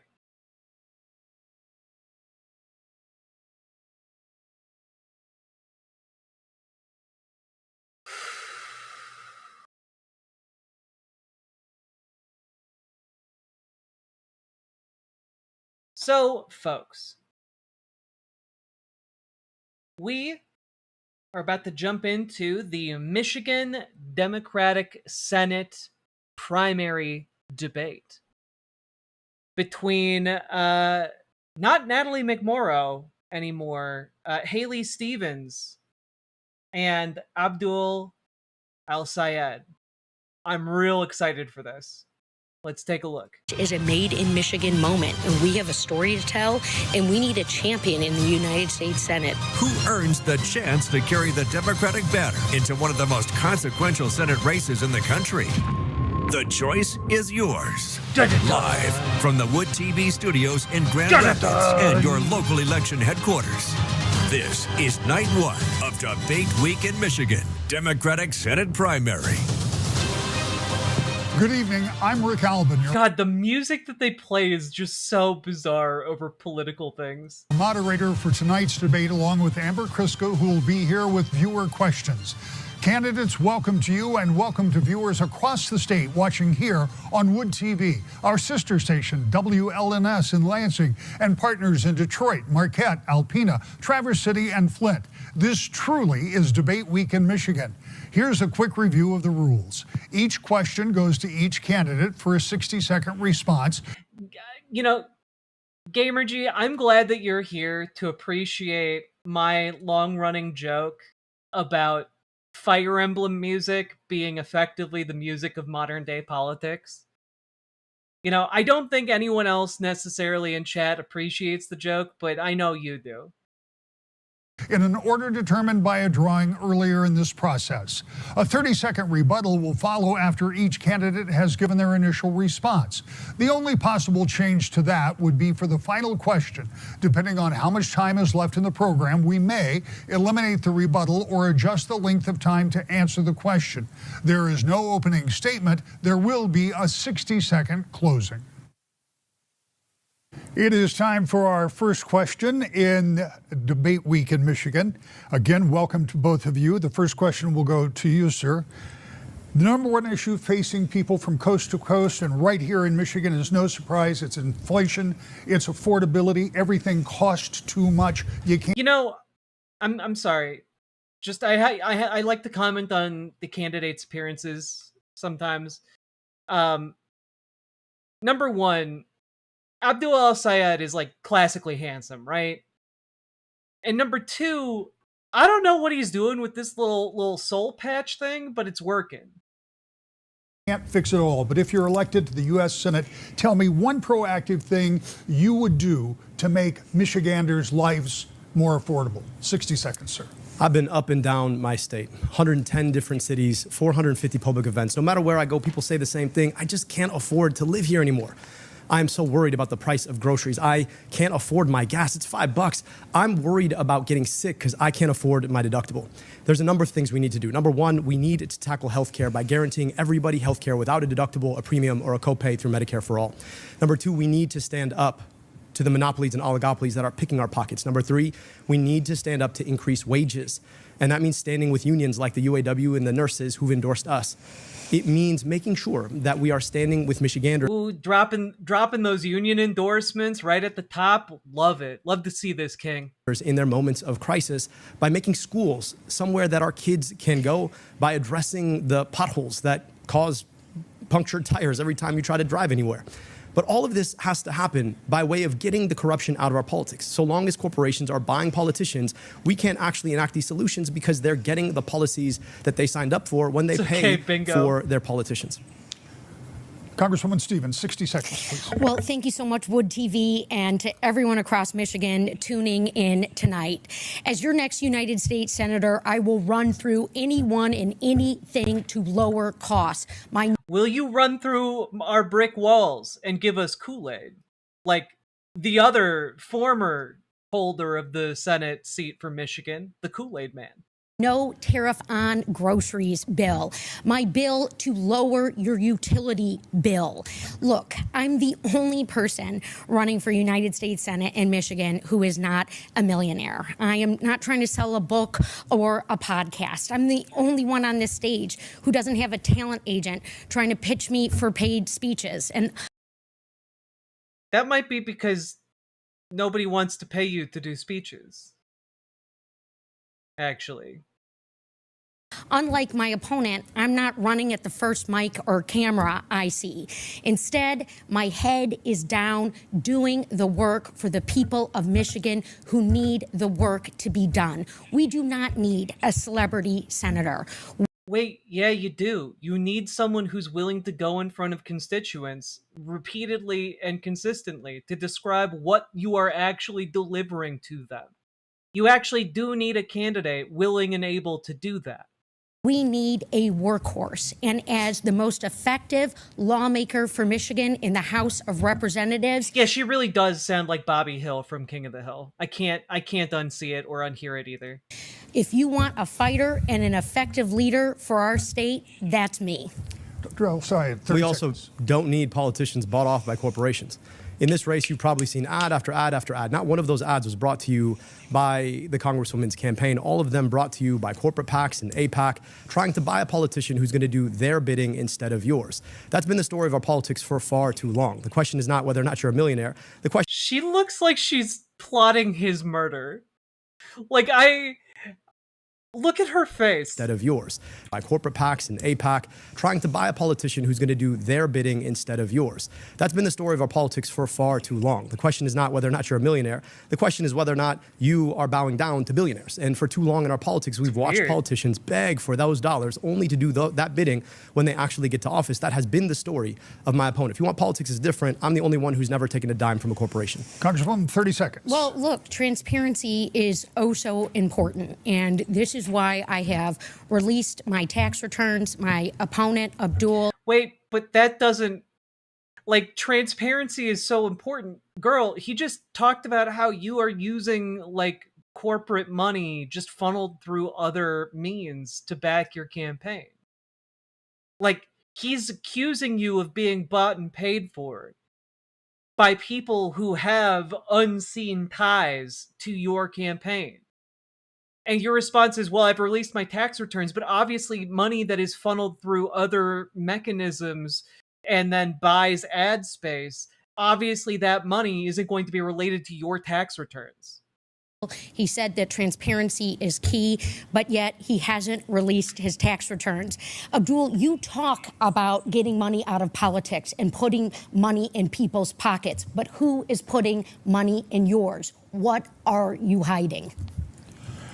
Moving to our next question, it'll be first to you, Congresswoman, with a 60-second response. The Trump administration had been negotiating an agreement to end the conflict in Iran, but within the last hour, we are told that the United States military has launched a series of what they call powerful strikes after commercial ships were struck in the Strait of Hormuz.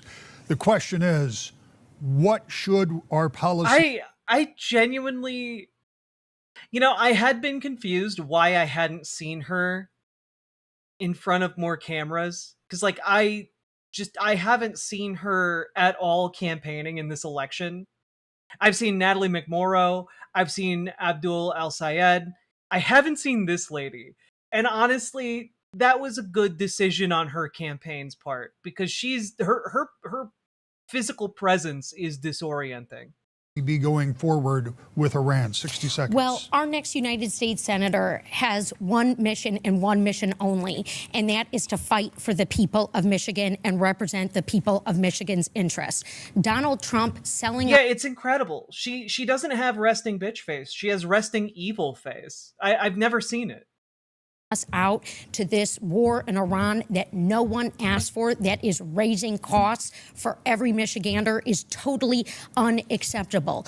But here's the deal. In terms of the goal that I have long fought for and pushed for in the United States House of Representatives and what I will work for in the United States Senate, we need long-term peace. Donald Trump has failed us. The Prime Minister of Israel has failed in that regard. And he was just coming after me on this today. Look, I am unafraid, Michigan. You are my North Star, and no illegal wars, no unilateral wars at our expense. 60 seconds. I think it's worth asking why we got into this war in the first place. There is one man who's been wanting this war fought, and that is the Prime Minister of Israel. And the reason that we've seen this war fought is because the impact of AIPAC in our politics. AIPAC has spent tens of millions of dollars in attack ads against me or ads lying about the Congresswoman's record. They clearly want one individual, and it's not me. And ask yourself why it is that we are paying $5 gas. God, I'm seeing you guys making your goose jokes. What's good for the Michigoose is good for the Michigander. Why it is we can't seem to get out of this quagmire, it's because for too long our foreign policy has been handed to us by the likes of the State of Israel and AIPAC, who has made sure that Democrats and Republicans are doing their bidding. I don't take that money. They are spending against me because they've called me the most dangerous candidate for the U.S.-Israel relationship, because maybe I don't want to waste our money fighting wars we don't need to spend, and instead I want that spent here to rebuild our schools here, to make sure we have functional infrastructure here in Michigan, to make sure that we have healthcare here in Michigan. And so long as our politicians continue to be bought off by AIPAC, do not be surprised. Yeah, how much, what does the Michigoose equal, you know? Like, if normal goose equals 73, how much does Michigoose equal? When we fight wars that are in their best interest, to annex Israel, to annex Lebanon, or to do genocide in Gaza. Congresswoman, 30 seconds. Well, Abdul, I would say no one is afraid of you. And in fact, the GOP is spending thousands of dollars to prop up your campaign because they think they will make it easier for Mike Rogers to win if you are the nominee. I do not plan to make anything easier for Republicans or Mike Rogers. What I do is I take on tough fights for Michigan, tough races, and I win for us. 30 seconds to wrap up this question. Well, you know, if Congresswoman Stevens makes it or Mike Rogers wins, either way, Israel will win. AIPAC is perfectly fine with either of my two opponents because they know that they will have a comfortable, reliable vote in the U.S. Senate. If you want politics to work for you, if you want politics to rebuild your schools or fix your infrastructure or to invest in your health care, you have an alternative choice. We're running to get money out of politics, put money in your pocket, and pass Medicare for all. There's a reason that both Chuck Schumer and Donald Trump don't want to see me on the inside of the U.S. Senate, because I'm a threat to politics as usual. Moving. You know, dude is just cutting through the bullshit. I like him. He's a straight shooter. But staying in the Middle East, despite a ceasefire, the humanitarian crisis in Gaza continues, and Israel maintains that eliminating Hamas remains essential to its security. What, if any, is the role of the United States in trying to resolve this long-standing impasse? 60 seconds, sir. I'll tell you this. For a long time, every president has said that they believe in a two-state solution. The problem, of course, is that our policy has been to subsidize the Israeli military to the tune of billions of your tax dollars every single year. And their goal is to foreclose on the possibility of a Palestinian state. I believe in international law. I believe we have to hold every country to international law, which means to me that we need to stop funding the Israeli military in unilateral blank checks. That also includes Egypt. That includes Saudi Arabia. I also believe my man out here spitting. Let's go. That we cannot continue to sell weapons to a country that is doing human rights abuses, genocide, and apartheid. I also believe that we need to stop running cover for what has become a rogue state that is now trying to annex southern Lebanon. And I also believe that your money needs to be spent here, because at the end of the day, the ultimate losers are you and me, the taxpayers who paid that money to provide good infrastructure, build schools, provide health care for our own kids, not to watch it get sent to buy bombs and tanks that end up annihilating other people and their children. Congresswoman, 60 seconds. You know, this guy who doesn't want to kill children is making a lot of compelling points here. The goal has to be long-term peace, and this is what I have long worked for. I stood alongside families who had relatives taken hostage by Hamas, and I called for a permanent ceasefire. The difference between my opponent and myself on this issue is that you've taken millions of dollars from lobbying groups that want to perpetuate the genocide. Yeah. Is that I get it. believe in a two-state solution. I can say that Israel has a right to peacefully exist alongside the people of Palestine and in Gaza. It is very clear that Mr. Netanyahu has not made us safe. Yeah, it's just Netanyahu, guys. It's just Netanyahu. 1 second. I will BRB.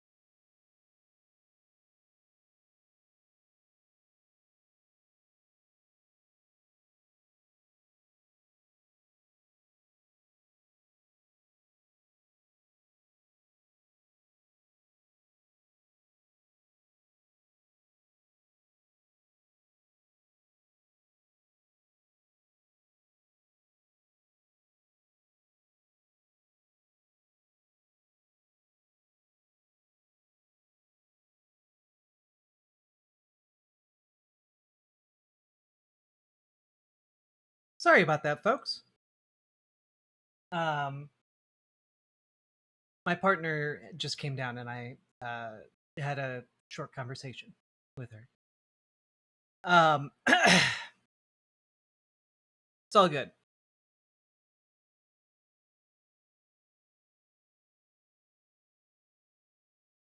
No zombies.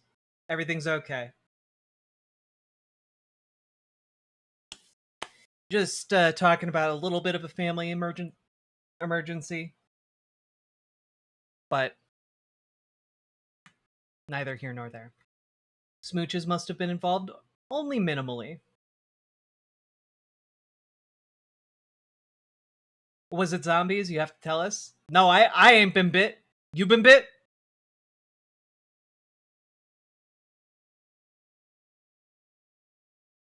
All right. It's exactly what a zombie would say. God.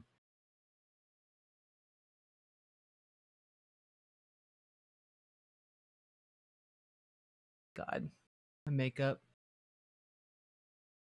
1 second. I gotta fix this.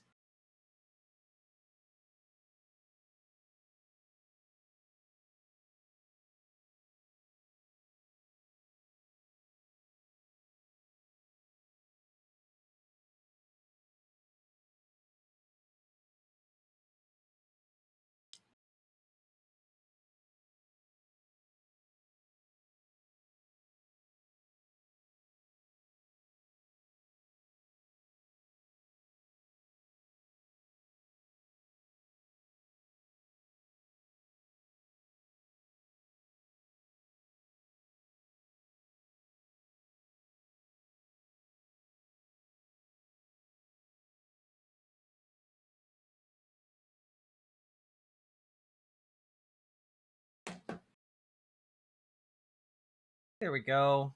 Slightly better. Whatever. Okay. Sorry. Back to business. Has not brought us closer to peace, and he's endangered Jews here in America and around the world. This is why he was just trashing me today on CNN. I am not afraid of bullies. I am not afraid to stand up, and I continue to stand up. Well, that's because Netanyahu is absolutely willing to just be a villain. He doesn't give a shit if he is villainized, as long as he gets what he wants geopolitically. And he plays upon that kind of adversarial relationship where he can be the bad guy to us while he can be the hero to his folks. And like, both sides wind up getting what they want. Haley Stevens can look real tough, antagonizing him. He can look tough, antagonizing her. And ultimately, nothing changes the flow of arms and ammunition to a state that is engaged in an aggressive settler colonial campaign across the region. For humanitarian aid, for the U.S. to work with the countries in the region and get aid into Gaza. 30 seconds. Look, I believe in equal rights to peace, dignity, and self-determination for Palestinians and Jewish Israelis alike. But the question I think the Congresswoman needs to answer is, why has she allowed $40 million of outside spending, the bulk of it coming from AIPAC, to come into this race? I don't think Benjamin Netanyahu is attacking her to actually attack her. I think he's attacking her to try and steer away the stink of how staunchly she stands for their policy. Yeah. So let's take that opportunity. Explain what you've given away. It's all kayfabe. For AIPAC support in this race. 30 seconds to wrap up. No one owns my vote, and no one owns my policies. Anyone who is contributing to... No one owns my vote. Not even that organization that's dropped millions of dollars for me to win. My Senate campaign is doing so because of my proven record of fighting for Michigan. What I did when I served as chief of staff on the U.S. Auto Rescue, saving 200,000 Michigan jobs, and what I have done to get the CHIPS and Science Act passed and signed. Yeah, because AIPAC gave you millions of dollars because they really support those things. Oh wait, that's not what AIPAC supports? That's strange. And into law. What my opponent needs to answer is why is the GOP spending thousands of dollars to prop up his campaign, saying that he will make Mike Rogers the next U.S. Senator? All right, we're going to move on. You know, I do find it very interesting that Haley Stevens is saying we need to pay attention to the couple $1,000s being spent by the GOP to prop up Abdul El-Sayed's campaign, but not to the tens of millions of dollars she's received specifically from groups that are designed in order to direct funds and material support to continue the Israeli act of genocide against the people of Palestine. You know, pay attention to the tens of thousands of dollars. Don't pay attention to the tens of millions of dollars. As I told you before we started, we have a lot of viewer questions. Amber Kriska is my colleague, and she will be presenting those. You'll be able to see them there. You'll be able to hear them in the studio. If for any reason they are not clear, let me know, and I will repeat them. Here is Amber with our first viewer question. A lot of questions on this next topic, bipartisanship. This is from Mark Newman. In the spirit of bipartisanship, talk specifically about how you will reach across the aisle. Name a particular project that you will champion that will require working with the opposing party. Congresswoman, 60 seconds. Well, I don't have to just talk about what I would do. I can certainly talk about what I have done in terms of passing bipartisan legislation like the CHIPS and Science Act. But to answer our viewers' question very specifically, I have a plan to lessen Michigan and the United States' dependence on China, to lower cost and to create those good manufacturing jobs. That is day one legislation for me in the United States Senate. And look, there is a reason why the Center for Effective Lawmaking recognized me as the most effective lawmaker for Michigan in the Congress, because I fight for us, I win for us. Debbie Stabenow has endorsed my campaign. Our Attorney General Dana Nessel has endorsed me for United States Senate because of their fight for Michigan and their results for Michigan and them seeing the same in me. And so, yes, when we talk about manufacturing, when I bring in my supply chain bill to the floor, I feel really excited about getting other colleagues on the Republican side to join me. Thank you. Move on. Dr. El-Sayed, 60 seconds. I'm proud to have been endorsed by the UAW. And the reason that they've endorsed me is because they understand that I am a fighter for working people. I can tell you that there is bipartisan support already to blow up the USMCA, which has been a cancer on our manufacturing industry in Michigan and the industrial Midwest in general. That is a bill, of course, that my colleague actually voted for. And I think there's bipartisan consensus that that has been a danger. We have an opportunity to rethink trade policy to make sure that we're protecting good union jobs in this state and in this country. And I think that means rethinking how we do tariffs. Now, Donald Trump. Just real quick, I'm taking a look at the Center for Effective Lawmaking, the group that she just name dropped there. And I can't help but notice that this YouTube channel has 94 subscribers. I have exponentially more subscribers than that. So does my endorsement of a candidate matter exponentially more than the Center for Effective Lawmaking's endorsement? I don't know. That being said, the Center for Effective Lawmaking seeks to advance the generation, communication, and use of new knowledge about the effectiveness of individual lawmakers and legislative institutions in Congress. We envision a Congress comprised of effective lawmakers, strong institutional capacity, and the incentive structure needed to address America's greatest public policy challenges. What's really interesting about this to me isn't that it indicates, hey, what's interesting is that this indicates to me that they aren't really that interested in good policy, just in the act of passing policy, you know? And like, I don't know. They have like one major interview every month or so, and you know, it's different lawmakers across the country, but like, I don't know. It's interesting to me to see all this. You got Jerry Connolly in there, but like this is pretty weak endorsement, I would say.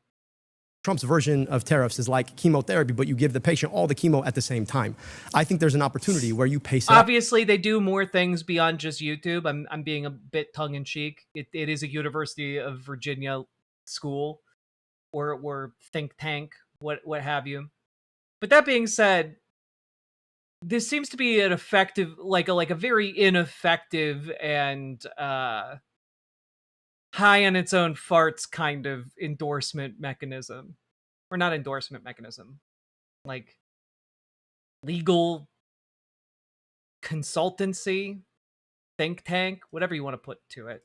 You think critically about how you protect critical budding manufacturing industry, and that you are transparent with your trading partners about how you do this in an effort to build. You don't recognize any of those people? It's because they were so busy being effective, Amber Brains. They're so busy being effective. They never would appear in front of a camera.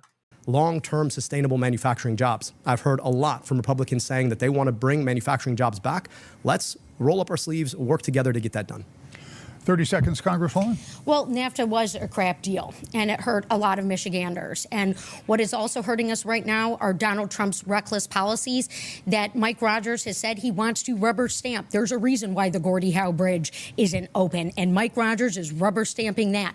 There's a reason why a trade war is going on with Canada. Small businesses all over Michigan losing revenues as a result. I thought he was going to take on China. I've got the bill to do that and to lessen our dependence and grow manufacturing jobs. I've done it. Ah, hell yeah. That's right. We don't need someone who's going to fearmonger about the Middle East. We need someone who's going to fearmonger the right way about China. Let's go. Once before, and I'll do it again as Michigan's next senator. 30 seconds. And the reason that the big corporations always get their way when it comes to free trade is because they buy off politicians to do their bidding. Everybody knew USMCA was not going to solve the problem. Everybody knew it. And yet, they bought the votes to get their way. And now you can buy a cheap TV, but you can't find a manufacturing job that can actually feed your family. That is the devastation of corporate-bought politics. As the only candidate who's never taken a dime from a corporation, you know I'm going to stand up for you. It's the reason. Again, the UAW, nurses, AFT have all supported us because when it comes to the choice between working people and corporations, I will pick people every time. Yeah, and it's the only reason you haven't released your tax returns. All right. And 15 labor unions are endorsing me. Thank you. I yield, Rick. Yes. Amber has another. Sure, go Can I ahead. respond? Quickly, very quickly. Yeah, I took the same extension that the Congresswoman took every I'm single talking year about she your was tax in returns, Congress. Abdul. Every You haven't single year. released your tax All right, returns. we're You gonna don't move- need an I extension think to do there's that. a process Who's putting here. money in your pocketbook? We're going to move forward with another viewer question. Amber is here with another viewer who wants to know where the two of you stand. Is the Democratic Party shifting? Joe Beelan has our next question. He says, many of my friends who are Democrats are very concerned with the way the party has shifted so far left that the party no longer accurately represents their views. Will you continue on the current party path, or will you pursue your own path of leadership? 60 seconds for you. I'll pursue my own path of leadership, educated by the countless days that I spent talking to Michiganders across 110 cities, 450 public events. Now, here's the thing about it. There is no left or right. Most people out there aren't asking, where do I fit on the left-right spectrum? They're asking, can I afford my groceries when I go grocery shopping? What's going to happen if I get sick or my kid gets sick? Why does my kid's school look the same way it did 30 years ago when I went there? And the answer to that question is that for too long, politicians on both sides of the aisle have taken the same corporate corrupting money. I'm the only candidate on this stage, frankly, the only candidate running for U.S. Senate, who's never taken a dime of that money, which is why the real issue is about the people locking you out of your politics versus the people being locked out. And I will stand always on the side of the folks who are locked out. That is a pathway in our politics that I think all of us can get behind. It's not red, it's not blue, it's not Democrat, it's not Republican, it's American. Government of the people, by the people, and for the people. That is where our politics needs to go. And in the next 250 years, when we get to chart where we go from here, I hope we remember that that's what we need. 60 seconds. I will run through anything and anyone to deliver for Michigan. We've got to lower the cost. Look, there are many who want to make this run for U.S. Senate about... I don't enjoy anything about her. I find her particularly off-putting. Also, apparently, the reason Abdul El-Sayed hasn't filed his tax disclosures is because he had a tax extension due to, apparently there's some kind of discrepancy, or not discrepancy, there's some kind of complication because his wife and they file jointly, and his wife owns rental property in India, and that income from that India company, or rental property rather, like, gets complicated when it comes to taxation for foreign properties bringing an income to the United States. So, like, that got a bit complicated. He has a tax extension, and that goes until after the primary. Or so, like, kind of one of those things where, like, it's not really that complicated or weird. It's just that she's desperately trying to distract from the fact that she's on the hook for millions of dollars from lobbyists and political action committees.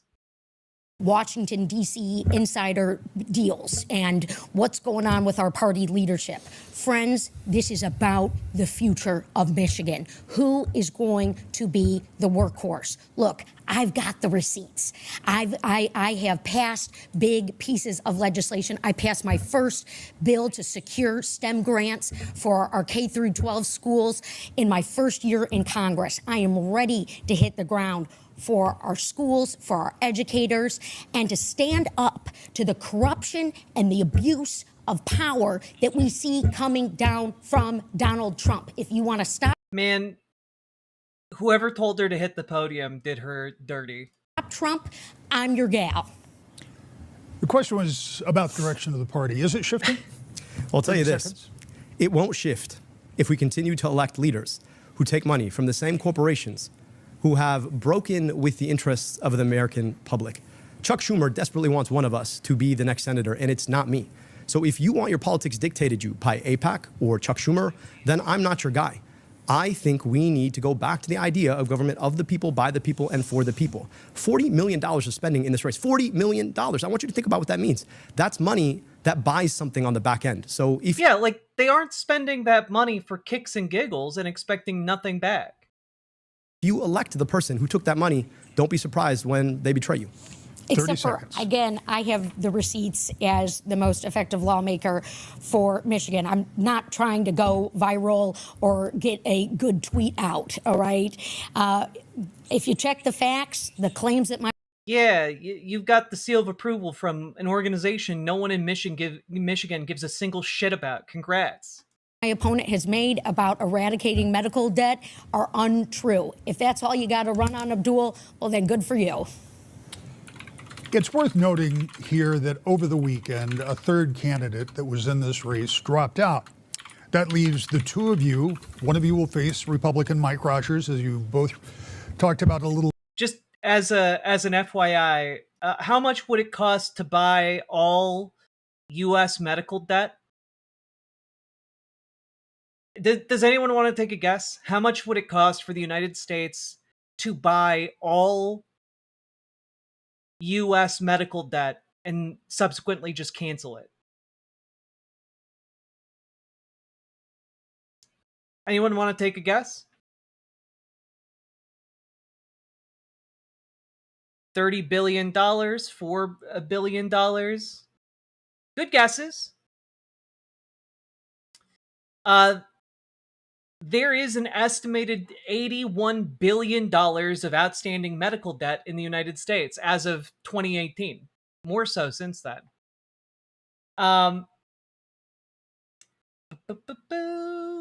However, you can buy medical debt for pennies on the dollar.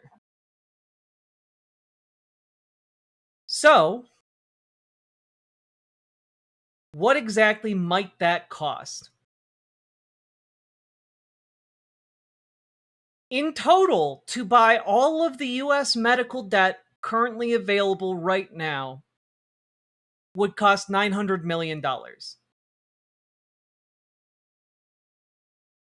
And then cancel it.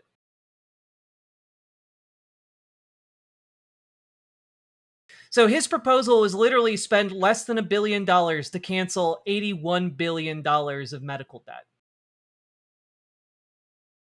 Yeah, it's like about the cost of like one day of the Iran war. Maybe.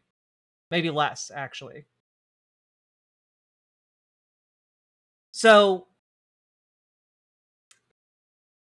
just saying, it's very doable. Her talking about this like it's a pie in the sky idea is insane. A bit here. Congresswoman Stevens, you've been endorsed, as you said, by former Senator Debbie Stabenow, former Governor Jennifer Granholm, and as you said, by the Attorney General. You have, Mr. El Sayed, been endorsed by Bernie Sanders, Congresswoman Could you Alexander. buy some medical debt for the people?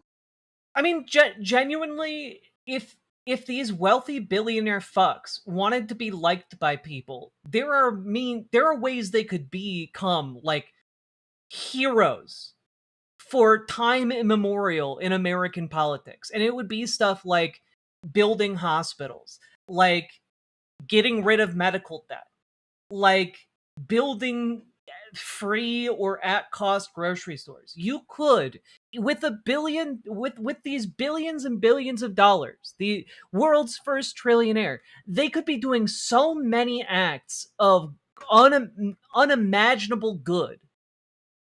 And they don't.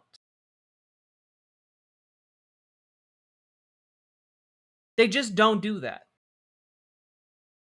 Ocasio-Cortez and a number of others. I went to both of your websites, long list of endorsements. Is this race not only about control of the U.S. Senate, which it may well come down to, but is this race also for control of the Democratic Party? Is there something else on the line here? 60 seconds. Well, I'm not going to let the pundits or the Way back in the stream, the sports drop you have. You're welcome, Lauren. prognosticators make any such determination. For me, this has always been about Michigan. I am the daughter of small business owners who met at Oakland University. My dad is 81 years old and still driving his Ford F-150 with the word Stevens Landscaping on the side, and he's drinking his water. Look, it's that value of hard work, that ethos that I grew up with that has always long motivated my approach to public service. And the reason I have put up my hand to run for U.S. Senate is because of what I'm hearing from Michiganders, because a fully paralyzed veteran reached out to me and asked me if he was still going to get his benefit check because he saw Elon Musk walking around with a chainsaw. I have stood up, I have called these guys out, and I am stopping these abuses of power. And you better believe from the United States Senate. That's right. Because when Elon Musk gets called out, that's basically consequences happening to him. Michigan's voice will be heard with me. 60 seconds. That's right. You'll be hearing a lot from us with strongly worded letters. Maybe even co-signed by committees.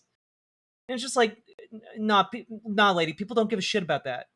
People want actual consequences for people who are killing the American public with their cuts. People want actual consequences.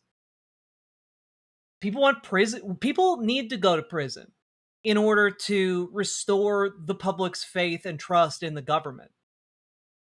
You know? And people need to materially feel relieved. And you're not promising them a damn thing. You're promising them a strongly written letter. That ain't good enough. I never intended to run for office. I want to be a doctor. I want to be a doctor because I could go 15 hours to my family's native Egypt or 15 minutes from where I grew up. I went to medical. Yeah, exactly, Jamie Gawain. Why does it feel like she's just waving the Trump bad flag and not giving much of anything away in the way of policy? It's because she's doing the same thing that Republicans do, where they're, instead of talking about actual policy ideas, they talk about like, oh, trans people bad. Trans people bad. And then they go and they make policies about how trans people are bad, all while like stealing from the public coffers, you know, giving more and more money in corporate carve-outs to their biggest donors. And Haley Stevens is the exact same thing.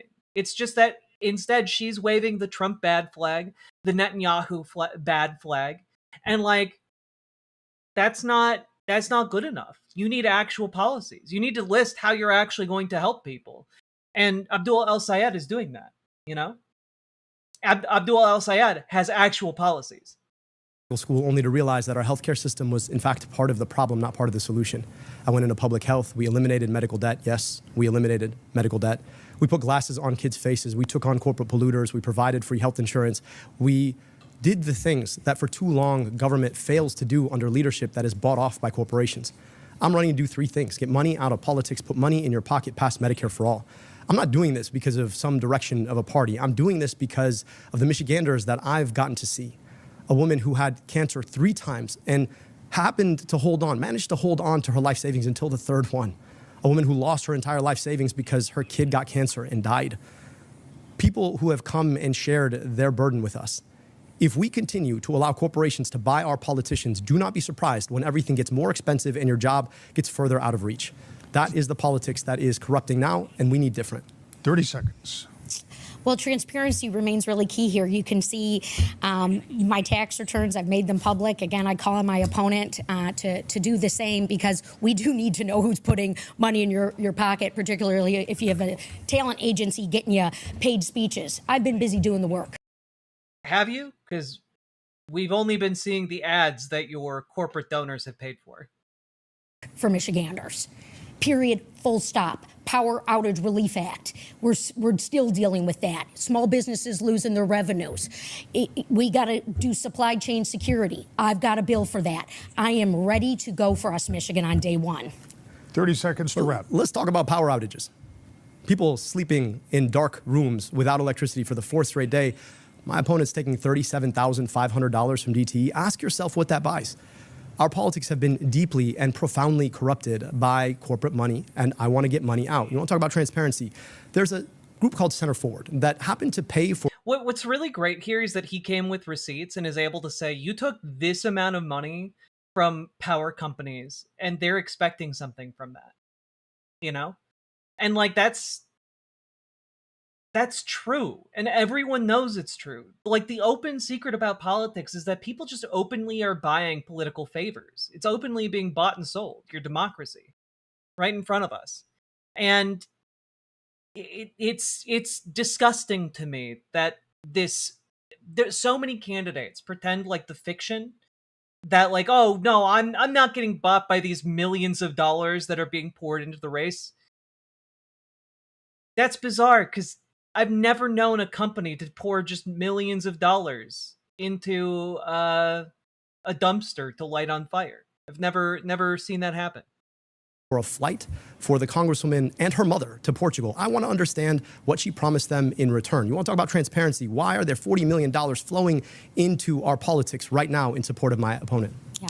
Well, and again, I have the receipts and I have the bill to stand up to the utility companies at the lower rates. Explain the receipts. So, yes, I've got the, You're not I've got the multiple bills. I'll give you a chance when we come back in a moment. But first, we're going to take a break. And when we come back in 90 seconds, we're going to talk about something that has been discussed a lot in the past few months, and that's immigration enforcement and ICE. That's coming up. But first, we're going to take a break. Okay. The candidates will enter the spin room once our debate concludes. There is a QR code right now that will take you to our live post-debate coverage on Wood TV.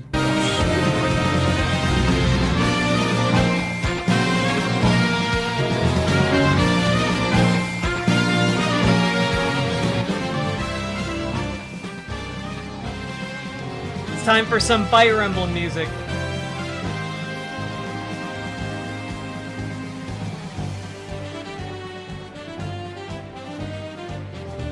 The contest is heating up in Michigan. Abdul al-Sayed making great points against Haley Stevens, who glowers at him evilly.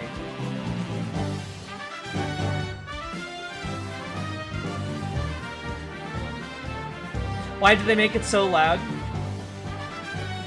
Is it really from Fire Emblem? This is from Fire Emblem New Mystery of the Emblem.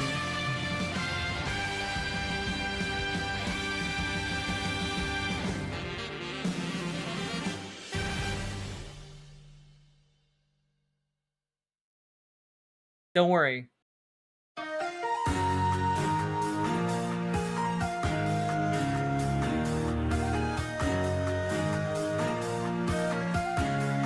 second game. This one is from Fire Emblem Heroes.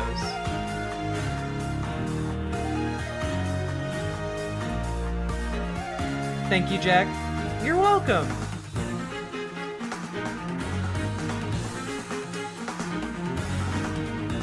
I legit thought Jack was playing the actual music from the debate. Nah, I had threw you guys a curveball.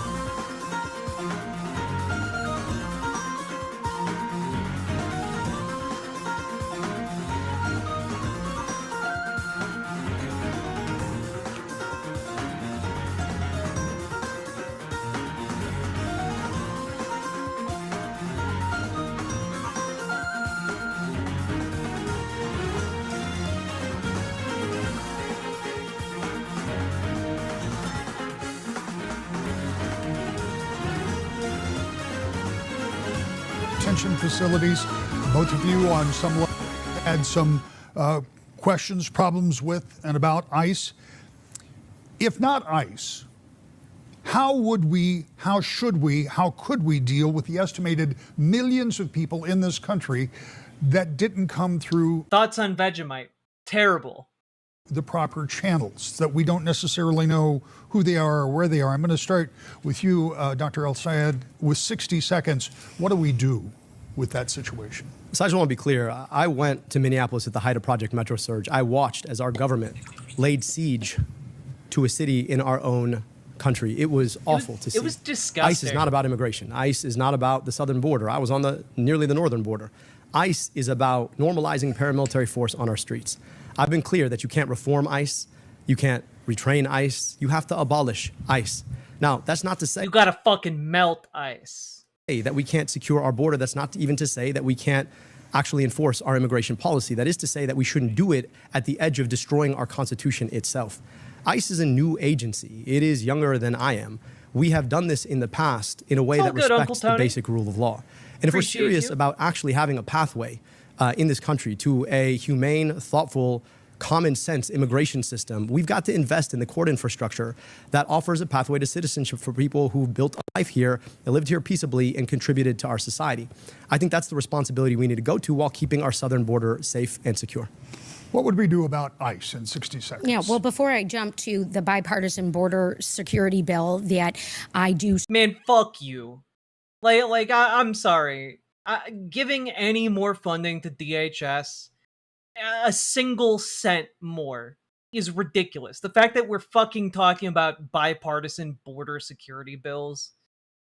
We gave DHS like $600 billion. Like, it's crazy. Support. It must be said very clearly that Donald Trump's ICE is completely out of control and it is an abuse of power. ICE agents from top to bottom that have committed crimes have to be held accountable. And I've not by me, but by somebody. Got the legislation to do it. I called on Kristi Noem to go. She was. I said, you better get out of here, Kristi Noem. You better get out of here. Otherwise, I'm gonna come after you What's with up, my gamers? 4 years and 8 months. Yo, Archangel! Thank you for being subscribed for 4 years and 8 months. Let's go. Was removed, but no reforms took place. They took $70 billion of our taxpayer money into $70 billion. My bad. To an ICE slush fund. This has been a failure. A temple in my district was blown up. It wasn't ICE that stood up. It was state and local law enforcement. That money needs to be redirected to those law enforcement agencies that are responsible for our safety and security. That's right. Instead of militarizing DHS, we should be militarizing our local cops. That's why I'm proposing every single cop car be outfitted as a miniature tank with a gunner crew inside. Every patrol goes out with 3 officers from here on out. 1 officer in the driver's seat, 1 officer in the passenger seat, and then another officer in the tank turret on top. And I think that this overall will make us all much safer across America. And furthermore, part of this bipartisan bill will be to put forth an idea for some kind of super cop You know, I don't know exactly what that super cop might look like. Could be some kind of fully machine, mechanoid type creature. It could be some kind of biomechanical. Maybe we get some kind of poor sap down on the force to sign up his corpse into the program. And when he beefs it in the line of duty, we whirl him away, we put him on ice, and then we start systematically replacing different parts of his body with the machine until he's more metal than man. And then we turn him on and see what happens. And I think that overall, this would really get a handle on our crime problem. Donald Trump has abused his power. He has failed the American people, and we need change. 30 seconds for you. Look, I appreciate the change of tone on ICE. I mean, my colleague voted to thank ICE and increase their budget, and also took money from people who run ICE contracts. That to me seems very different than what we're hearing. Oh, RoboCop, you say? I think that perfectly describes what I'm describing. A RoboCop. I've just been informed by my producer that I shouldn't be referencing RoboCop as an aspiration. I have been told that that comes with a lot of political baggage associated with it, and I should instead call it Machine Cop. So that's what we're going to be calling it from here on out to avoid any lawsuits with the studios. Now, I've been deeply clear. I don't take money from corporations. I don't take money from ICE contractors, which is why I can say with a clear voice, we need to abolish ICE. I think we need clarity about where folks' money comes from and what trades they make on the policy on the back end to bob and weave on these issues when these are issues of life and death. 30 seconds to wrap this. Well, it's really unfortunate yet again to see my opponent pursuing Republican tactics. There was a bill on the House floor to condemn an anti-Semitic terrorist attack that in Boulder, Colorado, that killed an individual and injured a Holocaust survivor. Instead of bringing us together, Republicans put in a cynical point about thanking ICE. I am always going to stand up to violence, and I just wish my opponent wouldn't pursue the cynical approaches of Republicans when we... Then maybe you shouldn't have voted for the bill. Like, if you disagreed with the content of the bill, maybe you shouldn't have voted for it. Do need to be united. Amber's back with us with yet another viewer question. Let's do this question, and then we're going to come back to some of this in just a moment. Let's do the question. Childcare is one of the biggest expenses for the average Michigan family. Jacob Exline, who is an early childhood educator, wants to know, what would your plan be to make childcare more affordable for families as a U.S. Senator? Congresswoman, yes. 60 seconds. I have long championed affordable child care here. Oh, affordable child care, you say? Not child care for all, just affordable child care. La-dee-da. In Michigan and across this country. And in fact, I was on the phone with the daycare centers and the families when COVID hit, fighting to secure dollars to make sure that daycare centers and the people who work in them stay open and employed.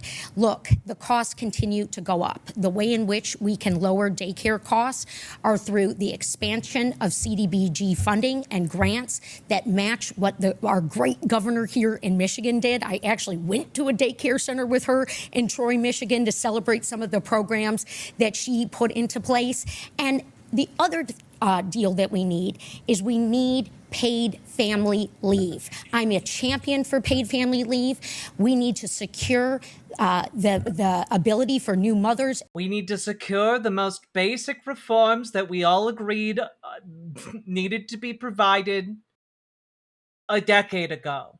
Where I am here as the progressive cutting-edge candidate supporting a policy position that would have been considered fairly okay 10 years ago. And fathers to have that precious time with their newborns, that's another critical step. I've got the record. 60 seconds, sir. I'm a father of 2 daughters, and the child care for our youngest, who's 3 years old, is one of the most expensive items on our entire budget. It is insane how much people have to pay. And for a lot of folks, this has become a gender justice issue. It's forcing people out of the workforce, predominantly women, and it's holding them behind from lucrative opportunities that they can use to advance their family in the first place. I think we need to make childcare free. Hell 100% yeah. free. Now, how Hell do we pay for yeah. that? We pay We can do that, by the way. We've done it in other states. Why can't you do it in Michigan? for that by taxing billionaires their wealth. We could Oh. Wait, guys. Do you think that might have something to do with the fact that Haley Stevens has tens of millions of dollars donated to her via corporations? And Abdul Al-Sayed doesn't? Oh. could render $4.6 trillion if we were willing to put, let's say, an 8% tax on billionaire wealth. This is not that difficult, but it's a function of our values. Do we care enough to make sure that women have access to the workplace, that children have a safe, healthy place to go, or would we rather be the kind of economy that allows billionaires to make a second billion, a third billion, a trillion, maybe like Elon Musk? That is the question we need to answer. And ultimately, so long as we allow billionaires and corporations to buy politicians, we're going to get the wrong answer. 30 seconds. This Senate seat is considered a toss-up for November, a 50-50 chance that it will go Democrat or Republican. So who would you rather? Would you rather me, someone who makes you feel like life will always be a miserable slog? Or would you like Abdul Al-Sayed, a man who gets the average working person excited to be engaged in politics for the first time in their working lives in some cases? Obviously you want me, because I'm the devil, you know. Thing that I do is I win tough races. I flipped a congressional seat that was long held by a Republican, blue in 2018, and I held it when Donald Trump was on the ballot. Living my values, living the values to make change and improve people's lives. Mike Rogers, he's not going to do a thing to impact child care and make it more affordable for families. 30 seconds. Look, if you want somebody who's electable, the last 3 polls in a row show that I'm the most electable Democrat in November. Why? Because you got to actually fight for something. It's not enough to offer people 2 options that kind of look the same on the issues that matter. Fuck yeah, dude. This guy is just nailing it. Like this entire time, he's just been walking that tightrope. It's great. Matter the most. If you're taking money from corporations, the same corporations, Democrat or Republican, how different are things really going to be? I'm offering an opportunity to actually invest in what we want to fight for healthcare that is guaranteed, for an economy that works for working people, for finally getting corporate money out of our politics. Well, with all due respect to Abdul, I think he looks a lot like more like Mike Rogers than I do. Girl, no one's buying that. Like, who are you fooling? Girl, who are you fooling? Yes, Abdul Al-Sayed, the guy who's promising to tax billionaires so that you can put your kids in childcare and wants to develop a Medicare for all. Yeah, he looks an awful lot like the Republican candidate. Okay, Bobby. All right. So we have apparently scratched the like God. That's my purse. I don't know you. Surface on a couple of differences between the two of you. And this is not scripted, and this is not something that's planned, and the people in the control room are about to pull their hair out.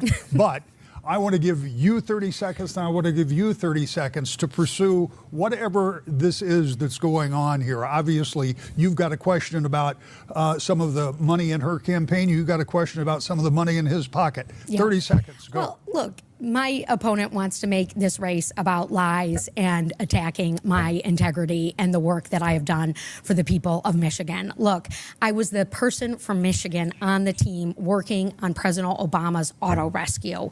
I have a proven track record. On President Obama's auto rescue? I genuinely have no idea what she's talking about. That I am proud of fighting for this. Like, President Obama's auto rescue sounds like a Steam budget game with some very experimental mechanics and a lot of janky screen tearing. State standing up to special interests, and I have 15 labor the auto industry bailout. Yeah, that makes more sense. Union standing alongside me in this fight, and some other proven individuals as well. So can we stop the lies, and can we get the transparency out that my opponents long talked about? I'd love to stop the lies that are being told on TV by organizations like the Center for Democratic Priorities, which, by the way, didn't exist until it started to run ads for my opponent. like the United Democratic Progressives, which, by the way, is a front for AIPAC, like Center Forward, which bought airline tickets for my opponent, for her mother and herself to go to Portugal. I don't know what they talked about. I don't know what they did. So if we want to talk about lies, I think it's really important for us to understand who's paying for them and what was said on the back end to allow them to be told. Because $40 million, that doesn't come for free. So is the... I love him. Like, what an incredible counterattack. I haven't seen him go for the jugular like this. It's nice. I'm glad we got that all cleared up. So we're going to get back to these questions. I want to talk about data centers for a minute. I'm going to give you a premise. You can agree with it, you can disagree with it, but here's my premise. Data centers are going to be built somewhere no matter what happens in Michigan. So the question is, are we better off to have some of those centers here, or should they be actively opposed, as they have been by many citizens in meeting after meeting across the state? And it's first to you, sir. 60 seconds. Look, right now people are scared to death that there's going to be this gigantic data center put in their backyard so people like Mike Rogers can make gender-affirming videos about how buff they really are. I think we have to be serious about the fact that these pose real dangers, and the people who are pushing them are the richest, most powerful corporate CEOs in the history of our economy. And so we've put forward a terms of engagement. We want to make sure that if you want to put a data center anywhere, that it's going to meet the following terms: all union labor, no raising our utility rates, increasing our utility reliability, not touching our water, and then there has to be a community benefits agreement that's negotiated in good faith with all the money put up in escrow, and this has to be fully enforceable, including shutting down the data center. That has to be passed at the federal level. Now, here's the thing. Big AI has huge super PACs that guess who they're funding, not me, the other person on this stage.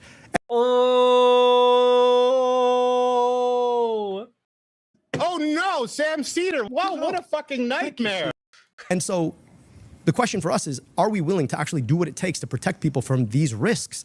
Or are we going to let them roll us, just like corporations continue to roll our politicians over and over again? Congresswoman, 60 seconds. Yeah, well, look, the citizens need to be heard on innovation. And yeah, look, I'm dedicated to hearing each and every one of your ideas. Just, I'm not going to do anything about them, but I'll hear them.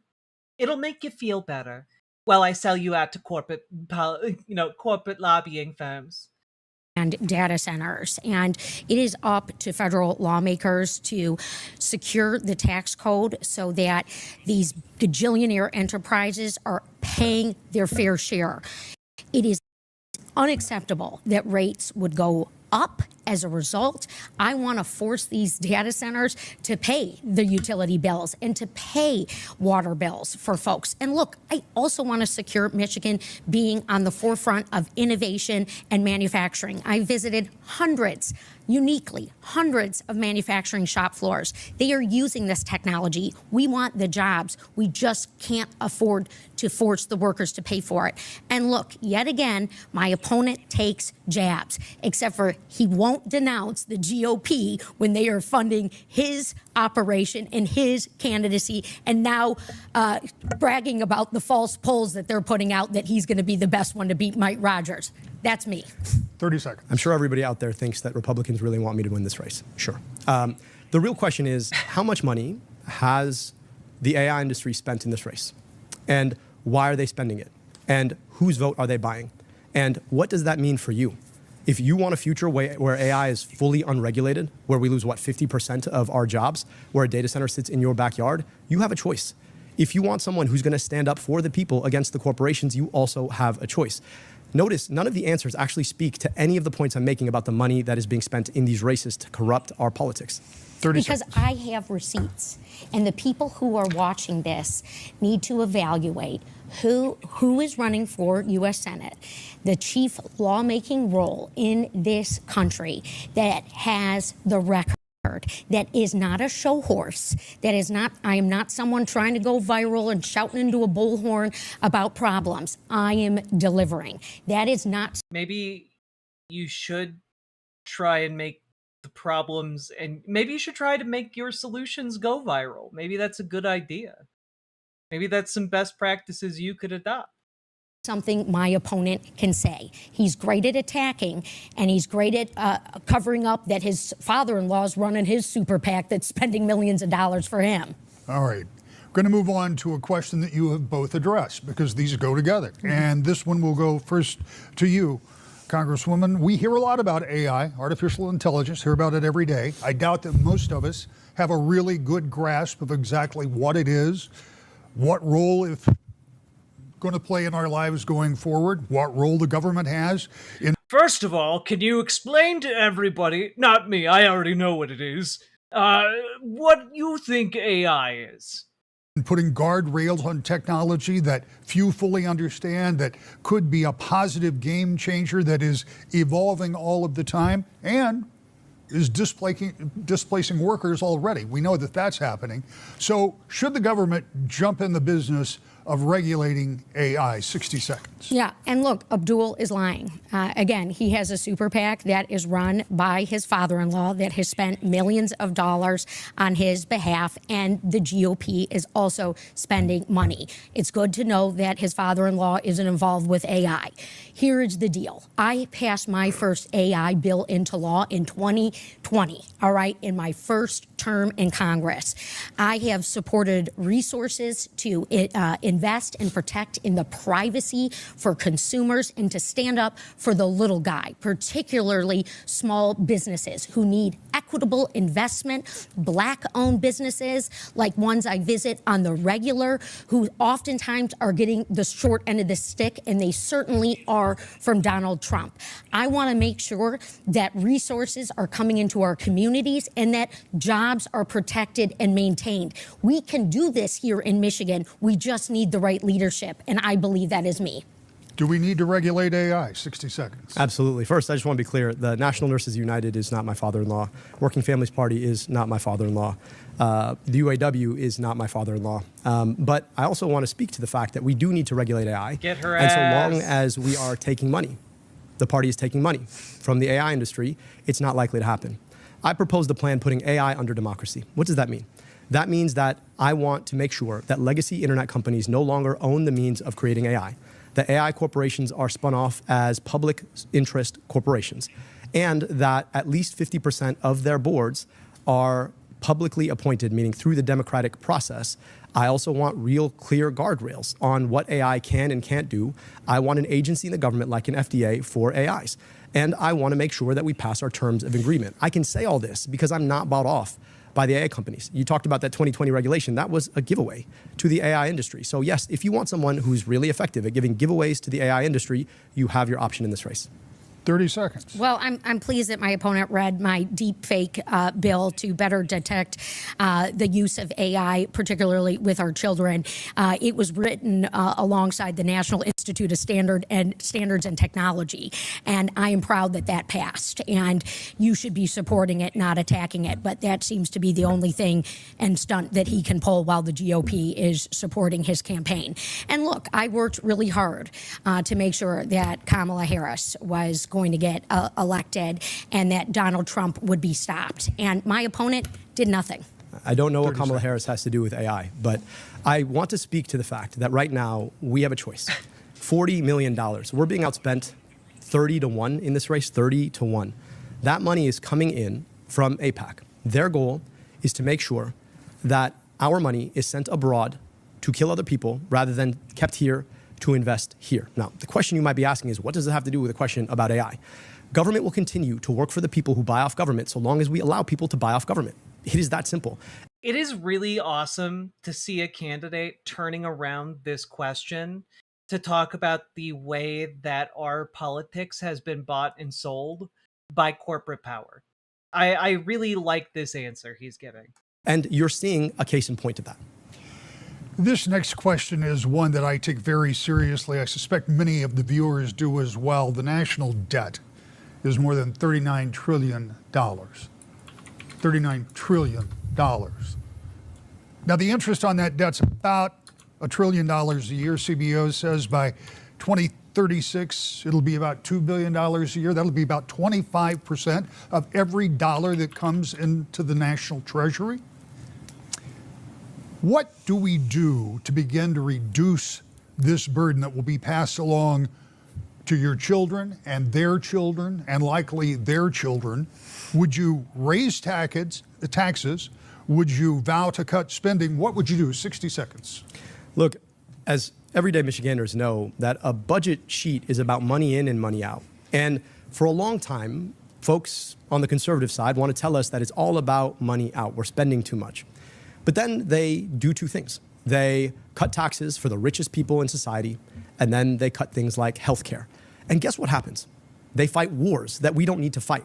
So money out goes up, money in goes down, and we run up the national debt. And then Democrats show up, and we're trying to be effective stewards of the national debt. So here's what we need to do.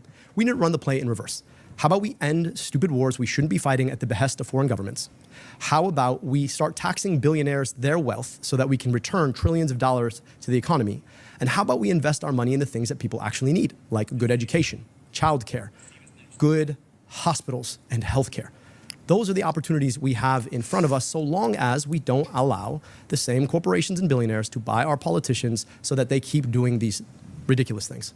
60 seconds. Our national debt keeps me up for Michiganders, and it is very serious, in part because it is mortgaging the future of our children. And the way in which we get out of our debt and deficit mess is by taxing the growing billionaire class and forcing them to pay their fair share. We are growing our economy, except for it's just with the very, very few who aren't paying their fair share.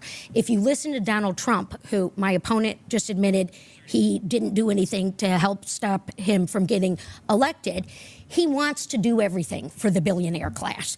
Donald Trump did tax cuts for them while cutting our food assistance and our health care benefits. It's not acceptable, and it's not working. We can't look at the middle class here in Michigan and force them to keep paying. People can't pay their bills right now. People are underwater. I've had 2 working moms in the last day tell me that. Yes, so that's why when you start talking about affordable like healthcare options or affordable childcare options, people start thinking, do I want an affordable program or do I want a free program? Because affordable just means, at the end of the day, less money in your pocket. That's all affordable means. Affordable is just a great buzzword developed by political consultants to mean ultimately you're still paying for it and you're still getting shafted for it. The reality is Abdul El-Sayed has been very consistent by talking about, taxing billionaires. And she's just doing this Hail Mary towards the end because she's been hearing him talk about it. Yeah, it doesn't work. 30 seconds. Look, I just want to be clear. I endorsed Vice President Harris. I campaigned for Vice President Harris. I really wanted Vice President Harris to win this race. Now, ask yourself why we were where we were. Because for too long, our policy has been wrong on a number of critical... Yeah, I guess I was just unaware that Abdul El-Sayed was the sole reason that Donald Trump got elected. issues. And it's been wrong because of the role of special interests in our politics. The same exact special interests who get their way when it comes to our tax system. The same exact special interests that have us fighting stupid wars we shouldn't be fighting. The same special interests who are funding my opponent. 30 seconds for you. Well, look, leadership is going to get us out of our debt and deficit mess. And as someone who has my finger on the pulse of the needs of the middle class here in Michigan, you and your family, and I have the receipts and the track record of standing up for you when it matters, when 200,000 Michigan jobs were on the line, when General Motors and Chrysler were going to go bankrupt, and I worked on that initiative to save your jobs and those jobs. Look, we can use tax dollars effectively without letting our country go bankrupt. Here's another question that Amber has for us, and this one kind of goes along with what we're talking about. Here's Amber. Social Security is a top issue for many Michiganders. This next question is from Mark Luxford. As a senior, Social Security is a very important issue to me. What is your opinion of the proposal to guarantee adequate funding for this critically important program by raising, or better yet, eliminating the income cap for the FICA tax that funds Social Security? 60 seconds, Congressman. Well, I fully endorse that proposal of eliminating the FICA cap and making sure that folks are paying their fair share. What is going on with Social Security right now is another example of how Donald Trump and the billionaire class believe that they can rob our Social Security trust fund and force the middle class to pay for the crisis that we are going to be in. We can fix this. I have also stood up to Donald Trump today and said, rehire the social. Does Haley Stevens sound like Bobby Hill to anyone else? It's cracking me up. Yes, she does.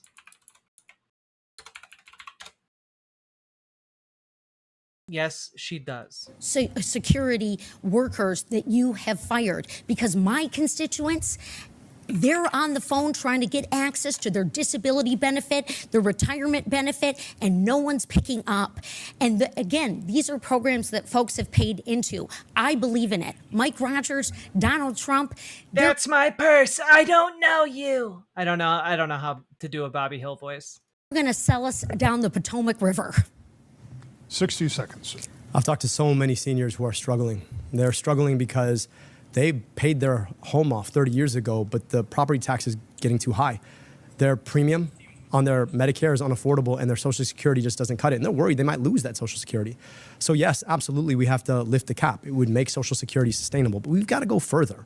I think we need to be eliminating the premiums, the copays, and the deductibles on Medicare, and we need to make Medicare fully sustainable by extending it to everybody. Medicare for all would do exactly that. On top of that, I think we need to be freezing property tax for seniors. If you paid off your home at some point, we can't expect you to keep up with property taxes that are going up. Now, how do we pay for that? Well, again, if we tax billionaires their wealth, if we were to invest in the Department of Education so that we're paying centrally for public schools in an equitable way, there are a lot of opportunities for us to lift the burden off of seniors who've done their job. They've worked extra hard. They deserve a dignified retirement, and we've got to be thinking about how to offer them that. Congressman, 30 seconds. They are bankrupting the these questions are always wild to me because it's basically like Republicans are doing something objectively evil. Like, say, purposely defunding SNAP to starve poor people so that they are forced to go to food banks and feel embarrassment. And maybe the embarrassment will make them stop being poor. That's literally like what elected members of the GOP talk about openly all the time, every day, right? And like, then you start that it's like over on the Democratic side, and they're just like, what if we stopped the baby crushing machine? What if we stopped the bad things from happening? And then you have the folks on the left who are like, what if instead of just stopping the bad things from happening, what if we actually made good things happen instead? And then Democrats are just like, no, we can only stop bad things. We can't do good things. You aren't entitled to feel good. You're only entitled to feel a lack of pain.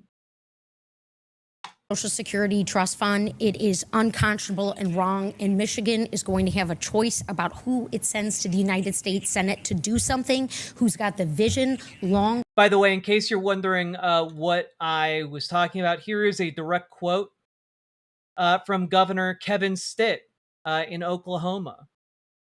All right. Oklahoma Governor Kevin Stitt, a Republican, said churches, food banks, and other organizations would ensure that people are fed there.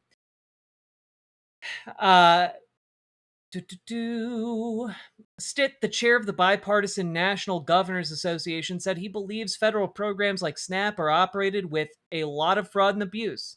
He also suggested that the program had become too seamless, with cards that resemble credit cards, allowing recipients to easily purchase groceries. Maybe it's going back to the day where there was a little stigma attached and you had to actually go to a food bank and pick up commodity cheese and commodity groceries and had a little stigma, so you were a little bit embarrassed, he told State Line. Maybe we should go back to a little bit of that instead of just making it so easy. You know, this idea that it's just so easy to be poor.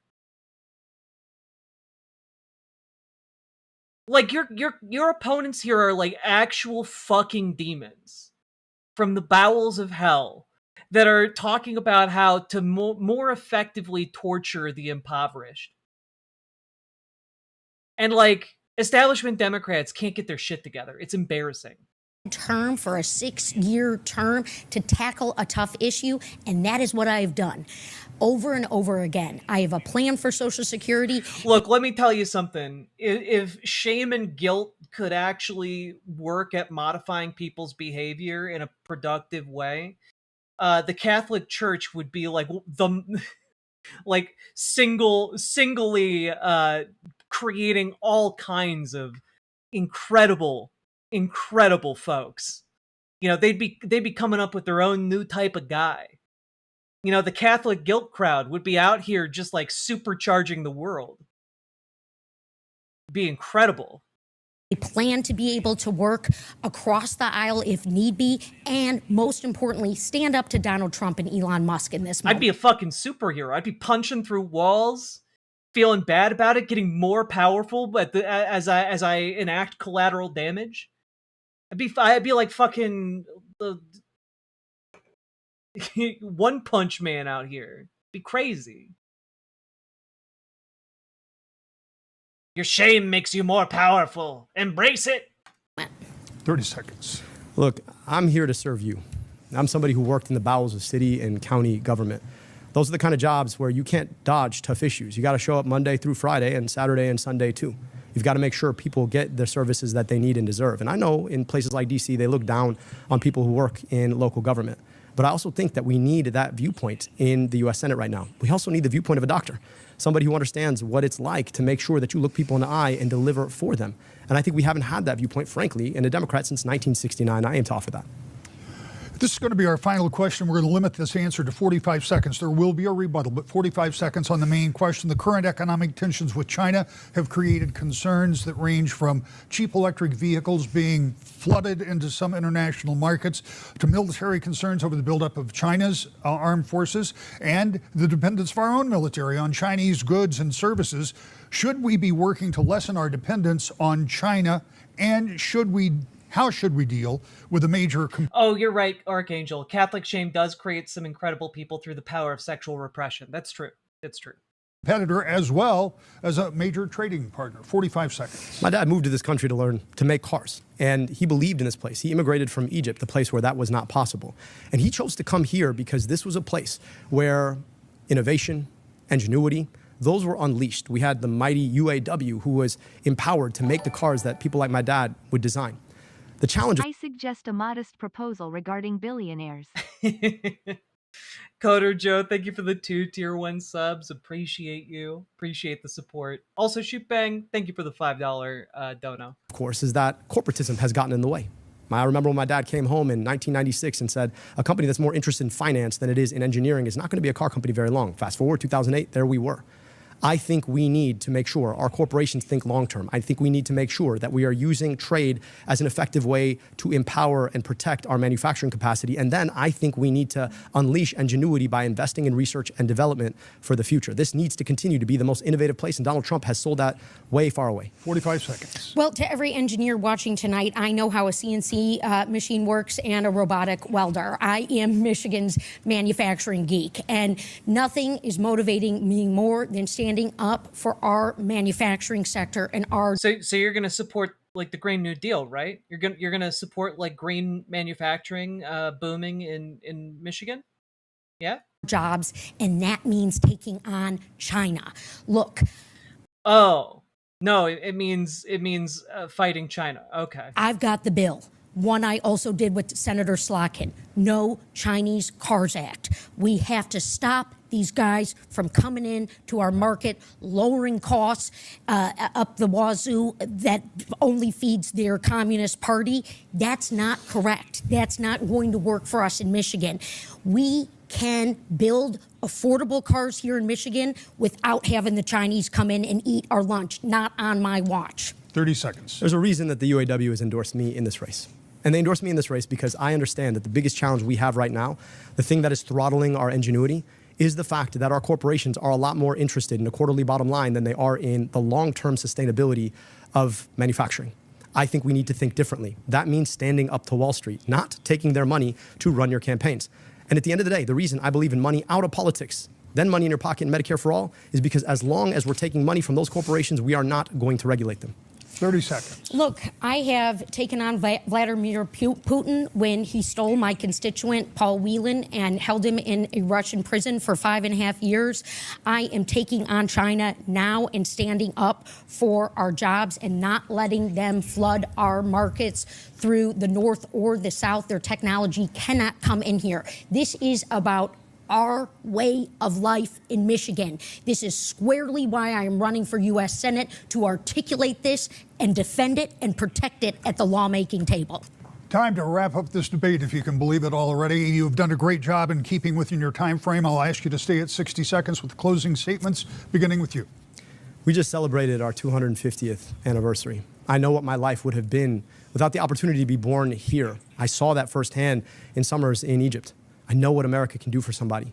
I also knew that 15 miles away, there were kids who never got that same opportunity. We have to build an America that can be what it was for me, for all of her kids. And that means we've got to take on the ways that corporate greed have gotten in the way. We need to stand with working people, stand with unions. We need to take on oligopolies and billionaires. We need to guarantee health care through Medicare for all.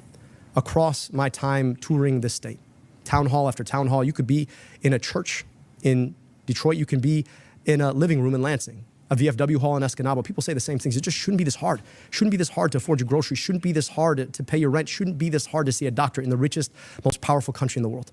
And that means we've got to build a movement of people to get money out of politics, put money in. Honestly, it'd be really great to ask Abdul Al-Sayed specifically about something like this. You know, CDC stopped monitoring parasite, now causing explosive diarrhea across the country. Specifically because, you know, he is an expert in like public health.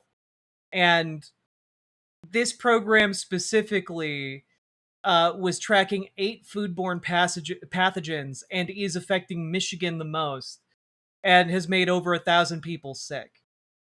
And just kind of seems like, hey, that seems like a really bad idea. How do we fix that?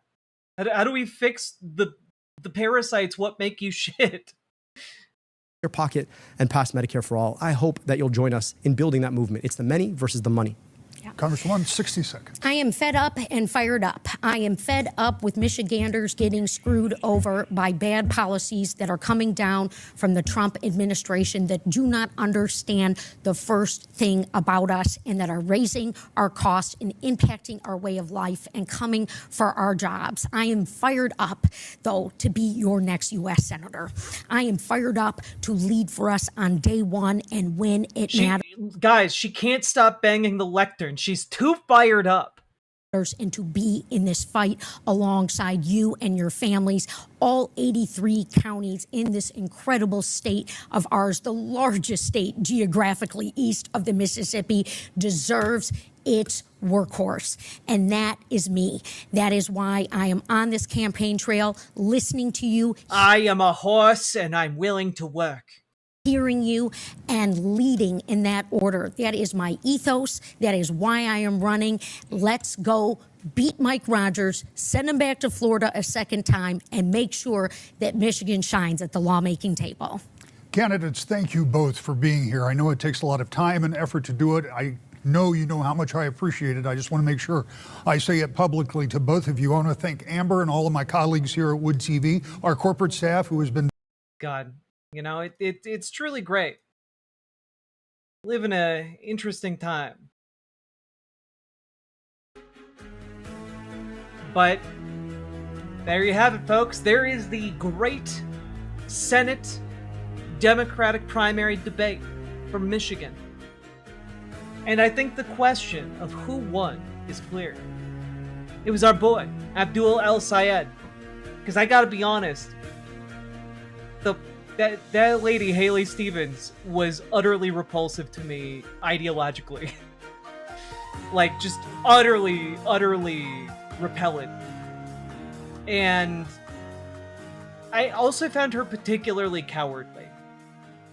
And you know, we don't have to put up with cowardice. We don't have to do that. We can, in fact, and should, in fact, demand better. I believe in us, chat.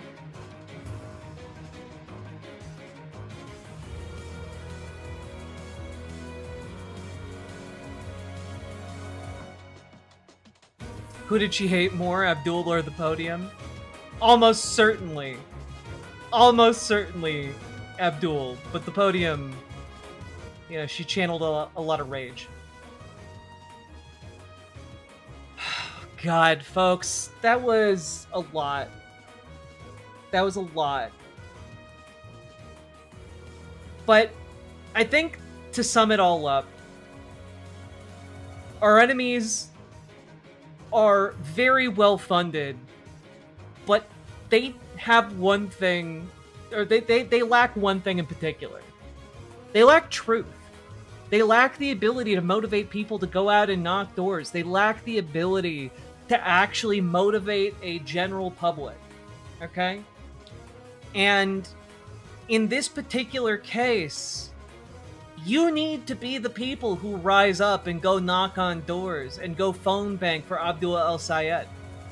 All right? Most recent polling has him and Haley Stevens neck and neck. They are polling within a statistical average of each other. And with McMorrow out of the race, there are fewer and fewer undecided voters to move around, which means that there's a very clear likelihood where it's kind of the toss-up at the moment. So you need to break the tie. Volunteer for Abdul El-Sayed's campaign. All right? You guys can do this. I believe in you.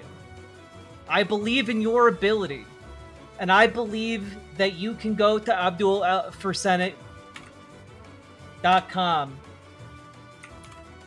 and go volunteer for his campaign to knock on the doors. All right? I believe in your ability to get out there, knock doors, phone bank, and get out the vote around Abdul for U.S. Senate. All right? You guys can do it. I just put the link in all the chats. I'm going to put the link in the description for the segment. Go get involved. Join your local Dems. Join your local DSA. Get out there today because, folks, we got someone with good policy. We got someone with heart. We got someone with gumption. We got someone with principles, goddammit. You got to go out there and knock on doors and let people know that it's important that they turn out to vote in the primary. And the primary is coming up. I believe it's like August 9th. So do get involved as soon as you can, folks. Grab a few friends. Make a day of it. Make 2 days of it. All right? I phone banked for 3 hours earlier today for the person running in my district. I liked most in the primary. Hell yeah, Lily loves stuff. Love to hear that. August 4th. There we go. So, folks, you have the opportunity here to reach out and take agency into your own hands. If you've been feeling powerless about U.S. politics, commit yourself to this fight, because I think this is one that we can win. So all of that being said, if you need help taking your first steps to get involved in your local Dems and your local DSA, join our Discord, reach out to GamerG for help with DSA, reach out to Dragonfly for help with your local Dems. And folks, also, got anything out of this video, hit the like button, hit the subscribe button, hit the follow button, and do consider supporting the show financially if you're at all able. You guys got this. Appreciate y'all. And leave a comment in the comments about what you thought about the debaters. Last but not least, check out ImogeneOlivia.com. Gender euphoric lingerie designed from the ground up for trans femmes. Tested with cis men, cis women, non-binary folks, etc. It is comfortable, sexy, non-tucking lingerie. Go check it out, ImogeneOlivia.com. And with that, I'm just going to enjoy the rest of this banger.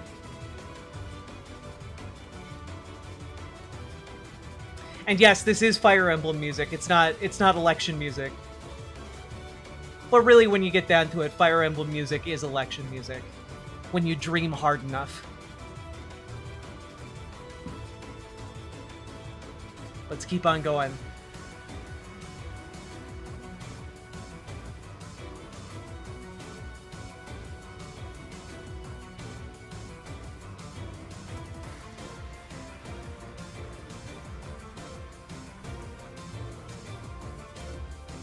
Are we still talking about bitch McConnell? Yeah, we're gonna do that next.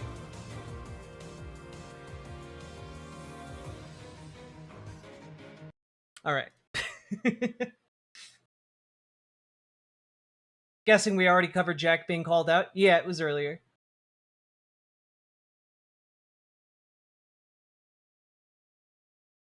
Woof. Green Garbador, good ear. All right.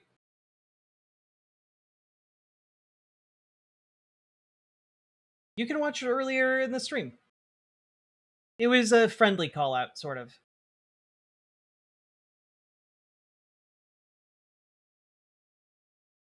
All right, folks. Here we go. So, folks, many of you may be wondering, is Mitch McConnell still alive?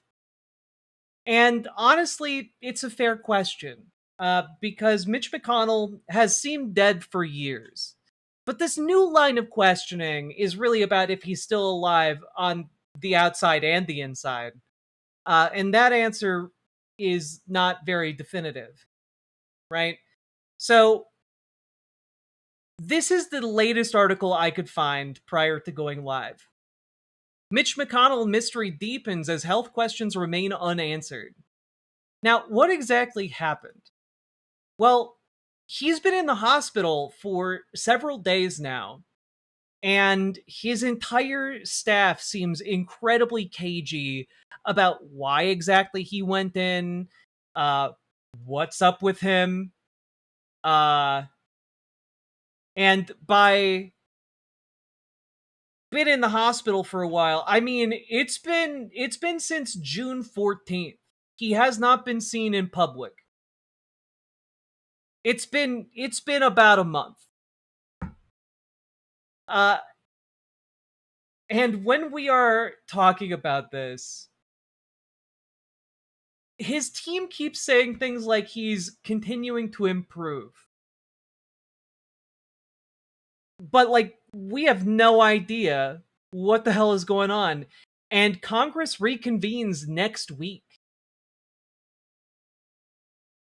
So, when we're talking about Mitch McConnell here, people are like, well, I mean, he's probably fine. Whatever. I think it's very possible that Mitch McConnell is dead. And I say this largely because CNN apparently got video footage of someone at Mitch McConnell's house being wheeled out on a stretcher. And people have described said footage as they were not moving in a hurry. Also, reporters have gotten a hold of dispatch audio for the emergency call to McConnell's residence that indicated that someone was unconscious and was receiving CPR. And all of this really indicates to me I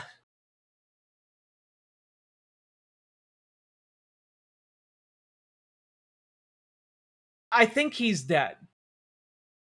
Like, I think he's dead, and I think they're trying to figure out what the hell to do. Or at the very least, because keep in mind, right, one of the things we have informally set up here in America is a system where the political teams around politicians rely on them, on those politicians living, right? If that politician dies, their entire political team is suddenly without a job. And so there's a distinct possibility here that his political team is trying to figure out what to do. If he's brain dead, maybe like they're like, technically he's alive, so maybe he'll come back. We'll just wait out his term. Like, a lot of the information is going to be controlled by his wife and by his political team.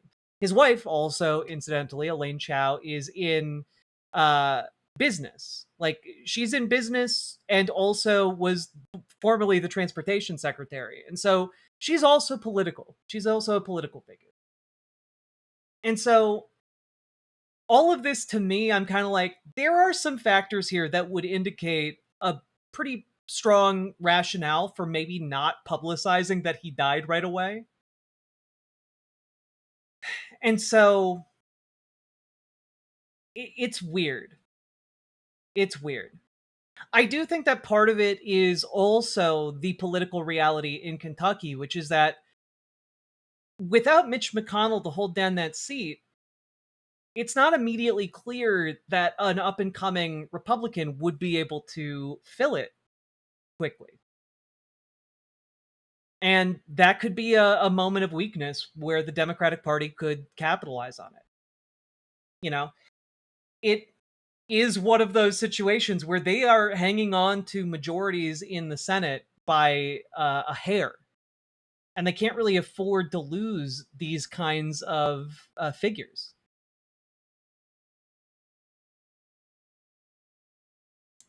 Suris referred to it as rigor tortoise. That's great. That's so, I fucking love Suris. But I do think that there is a very decent chance that Mitch McConnell, I almost said Chuck McConnell, the unholy combination of Chuck Schumer and Mitch McConnell. But the reality is, this is a widespread problem when it comes to our political system. We've seen it happen with other elderly members of Congress. And I think Mitch McConnell in particular is in a weird position, or his campaign staffers are in a weird position. The American government is in a weird position insofar as they kind of need Mitch McConnell to be alive, and it's unclear exactly that they would let him simply be dead. So I'm not entirely sure we're not going to see some attempt to like Weekend at Bernie's a brain dead man into the Senate. You know, I'm not completely convinced that we're not going to see just like a perverse puppeteering mechanism that allows him to vote with his hands. Like, I don't know what's going to happen here, but already this is seeming really clownish. And I say that because, like, it's really weird to have folks like this Guardian article here quotes Malcolm Nance, a career counterterrorism intelligence officer, who says, "I think he's dead. It's very clear. I heard the 911 tape, and I was an EMT when I was in the military at one point. And you know, we used to do CPR a lot. One of the things they teach you about CPR is the probability of coming back from CPR is very, very, very Weekend small." at Bernie's too. Who would have thought I would hate the third? Yeah. Who would have thought?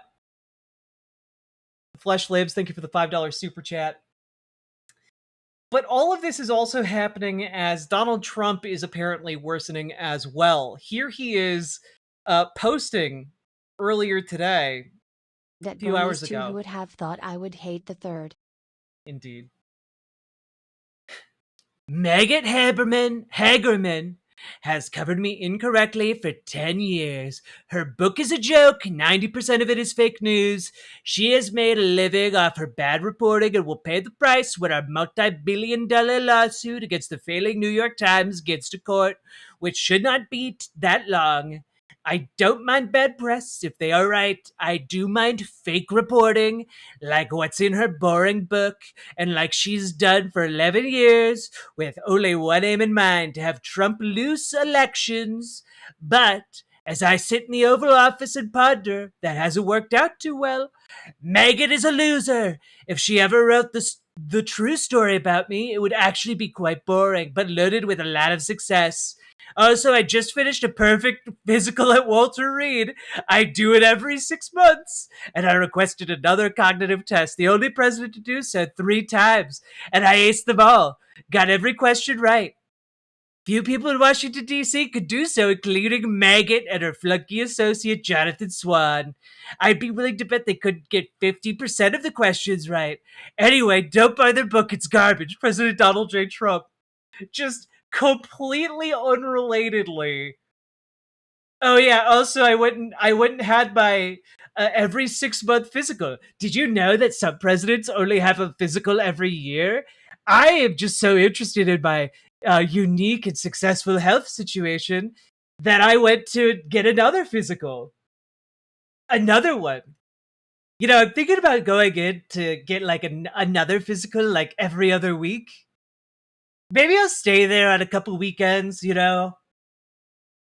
It's very comforting there. They have a very good bedside manner. Dude is talking about requesting a fucking dementia test and bragging about having to go to his yearly physical 4 times in the last year. He literally called Iran, the Islamic Republic of Japan, soup brain. God, like he's dying. Like his brain is experiencing brain death. His body just has yet to catch up with it. You know? It is very strange.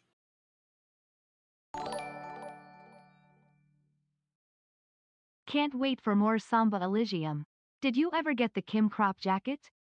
I did not get the Kim crop jacket, sadly. But thank you for the 5 tier 1 subs, Sake.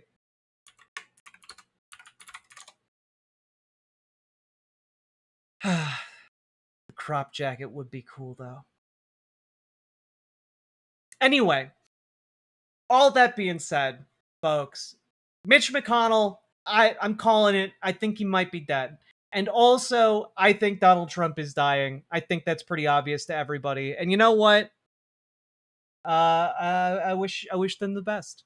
All that being said, hit the like button, hit the subscribe button, leave a comment. Let me know if you think I'm off in the prediction sauce. And also, folks, join your local Dems, join your local DSA, and folks, check out ImogeneOlivia.com. Gender euphoric lingerie designed from the ground up for trans femmes. Tested with cis men, cis women, non-binary folks. It is comfortable, sexy, non-tucking lingerie. Check it out. ImogeneOlivia.com. Link down in the description. We've been restocked with all of our sizes, and also we have new color.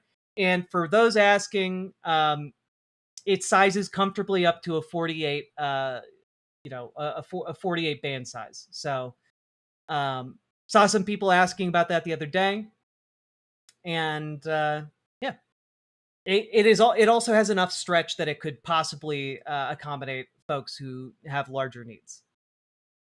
So there you go. Check it out. Let's keep on going.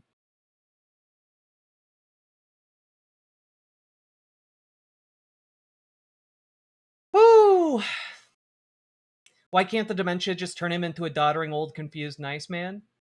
Because he's surrounded by the worst people on the planet, you know?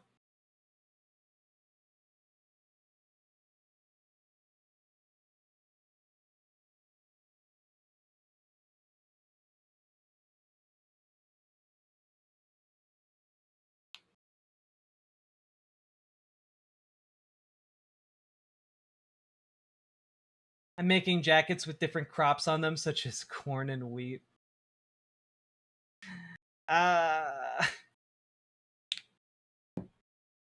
All right, folks, we've been going for over 6 hours now. If you've been enjoying the show, hit that like button, hit that subscribe button, do the things. There you go.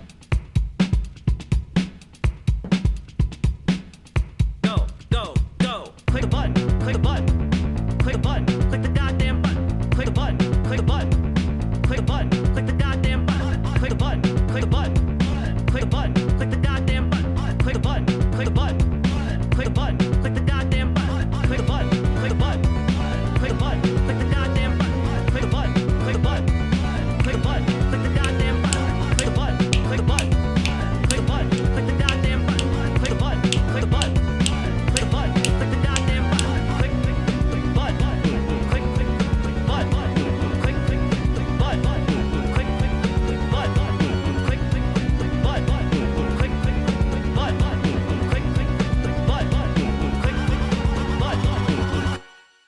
There we go, folks. Now, folks, I am going to go have dinner with my partner. I love you all. Thank you for tuning in. Hope you enjoyed the show. Sorry for missing so many streams this week. I'll try and do better next week. Yeah, you take it easy, folks. Bye. I'm sorry, I know. Farewell. Farewell, you silly billies. Farewell. Farewell.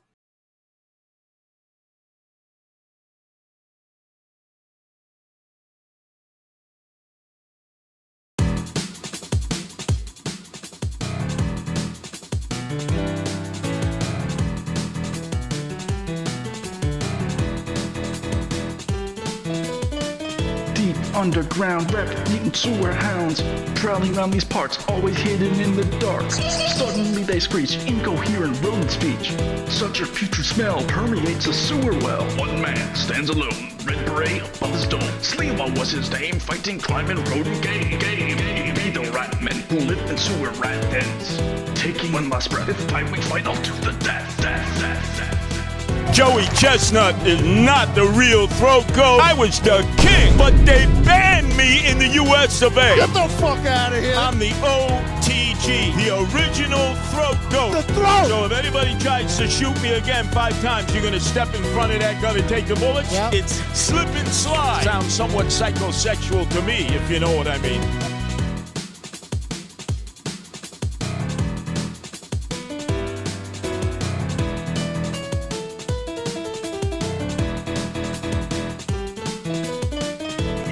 Oh, geez, Sarge. You're telling me that I needed to go after this rat and I needed to, bait him or something. So, I gave him a whole wheel of cheese, Sarge. It cost $2,000 and I used your credit card, Sarge. I'm sorry. I thought it was gonna be a good investment, but, oh, geez. I'm gonna get it now. Oh.